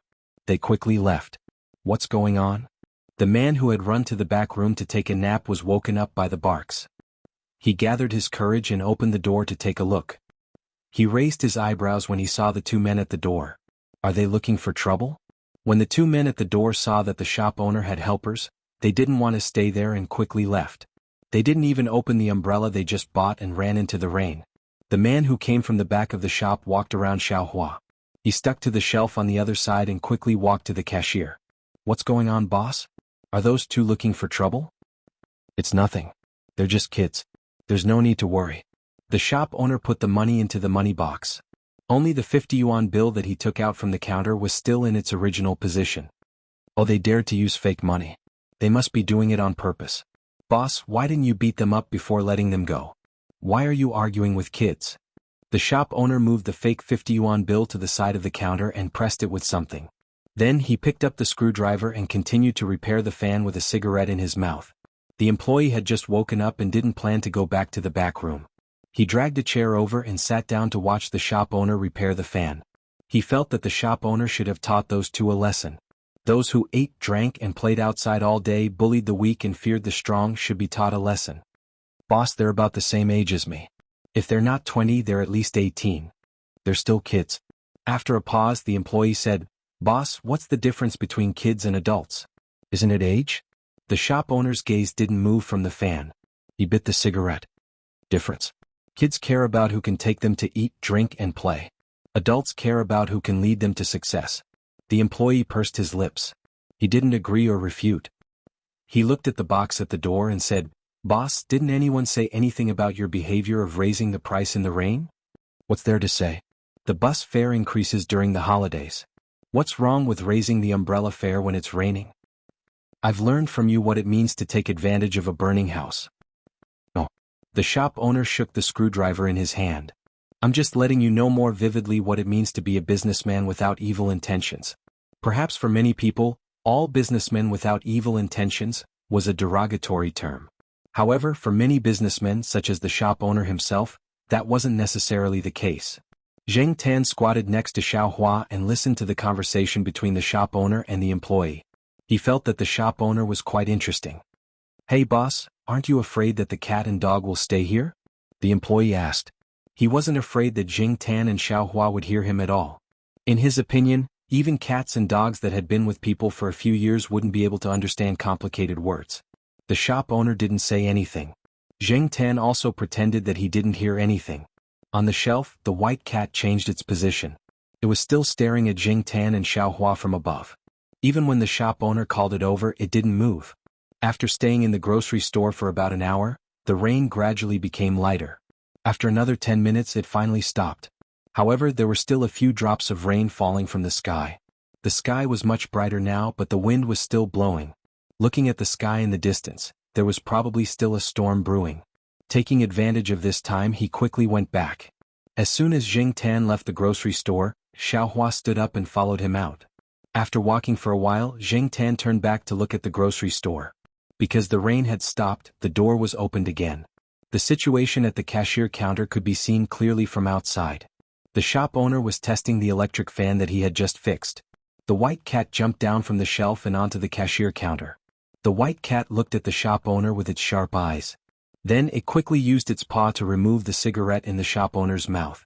The shop owner hadn't stopped smoking for more than an hour. He liked to work with a cigarette in his mouth. If he didn't have a cigarette in his mouth, he would feel uncomfortable and weak. After his cigarette was removed, the shop owner wasn't angry. Instead, he choked on his laughter. Cough, cough. Hey, this cigarette can't be wasted. It's more than 10 yuan per pack.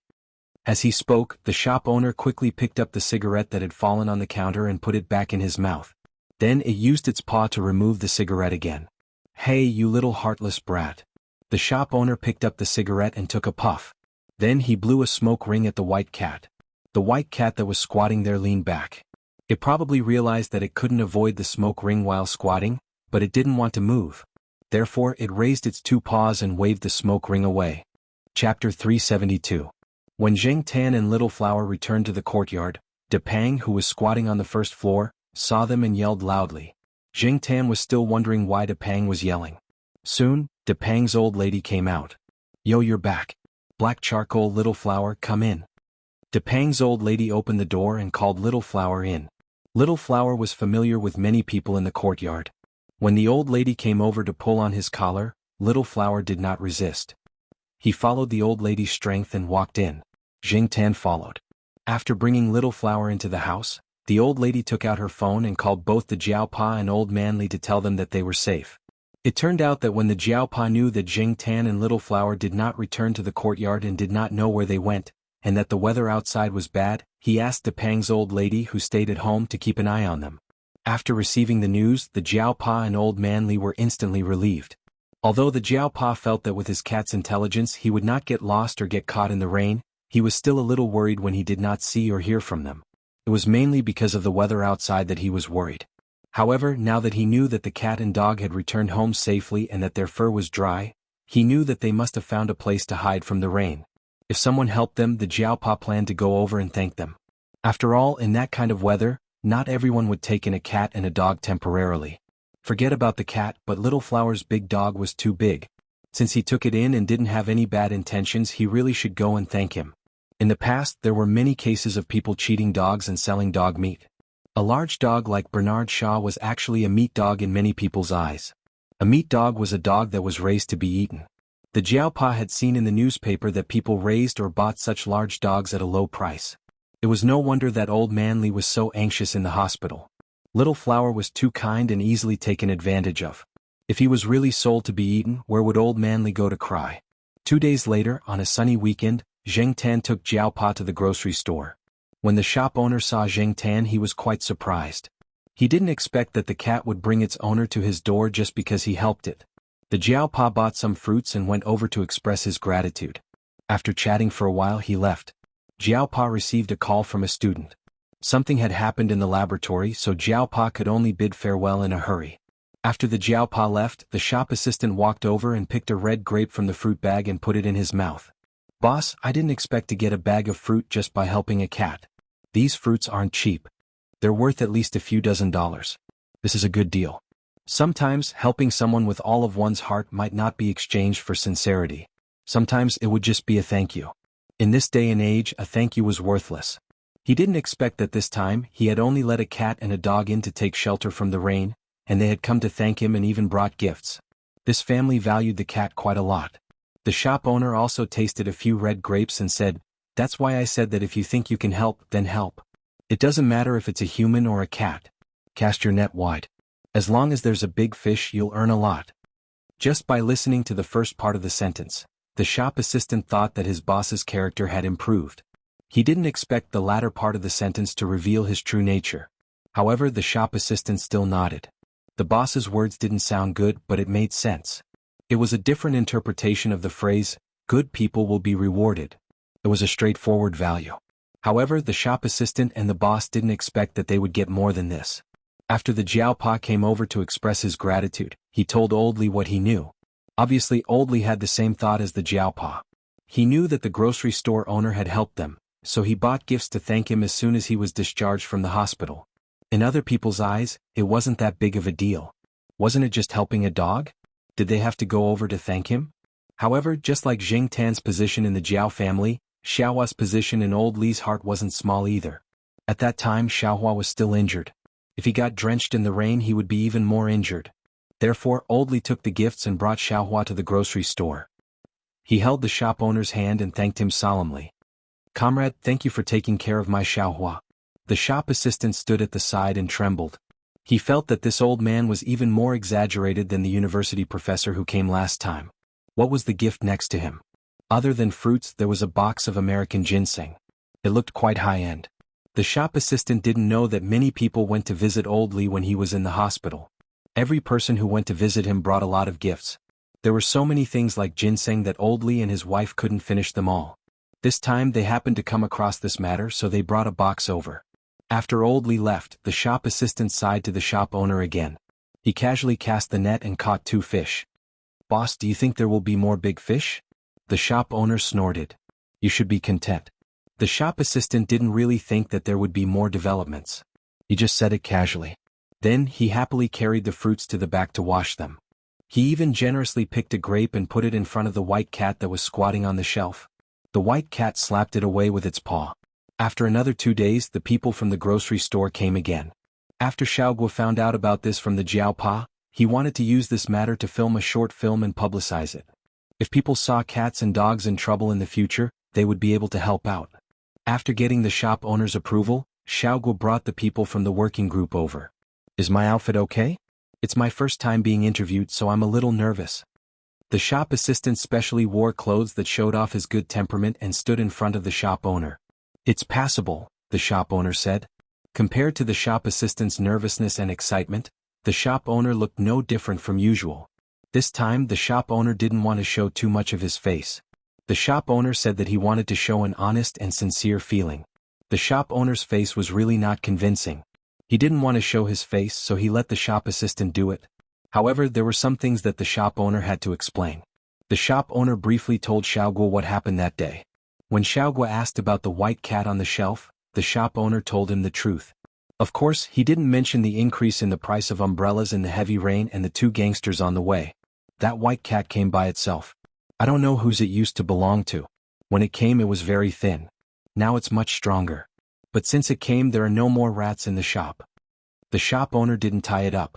In the shop owner's words, it came by itself. When it wants to leave and feels that it's not good to stay here, it's up to it. Cats are all like this, little heartless. Xiaoguo felt that the story of the white cat could be used to create a good image for the shop owner. As for the little heartless comment in the second half of the sentence, it was filtered out. When the shooting was almost done, Xiaoguo felt that it was rare for him to come here. Even if the shop owner didn't want to shoot too much, he should at least shoot some scenes of the shop owner. So, Xiaoguo asked the shop owner, who was sitting calmly next to him, "Boss Huang, do you have any thoughts about this incident?" Boss Huang looked at the camera lens and said seriously, "Cast the net wide and catch more fish." Xiaoguo was speechless. He should cut this part out when he went back. Xiaoguo had expected to hear something about being kind to others and caring for animals, but in the end, all he got was these 2 sentences. He wanted to establish a good image for others and spread positive energy, not to advertise as a profiteer. 2 weeks later, Mao was alone at home. His wife took the kids to play at a friend's house and didn't allow him to follow. Mao didn't want to go with a group of women, so he stayed at home alone and let the nanny take a leave. Mao rarely had the chance to stay at home alone and surf the internet. He drank beer and ate takeout. Of course, there was a lot of cat food for black rice. Since he had nothing to do, Mao clicked on the website of Xiaoguo's pet center and clicked on the section that he frequented. According to the time, the new video was released. Mao, like many customers of the pet center and many cat friends on the internet, was very interested in the videos shot by Xiaoguo's studio. Sometimes he would watch the commercials. The crude commercials made by cats and dogs could entertain him for a long time and always make him feel relaxed. In addition to the commercials, there were also some short films about life, which always made him smile. Especially when he saw those who had tough stuff at home, he couldn't help but gloat. In the last episode, it was about Xiaohua bravely saving his owner and honorably getting injured. What about this episode? Mao clicked on the latest video. It wasn't about commercials but about what happened during the storm a few days ago. The main character was still Xiaohua. Because it was a dog from the courtyard, Mao had paid attention to it and even visited Old Li in the hospital. In this episode, it was Xiaohua again. What did this dog do this time? Recently, this big dog had been appearing on the screen a lot. In the new video, after Mao saw a scene, he was stunned. He put down the beer, moved the progress bar forward a little, and then pressed pause on a certain scene. Staring at the somewhat mean face on the screen, Mao picked up the phone and called Xiaoguo. "Hello, Mr. Guo, are you free now? I have something to ask you." Xiaoguo was originally distributing work with the people in the work group, but after receiving Mao's call, he put down what he was doing and walked into the lounge. "Yes, I'm free. What do you want to ask?" Since Xiaoguo knew about Mao's background, he decided to suck up to him. Other than the matter about black rice, Xiaoguo wouldn't refuse Mao's rare call. How could he let go of such a good opportunity to get closer to Mao? Mao asked Xiaoguo about the video they had just shot, as well as the owner of the grocery store. "The owner? His surname is Huang, but I don't know his full name. He didn't mention it either." He didn't want to show his face too much during the shoot, so it was basically shot by the staff. Although he didn't know why Mao wanted to ask about the store owner, Xiaogua still told Mao what he knew. His surname is Huang? Okay, I got it. I won't bother you anymore. Mr. Gua, you can continue with your work. After hanging up, Mao turned off the computer and went out. In the grocery store, the staff had been in a good mood because of the interview. After the video was released, he went to read the comments from the netizens. His performance that day was good, and the netizens commented that he was young and handsome. This made the staff proud for a few days, and he still hadn't completely let it go. As he was thinking, he saw a young man walk in. The staff went up to him and said enthusiastically, "What would you like to order? I'll introduce you." Because after the store owner said to cast the net wide and catch more fish, the staff thought that in the future, except for those who were obviously looking for trouble, he should treat the customers better. He wanted them to feel that even if it was a small grocery store, the staff was also professional. Mao walked into the grocery store and looked around. His eyes fell on the person who was sitting at the cashier and reading the newspaper. He said to the staff, "A weasel skin." Chapter 373. The shop assistant looked at his boss and then at the customer who seemed to be looking for trouble but did not look like one. After a few more glances, the shop assistant was sure that the customer knew his boss. Since they knew each other, the shop assistant had nothing to do with it. His boss would handle the rest. Therefore, the shop assistant picked up a rag and started wiping the shelves. His ears perked up as he was interested in his boss's gossip. After the initial shock, Boss Huang smiled helplessly. He put the newspaper down and took out 2 cigarettes. He put one in his mouth and tossed the other to Mao. Mao caught the cigarette but did not smoke. It waved its hand at Boss Huang's action of lifting the lighter, indicating that it was not going to smoke for the time being. "You've stopped smoking since you have a kid. You're still a heavy smoker," Mao said as he passed the cigarette back to Boss Huang. Boss Huang was a little surprised by Mao's words. He did not expect the naughty and mischievous person to have a kid so soon. In his impression, Mao would only settle down in his 30s, and before that, he would run around and play. "There's a chair over there.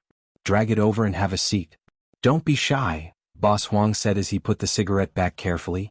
Mao did not hold back. It dragged a chair over and sat with its legs crossed. It even took a peach from the fruit bowl on the other side of the counter to munch on it. "It's been a few years since we last met. I didn't expect you to become like this," Boss Huang said. "I didn't expect you, Boss Huang, who used to manage a big company with hundreds of people, to stay in a small shop like this. Are you down and out?"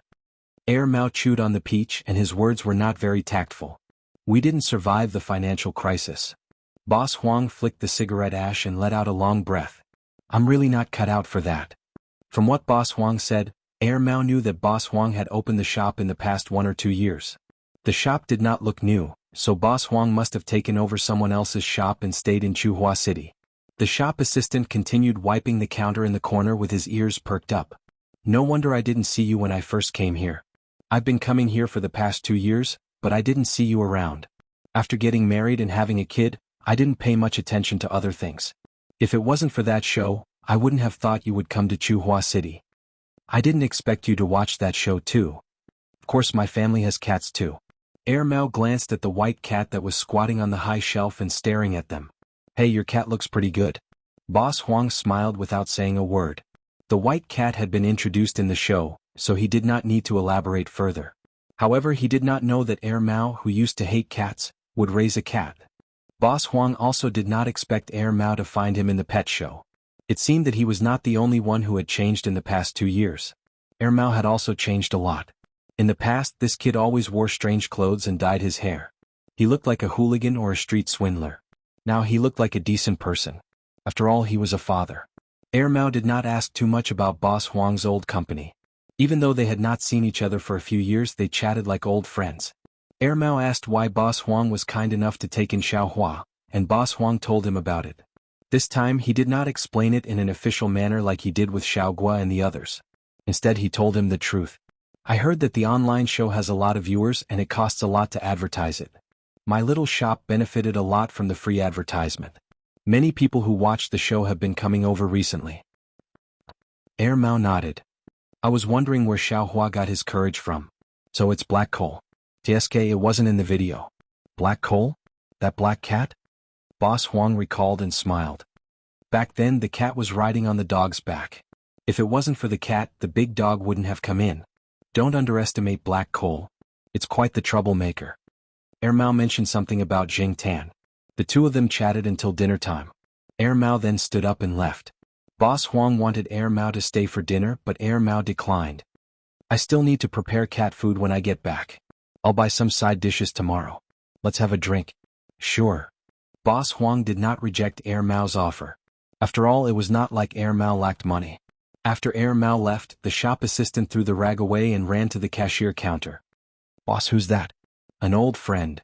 Boss Huang did not want to say much, but after a pause he smiled and said, I didn't expect to get so many things in one go. That's right. The shop assistant thought. The next day, when it was almost 5 p.m., Zheng Tan was walking back from the lakeside villa. Unexpectedly, he bumped into Mao, who was carrying a bag of roast duck and a bag of cooked food. Black Coal, where are you going? Why don't you come with me to the grocery store where you took shelter from the rain? You can get to know someone while you're there. I'll call Professor Jiao later, said Mao. Zheng Tan thought about it and decided that it was a good idea. Since Mao would call him, he did not have to worry about being scolded. Besides, Mao mentioned the grocery store, which piqued Zheng Tan's interest, so he went with Mao. During the summer day, especially at noon, there were not many people shopping at the grocery store. Usually there would be more people at night when the sun went down. When Zheng Tan and Mao arrived, the sun was still up, so it was still warm. There were not many people in the grocery store. The shop assistant was sitting at the side, playing with his phone while Boss Huang was still reading the newspaper at the counter. As soon as the shop assistant saw Zheng Tan, his eyes lit up. Zheng Tan could not help but stop in his tracks. He did not know why the shop assistant looked at him as if he was some RMB. Boss Huang asked the shop assistant to bring out a folding table. He cooked 2 side dishes and brought a few bottles of beer. The 3 of them and the cat made do with the food. When he saw Zheng Tan eating the same food as them, Boss Huang was curious. Is it okay for the cat to eat like this? It's fine. Mao was not worried at all. After distributing the food to Zheng Tan, it added a few pieces of roast duck, a few slices of beef, and some side dishes to the counter. Zheng Tan's table was on the counter. Zheng Tan did not mind. He ate a lot for lunch and slept for the whole afternoon without moving much, so he was not hungry. He came over to see what kind of expert Boss Huang was. From what Zheng Tan knew, anyone who was close to Mao was not an ordinary person. When he thought about how Boss Huang subdued the gangster on the rainy day, he was even more curious. As he was thinking, he heard a soft sound. Zheng Tan looked up. The white cat jumped on the counter and stood half a meter away from Zheng Tan. It seemed to want to come over as if it was curious about the food in Zheng Tan's bowl. Zheng Tan pushed the disposable bowl that Mao had prepared for him closer to his chest and protected the bowl from the cat. He did not want his bowl to be stained with the cat's saliva, and Zheng Tan was still concerned about that. Zheng Tan's action was seen by the shop assistant as he was protecting his food. The white cat noticed Zheng Tan's vigilance, so it stopped approaching. Instead, it stared at Boss Huang and meowed twice. Boss Huang picked up some duck meat without sauce and put it beside the white cat's feet. The white cat sniffed it and ate it reluctantly, causing the shop assistant to pout. You were more obedient when you first came here. Now you know how to put on airs. You're not cute at all. Boss Huang picked up another piece of duck meat and tapped the white cat's head with the other end of the chopstick. You little heartless thing. Not mine. My black rice is very obedient. It doesn't throw a tantrum, Mao said proudly. Zheng Tan scoffed in his heart and doubted Mao's words. He wanted to listen to more gossip and find out what was so special about Boss Huang, but to his surprise, Mao did not lead the conversation in that direction at all. They only talked about the usual trivial things. Zheng Tan was so bored that he wanted to take a nap. He regretted coming here. Instead of listening to the boring gossip, he might as well go back and have some good food. After dinner, the sun had set. Some customers had just come to the shop, so the shop assistant went to deal with them. Boss Huang did not have to show up, so Mao and Boss Huang had been drinking and chatting in front of the folding table. However, they had moved the table further inside the shop so that it would not disturb the customers. Zheng Tan was taking a nap on the counter. He was too lazy to move even when the shop assistant was picking up the items at the counter. All of a sudden, Zheng Tan's ears twitched and he looked outside the shop. There was a car and a van outside. The 2 men who came out of the van were the ones who came to the shop to cause trouble when it rained the other day. When the customers saw the "I'm here to cause trouble" look on their faces, they stopped buying and quickly left. However, they did not go far. They watched from a distance and discussed whether they should call the police if a fight broke out later. Some people nearby saw the situation and joined the discussion. However, most of them were just there to watch the show. Small merchants like them did not want to provoke the gangsters. Air Mao and Boss Huang saw the men as well, but they did not look worried at all. Air Mao even sized up the newcomers with interest. He then stood up and said, "I'll go out first. You take your time." When Air Mao walked to the counter, he called Jing Tan out with him. Jing Tan glanced at Air Mao. He jumped down from the counter and walked out of the shop with Air Mao. Air Mao was still in the mood to buy a melon from a vendor who was pulling a wooden cart. He then leaned against the cart and watched the situation in the shop. Jing Tan did not go far. When he saw that Air Mao did not intend to leave, he jumped onto a small three-wheeled vehicle in front of the car and watched the shop. Inside the shop assistant was anxious. He wanted to call the police when he saw that the men were not friendly, but he was stopped by his boss. Boss Huang saw that the shop assistant looked like he was about to face a great enemy but did not run away, so he asked him to stay aside for a while. The shop assistant was actually very dissatisfied with Air Mao. Air Mao and his boss were like brothers when they were eating just now, but now that there was trouble, Air Mao turned around and ran away. Among the 9 men who came, the leader was called Brother Yu.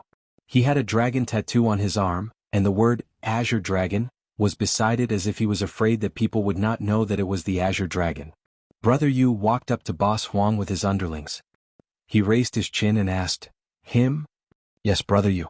That's him," said the young man whose hand was twisted by Boss Huang. Boss Huang was not in a hurry. He took out a pack of cigarettes and tapped on the cigarette box with his finger. A cigarette popped up and was caught between 2 fingers. The cigarette twirled between his fingers before it stopped. Boss Huang handed the cigarette to Brother Yu and said, "Give it a try?" "Hey, who wants your lousy?" Before the lackey could finish his sentence, Brother Minyu had already taken the cigarette from Boss Huang's lighter. He even lit the cigarette and took a puff of it. "How is it? Not bad, right?" Boss Huang lit one for himself. "I heard that there's a KTV on the street. It's pretty good." "Yeah, the girls there are very hot." Brother Yu nodded and agreed. The lackey did not know what Brother Yu meant. He thought that Brother Yu had his own plans, so he did not say anything. Usually when Brother Yu was talking, he would not let them interrupt. "This is the right time to go there," Boss Huang said. "Indeed," Brother Yu replied while smoking. The 2 lackeys who had been taken advantage of by Boss Huang before were a little anxious. The atmosphere was different from what they had imagined. The more they looked at them, the more they felt like they were old friends chatting. Didn't Brother Yu say that he did not know this person? Jing Tan also found it strange. Moreover, when Boss Huang took out the cigarette, Jing Tan had a very strange feeling. He could not tell what it was, but he just felt strange. Boss Huang chatted for a while more before he said, "All right, I won't keep you from having fun. Farewell. I won't see you out." Brother Yu turned around and left with the cigarette in his mouth. Brother Yu? The lackeys behind him did not understand what their boss meant. They could only follow him and leave. Seeing this, the people who had wanted to watch the show were disappointed. The onlookers also dispersed. All bark and no bite. There was nothing to see. Jing Tan was standing very close to the car. The rear window of the car was not closed after the Brother Yu entered the car. Therefore, Jing Tan could clearly hear the conversation inside. "Brother Yu, what should we do now?" asked one of the men sitting in the driver's seat. "Of course we're going to the KTV on the street. Do you even need to ask?" Brother Yu said with a tone that said, "You are all idiots." Hearing such an answer, the man choked. This was not what they had planned. Didn't they say that they were going to teach the shop owner a lesson? Another person sitting in the front passenger seat also said, "Brother Yu, are we just going to let the owner of that shabby shop go?" "The owner of a shabby shop?" "Oh," Brother Yu asked. "That's..." The person in the front passenger seat also choked. What did Brother Yu mean? Was he pretending to be stupid or not to mention it? The person in the front passenger seat did not say anything. After all, he was not the one who wanted revenge this time. What was there to worry about? Brother Yu sat in the car, smoking and thinking about what kind of girl to accompany him at the KTV later. "Brother Yu, I think we should have taught that person a lesson just now." The person sitting next to Brother Yu could not help but say. He was familiar with Brother Yu, so he dared to say a lot of things. His brothers were already showing their arrogance. "You want us to pretend to be weak?" Just now. Brother Yu forcibly withdrew his thoughts from the girl accompanying him at the KTV and thought about the words of the person next to him. Just now. What happened just now? Something seemed to have happened just now. What was it? Brother Yu felt a headache. He raised his hand and knocked on his forehead. He waved his hand and stopped thinking about it. "Why are you talking so much nonsense?" Hurry up and drive. If you don't go now, the good girls will be taken away. If you find some ugly girl to accompany you, you will cry. The other people in the car. Damn, they really wanted to cry now. Chapter 374. On the way back, Zheng Tan was still trying to figure out what was going on. Hypnosis? Zheng Tan had never seen anyone hypnotized in such a way.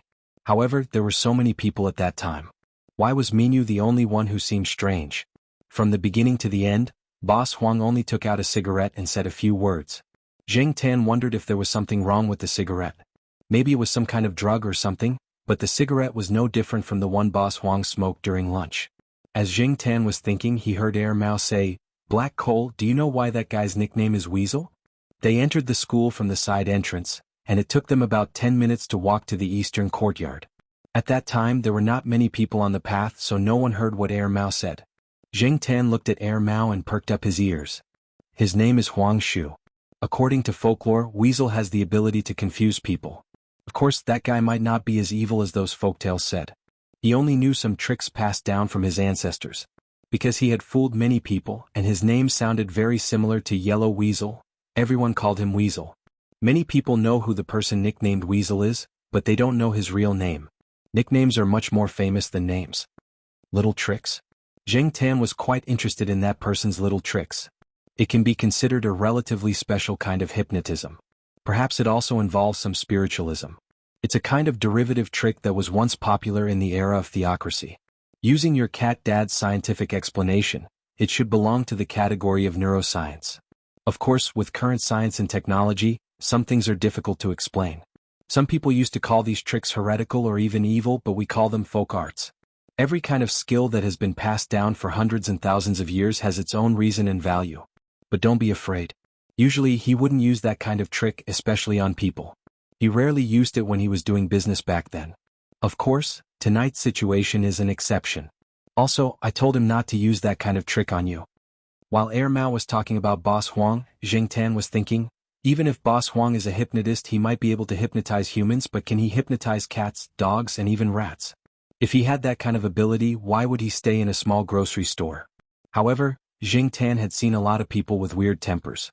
Just like Air Mao, who didn't live in a high-end elevator house or buy a villa, but chose to rent an apartment in a courtyard in the Eastern District and lived in a small place of about 70 square meters. Everyone had their own ideas. Zheng Tan couldn't figure out the thoughts of those weirdos with his own way of thinking. Being able to see Boss Huang's special side made Zheng Tan's afternoon trip worthwhile. The next day, Zheng Tan went to the grocery store again.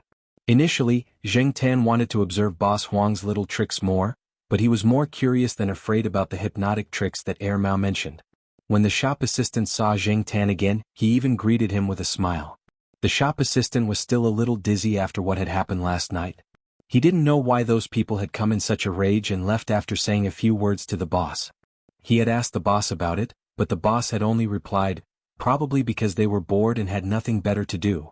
The shop assistant couldn't sleep in the middle of the night and kept thinking about what happened last night. He suddenly realized that Air Mao might have expected something like that, so he went out to watch calmly. It seemed like Boss Huang had a lot of secrets. Young people were always curious, but Boss Huang had no intention of telling him anything. When Zheng Tan arrived, there was no one in the store. The shop assistant was playing poker with Boss Huang out of boredom. It was the simplest kind of poker game. Whoever drew the most points would win in 5 rounds, and the loser would be responsible for cleaning the store for the day. Zheng Tan jumped up and took a look. On the paper that recorded the results, the shop assistant had lost from the beginning to the end. Every time, it was a best-of-5 format. Even if the shop assistant won 2 rounds in a row, he still couldn't win. Zheng Tan believed that this kind of simple game should be based on probability, right? However, the shop assistant didn't win even once. Later on, Rack 1 was marked to Rack 6, which meant that the shop assistant had to clean Rack 1 to Rack 6 alone for the day. The game was still going on, but the shop assistant's bad luck didn't turn for the better. No. Boss, shuffle the cards again, said the shop assistant. He was the one who shuffled the cards just now, but he lost from the beginning to the end. This time, it was Boss Huang's turn to shuffle the cards. He had seen Boss Huang shuffle the cards before, and his shuffling skills were terrible. After Boss Huang shuffled the cards, his luck should be better, right? Boss Huang didn't care. He picked up the cards and shuffled them. Zheng Tan had seen Air Mao play poker before. Back then, Mao used to play fancy cards on the street to fool the female students. Since this person knew Mao, he must be a capable person. Based on his results just now, Jing Tan had a feeling that this person was the same as Mao. Sure. Boss Huang didn't care. He took the cards and shuffled them. His shuffling skills were terrible. He was like a kindergarten kid. When he shuffled the cards, Jing Tan clearly saw a king of spades at the bottom. Jing Tan could see it and so could the shop assistant. Therefore, after Boss Huang shuffled the cards in such a childish way, the shop assistant said that he would pick first. Sure, Boss Huang answered as if he didn't care. As expected, the shop assistant picked the card at the bottom and flipped it over with a grin. Then his smile froze. He thought it was a king of spades, but it turned out to be a three of hearts. Boss Huang simply picked a king of spades from the middle. This isn't right, boss. How did this happen? I saw a king of spades at the bottom. How did it turn into a three of hearts? The shop assistant was puzzled. Boss Huang chuckled and wrote shelf 7 on the notebook beside him. He then said, eyes can also lie. You cheated? The shop assistant complained. I'm talking about evidence. If you don't have evidence, don't spout nonsense. This is called being a sore loser, Boss Huang pointed out as if he was an experienced person. I'm not playing anymore. This is too much. The shop assistant put away the cards and planned to buy some lunch. If this continued, he would die of exhaustion from losing. The shop might not be big, but it was tiring to clean all the shelves alone. It was summer and every little movement would make him sweat. It was almost time, so Jing Tan went to Feng Baijin's place to eat. After Jing Tan left, Boss Huang went through the morning's income. When he saw the white cat jump on the counter again, Boss Huang stared at the greasy spot on its body and took out a 1 yuan coin. The white cat thought Boss Huang wanted to play with it, so it walked over. Boss Huang put the 1 yuan coin on the counter and moved it to the white cat. He held the coin vertically and flicked the edge of the coin, causing it to spin. The white cat lowered its head and looked at the spinning coin. Its tail, which had been wagging, slowly stopped moving. Boss Huang took out a square handkerchief and wet it with water. He then wiped the greasy spot on the white cat's head. The greasy spot must have been accidentally left on the white cat during breakfast. White fur was always like that, so the slightest stain was very obvious. Other than wiping the greasy spot, Boss Huang also gently wiped the white cat's ears. Usually, the white cat would sit on the shelves and the shelves would only be cleaned once a week or a few weeks. The grocery store by the roadside was like that. There was a lot of dust outside, and the airflow caused by the passing cars would cause a layer of dust to fall on the shelves if they were not cleaned. The white cat often slept on the shelves, so its body was covered in dust. Boss Huang could not bathe it every day, so he had to wipe it every few days. However, the white cat refused to cooperate. When he wiped its fur and ears, it resisted like its life was in danger. Therefore, Boss Huang often resorted to other methods, such as the current situation. After wiping the cat's ears, Boss Huang casually flipped the white cat's fur. He saw the cat carrying a fat rat in its mouth, so he wondered if it was infected with fleas. Cats had to be stroked, and flipping their fur would make them feel uncomfortable. Many cats would resist, including the white cat, but it did not move at all, allowing Boss Huang to do whatever he wanted. After flipping the cat's fur and finding no fleas, Boss Huang was relieved. He did not plan to bathe the cat or buy flea medicine. Putting the towel down, Boss Huang raised his finger and flicked the white cat's nose. The white cat shuddered as if it was awakened. It looked at Boss Huang and the coin beside its paw. It raised its paw and played with the coin as if it had no idea what had just happened. Looking at the white cat playing with the coin nonchalantly, Boss Huang thought of the black cat that came in the morning. Was the black cat a male or a female? Mao didn't say anything about it, did it? Boss Huang pondered. The white cat in his shop was a female and the black cat kept coming over. If it was a male, did it have its eyes on the white cat in his shop? He was not sure. The black cat walked with its tail hanging down, so Boss Huang was not sure if it was a male or a female. Boss Huang thought that if he saw the black cat again, he would have to see if it was a male or a female. Even though Mao told him not to play any tricks on the cat, he just wanted to see if it was a male or a female. It would not hurt the cat anyway. Boss Huang picked up the coin that was almost pushed out of the counter by the white cat. He fiddled with the coin in his hand and stopped reading the newspaper. After lunch, he kept an eye on the outside of his shop to see if the black cat would come again. Jing Tan had lunch at Feng Baijin's shop. He watched Feng Baijin play a new game before he jumped on a willow tree by the lake to take a nap before he went back to his shop. Initially, Jing Tan did not plan to enter the grocery store.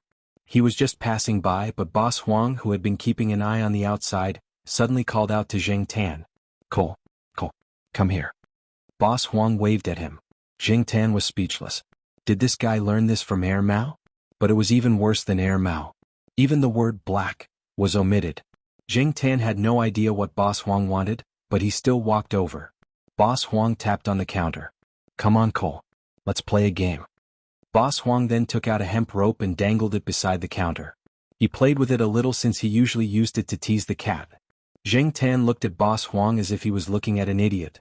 He did not touch the hemp rope. Instead, he jumped on top of the counter to see what Boss Huang wanted. When Jing Tan jumped on top of the counter, Boss Huang did not care why Jing Tan did not play with the hemp rope. He took out the coin from earlier and flicked it like how he did with the white cat. When the black cat in front of him looked at the coin without moving its tail, Boss Huang thought it was enough.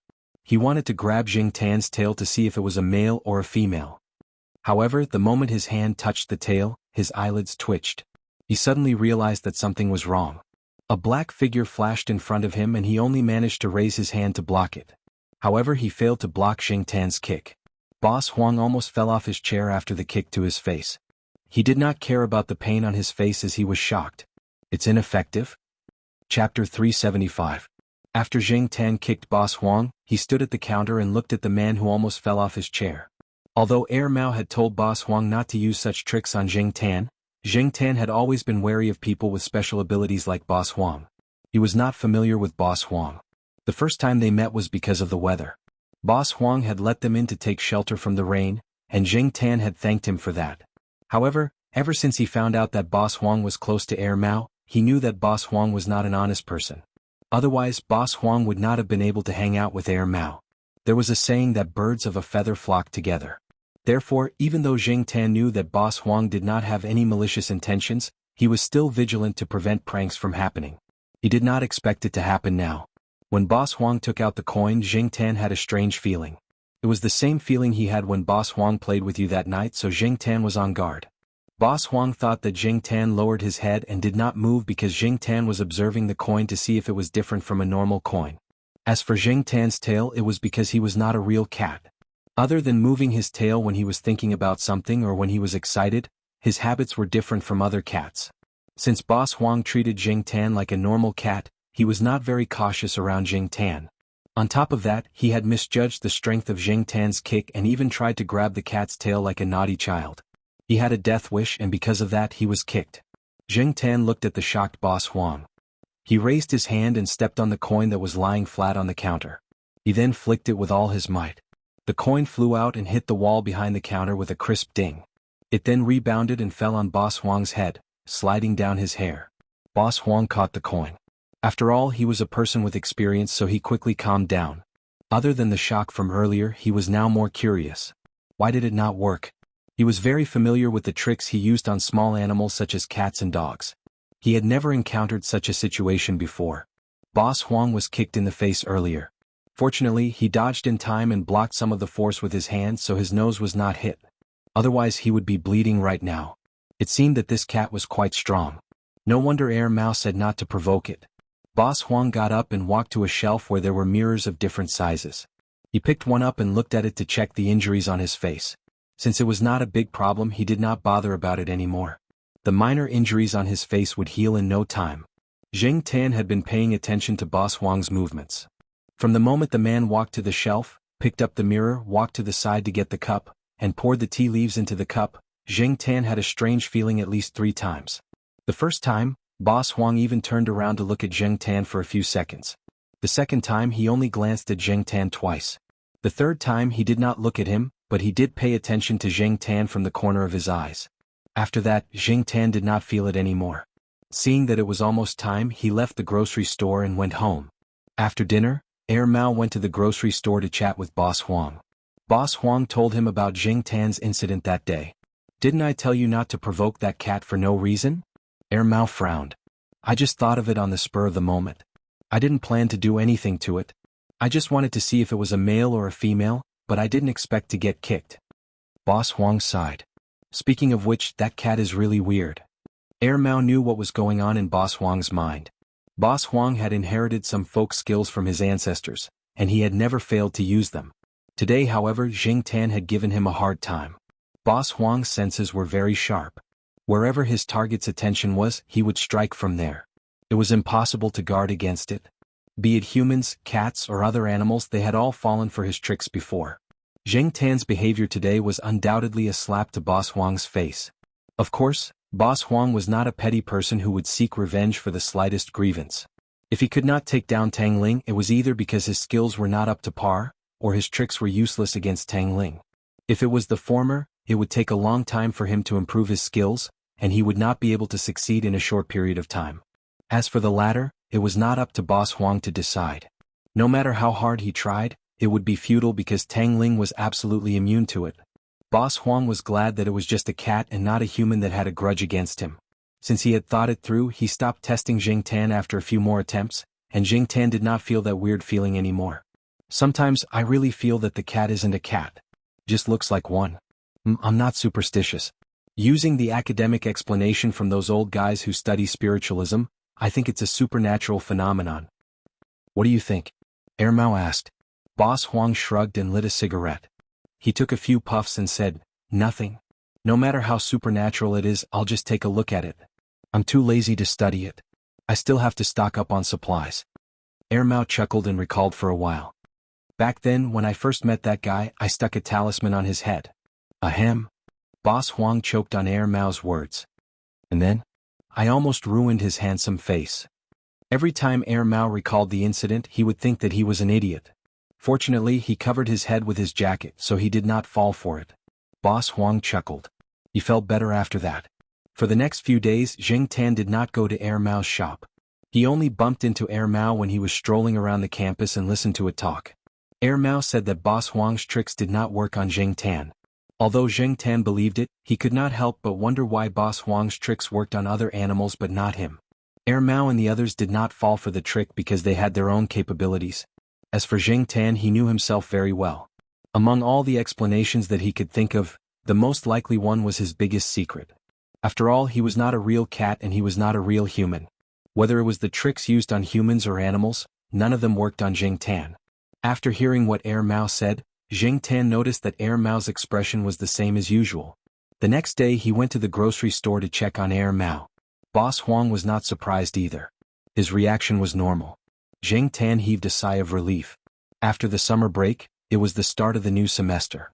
Every year during the new semester, Boss Huang could earn a huge sum of money. For him, the most important thing now was to ensure that he had enough stock. He would not have the time to go to the grocery store. With his experience from last year, Boss Huang knew how much stock he needed and what kind of goods he needed. As for other matters, he was too lazy to care. In his words, he would be an idiot if he did not earn the money. After all, the stores nearby were busy with the new semester. Boss Huang had a second-hand pickup truck. As a hybrid between a sedan and a truck, it was very practical for him to use both passenger and cargo vehicles. Mao had nothing to do at home. His wife was at home taking care of the kids and he had a nanny around, so he was usually quite free. After knowing that Boss Huang was going to the grocery store, Mao wanted to go out with him. When Mao and Boss Huang talked about it, Zheng Tan was listening beside them. Mao wanted to go with Boss Huang to get some fresh air, and he also wanted to follow Boss Huang to see some folk artists that Boss Huang knew. Are there a lot of folk artists out there? Zheng Tan rarely left the area. Even if he did go out, he would just look at the scenery outside through the car window. He would not pay attention to other things. His understanding of many places only existed on the internet and maps. Even though he had lived in Chuhua City for 6 years, the places he went to were limited. When he first came to the east side courtyard, Zheng Tan even followed the delivery truck from Dongyuan supermarket for fun. After the delivery truck was replaced, he did not follow the truck anymore. The new driver was too sneaky, so Zheng Tan did not trust him very much. Mao told Boss Huang about going with him to the grocery store. He looked at Zheng Tan beside him and asked if Zheng Tan wanted to go with him. Of course, Zheng Tan wanted to go, but he still had to inform the Jiaopa and leave the task to Mao. The Jiaopa did not object. It was not Zheng Tan's first time doing something like this. He only had one request for Zheng Tan: don't cause trouble. It seemed that in many people's eyes, Zheng Tan was a troublemaker who would run into trouble wherever he went.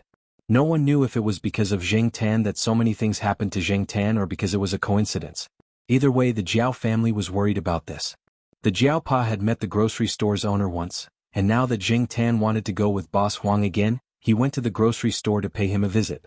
From what the Jiaopa knew about Jing Tan, he knew that if there was a first time, there would be a second time, a third time, and so on. Maybe in the future, every time Boss Huang went to the grocery store, his cat would go with him. He had to admit that the Jiaopa knew Jing Tan very well.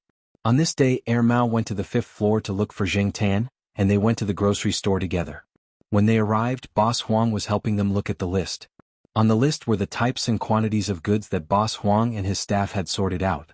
They had checked the list yesterday, so they would go through it again before they left. Mattress, mat, electric fan, flashlight, cloth closet, shoe rack, hook, bed table. Boss Huang went through the list one by one. The list was quite long, so Mao did not disturb him. Okay, that's all. Boss Huang folded the list and put it in his pocket. He then called Mao and Jing Tan to get into the car. The pickup truck had 2 seats.